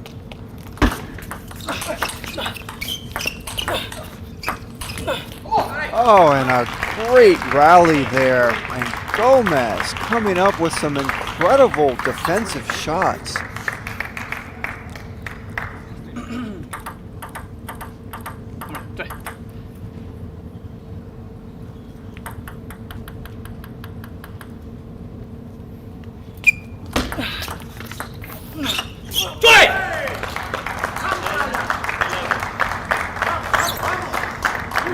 10-all, what does Afanador do? He goes to his bread and butter, that hooked topspin serve short, but he disguises it so it doesn't necessarily look like it's topspin to the opponent. Oh, and a nice little break there for Gomez to stay alive this game.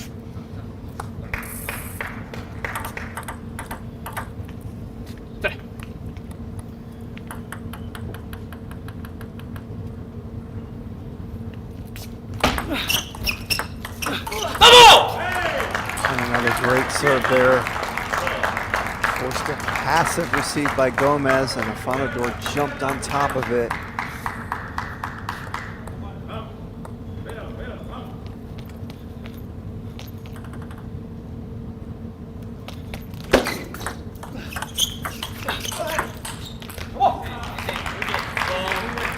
Gomez stays alive.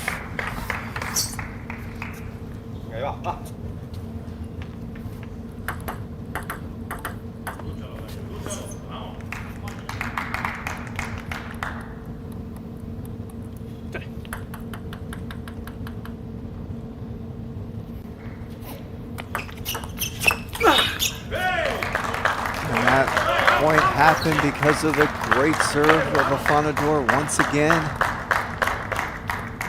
Going to the well over and over again with a similar serve. Gomez has not been able to demonstrate he can do anything about it.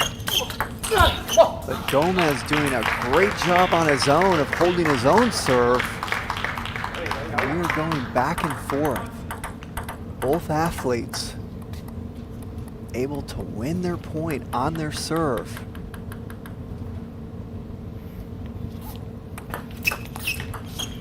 And that time we went to a heavy underspin. Serve topspin the previous 3 times. What a great decision by Afanador.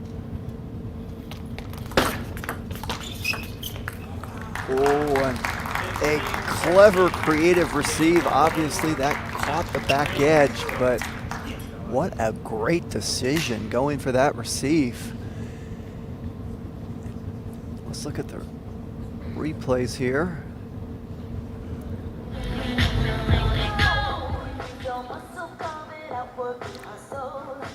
There was that great serve there to take the ad. And now we're going to look at the placement charts.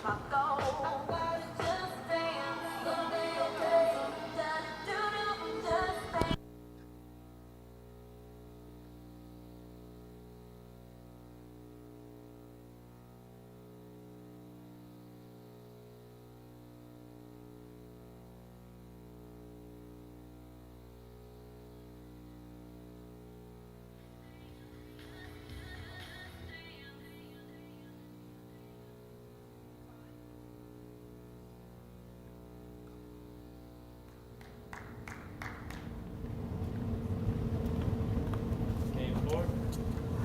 Gomez to serve.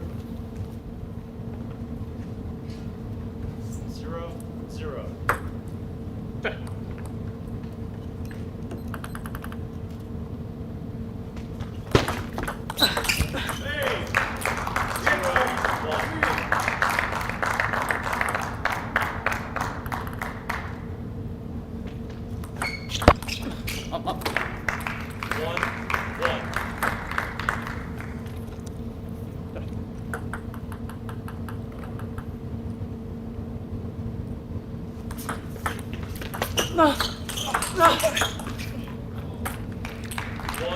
It's a great rally there. Afanador had a really nice forehand, got really low with his body, accelerated nicely, but the quick forehand of Gomez with a great response. Those always make you feel lucky when you serve a net edge for a lead serve. You can't come closer to missing your own serve than that. You get another try. Oh, beautiful backhand by Afanador there. That ball had no pace on it. It was low. That's a very difficult shot. He timed that perfectly and just drilled it cross court.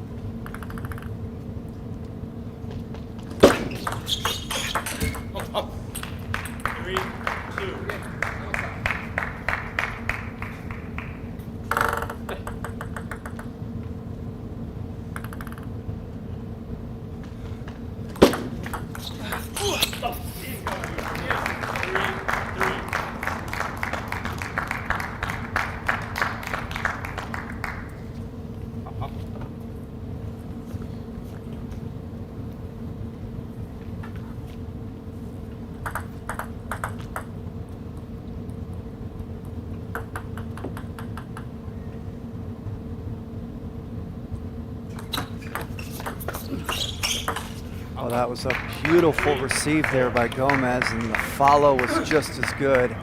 He jumped on that receive, cut it off the bounce, gave Afanador no time to work with, and then a beautiful step around.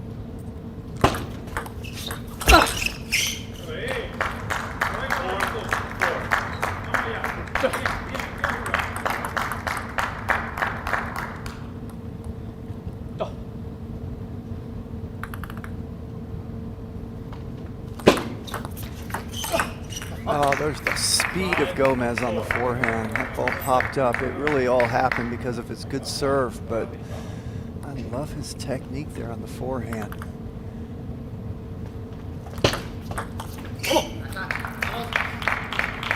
Gomez fortunate at that point. That serve popped up on him.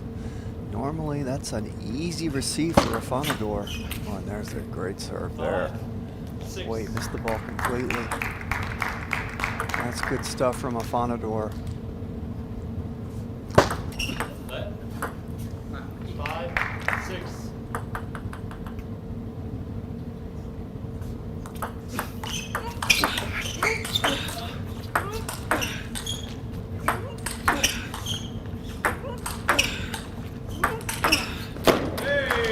Great rally. And a great finish from Afanador.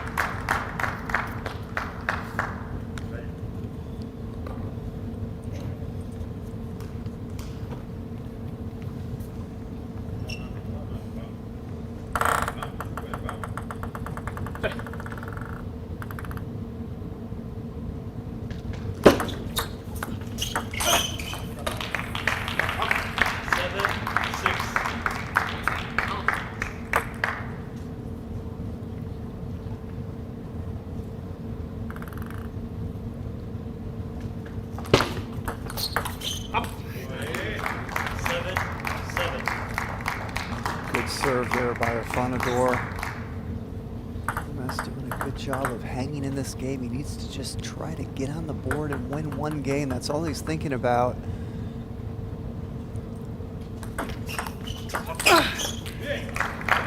Problem is,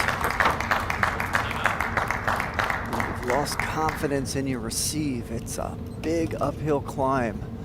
And as you can see, it's rare that Gomez gets in a quality receive on the serve of Afanador. They either pop up, or if they don't pop up, he has to make a very passive shot. Doesn't really have any pace or spin on it, and Afanador is able to jump on those as well.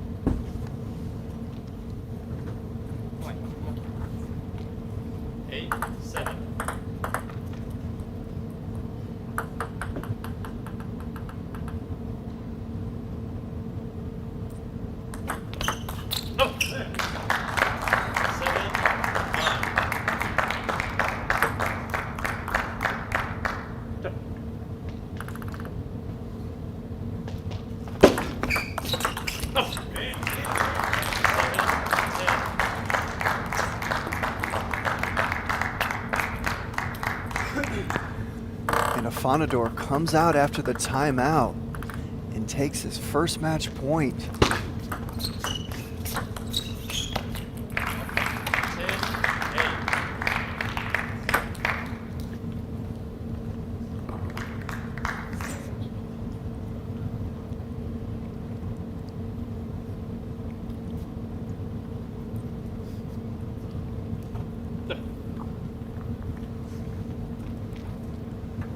So here's the second match point for Afanador. He has the serve, so he's in a commanding position here to finish this match.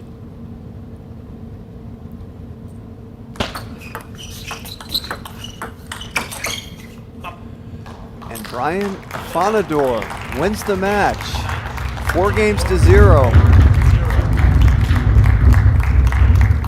And ladies and gentlemen, We finish the round of 16 men's singles, and please stand by for the last match of the Now we women's look at singles. some replays here. Takahashi and Daniela Fonseca.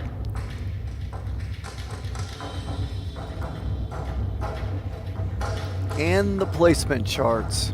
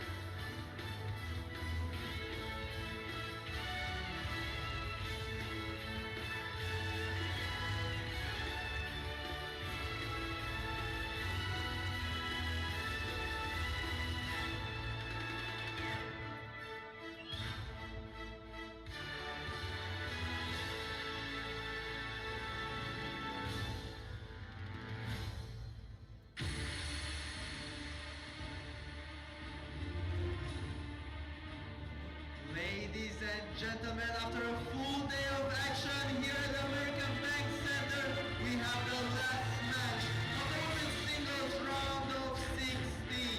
And now, please welcome the players.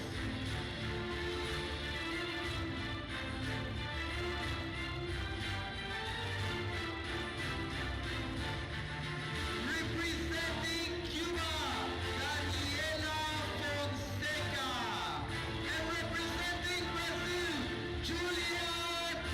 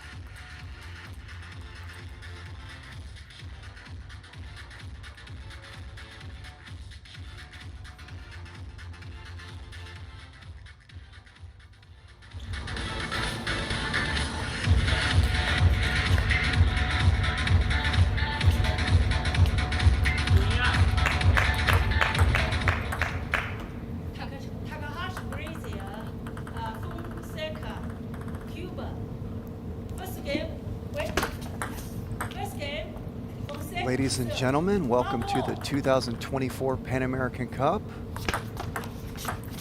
where we have a round of 16 women's singles match here in Corpus Christi, Texas. My name is Jimmy Butler. Thanks for joining us.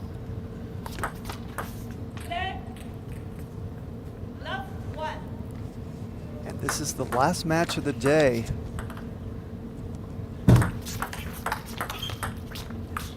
That's a nice, quick down the line backhand there from Takahashi.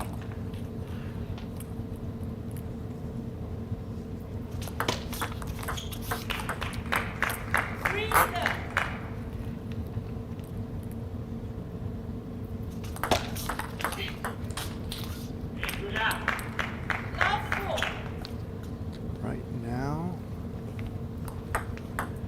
Takahashi out to a quick 4-0 lead. Oh, nice backhand receive there. She went all the way around to her forehand side and flicked that ball in there.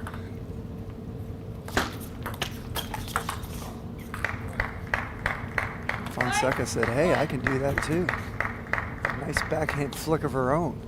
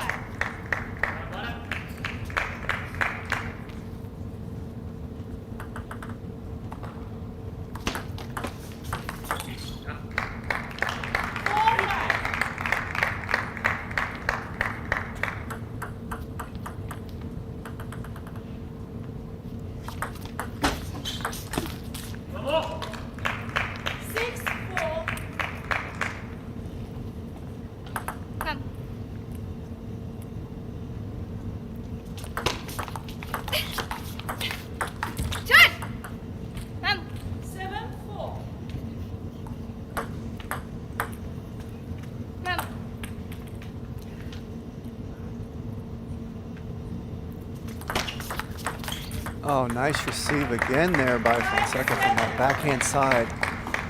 That deep serve did not catch her sleeping at all. She was ready for it.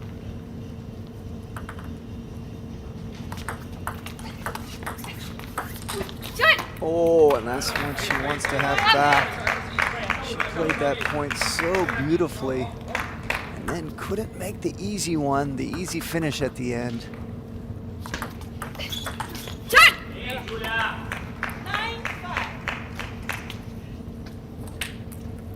Both of these girls playing at a quick pace. This game is just flying by. Seems like they just started. It's already 9-5.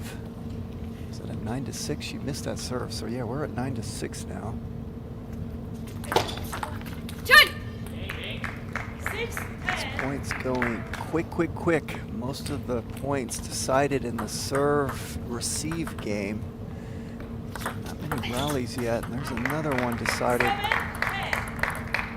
quickly. Both athletes getting used to each other's serves. When you're not used to your opponent's serve, you see a lot of errors in the beginning of matches off of the serve. As the match goes on, you start to see things get better because you get used to their serve. And Takahashi wins the first game 11-7.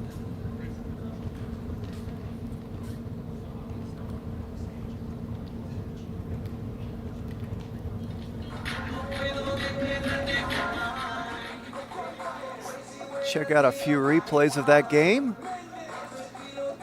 There's a nice receive.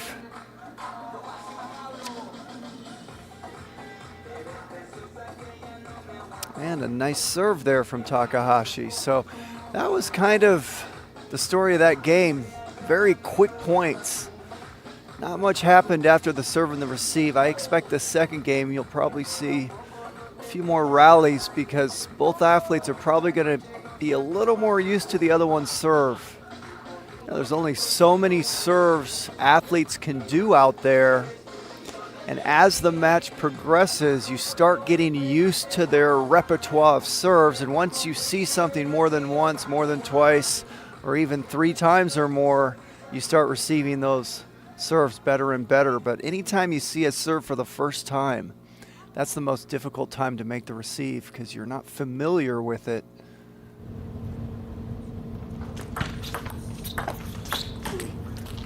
What's interesting in table tennis, a lot of us are doing similar motions, but we all have our own unique stamp to our serves. They're all slightly different even though we're doing similar motions. So you kind of got to get used to your opponent's serve, which is generally still a little bit different than everyone else you've been practicing with or playing against.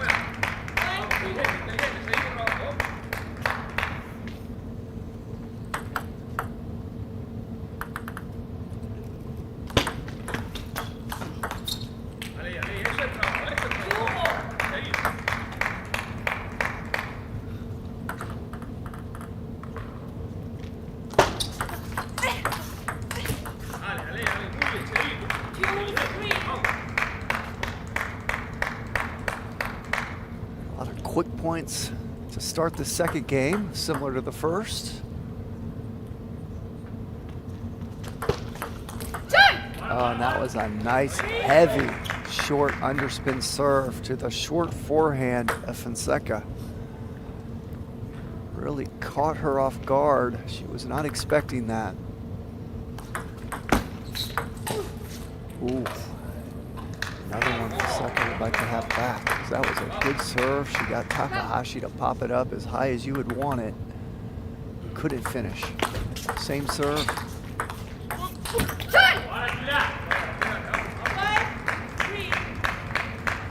But again, unable to finish.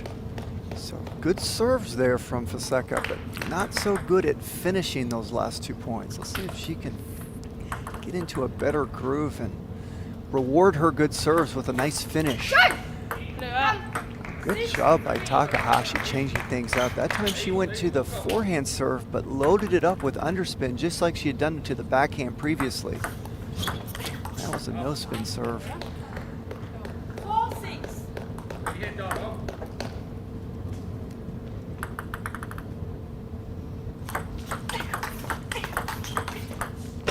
And there's a nice rally.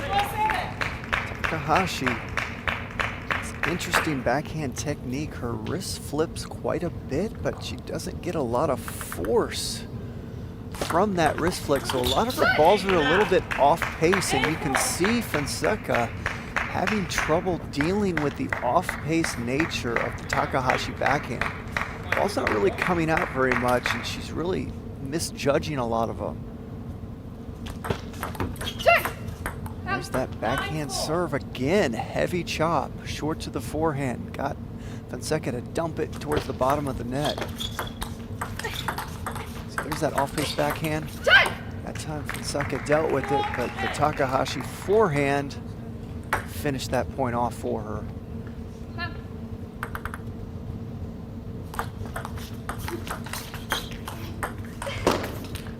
There's a nice point there by Fonseca.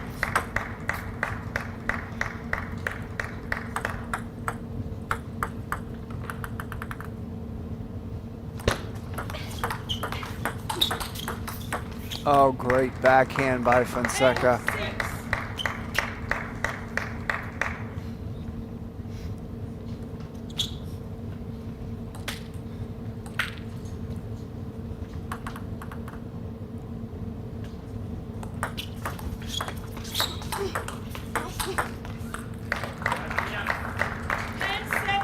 Sometimes once you get way down in a match, you start to relax and just kind of be yourself. And I think that's what's kind of happened to Fonseca the last 3-4 points. She was so far down, she just kind of let go and relaxed. And now she's made a bunch of nice points. But Takahashi, with a lead too big for Fonseca to come back from that game, wins 11-7 and takes a 2-0 match lead.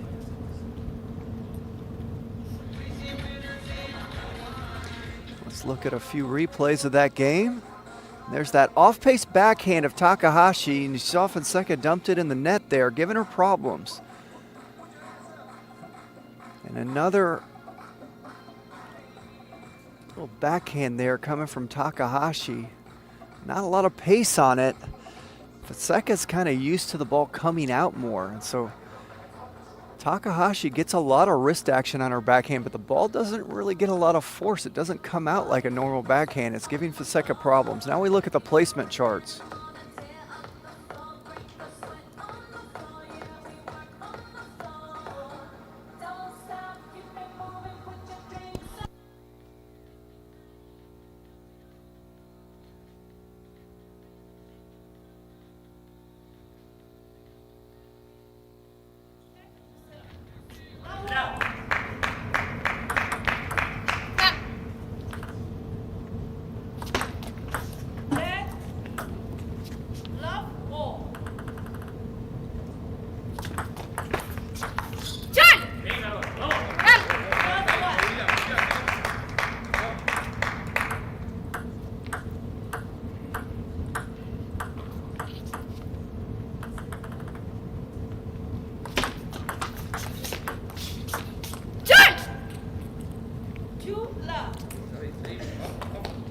And a nice start to this game by Takahashi, taking both of the points as a receiver.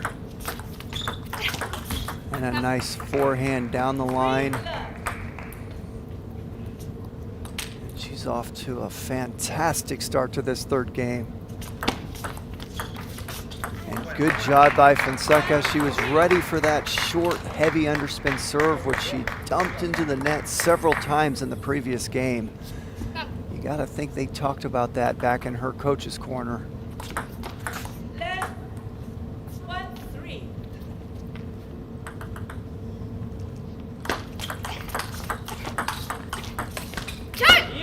Nice rally.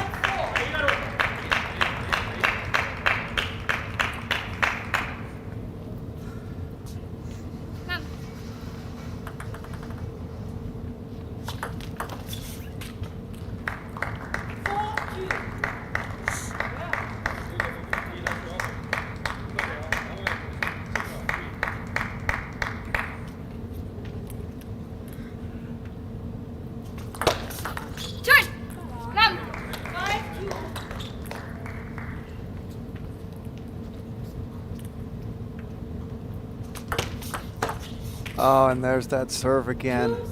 That time it got her.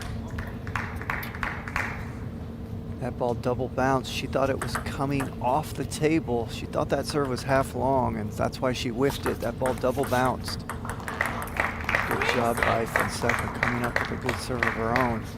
She desperately needs to make something happen this game. She doesn't want to go down 3-0. No one does.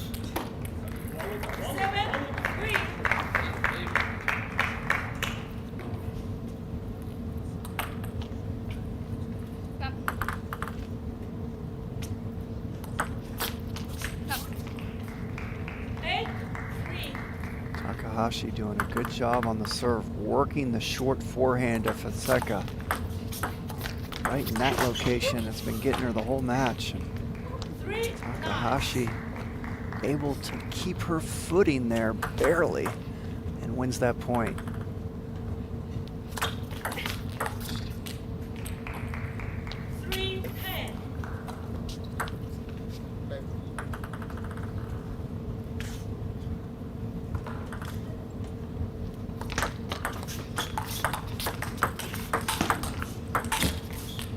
And a nice rally to finish off that game for Takahashi, winning 11-3 and taking a 3-0 lead in this match.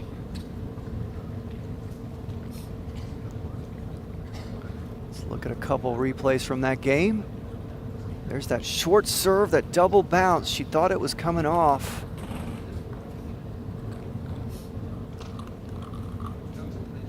There's a nice finish to that game for Takahashi. Now let's look at the placement charts for that game.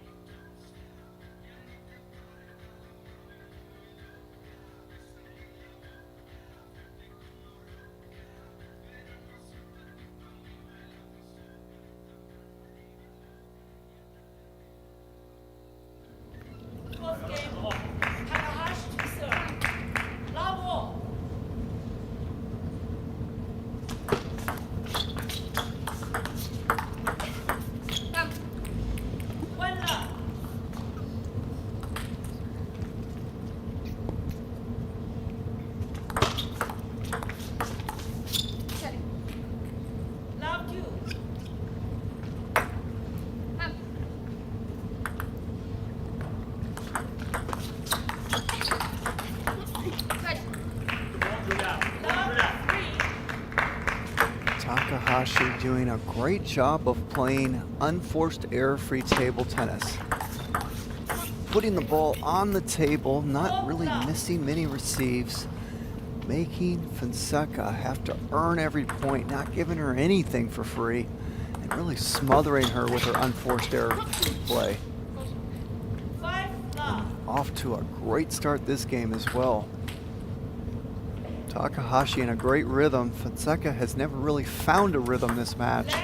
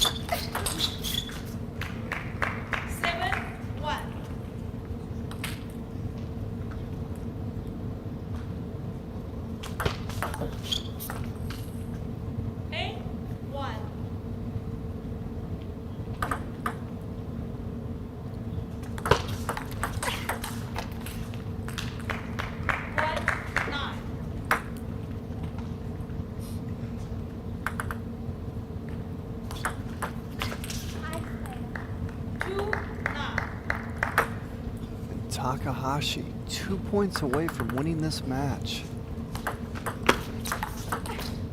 That was a nice backhand opening there down the line. She took that ball off the bounce.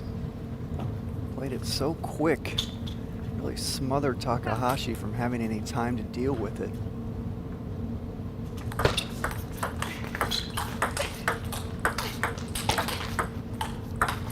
And there's that hooks up backhand there.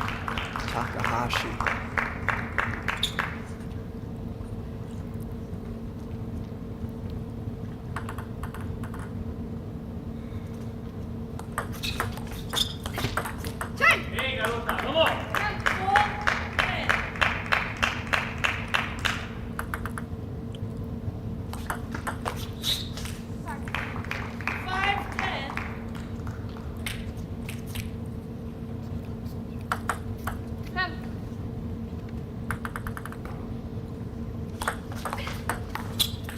There we have it.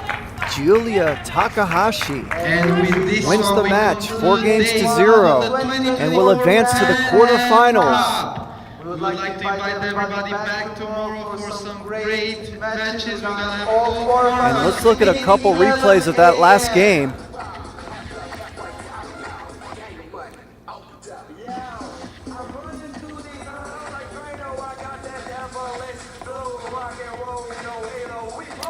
Now let's take a look at the placement charts.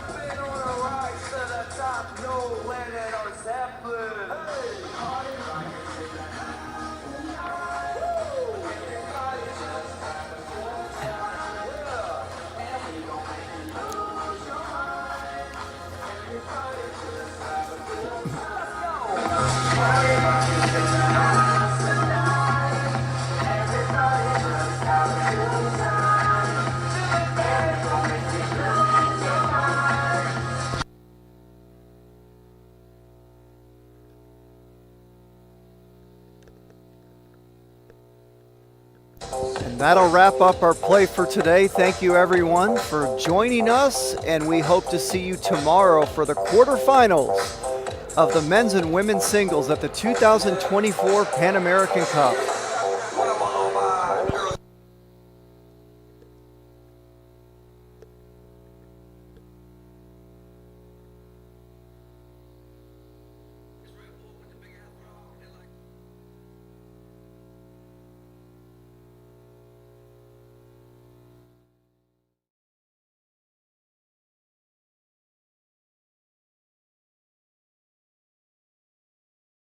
You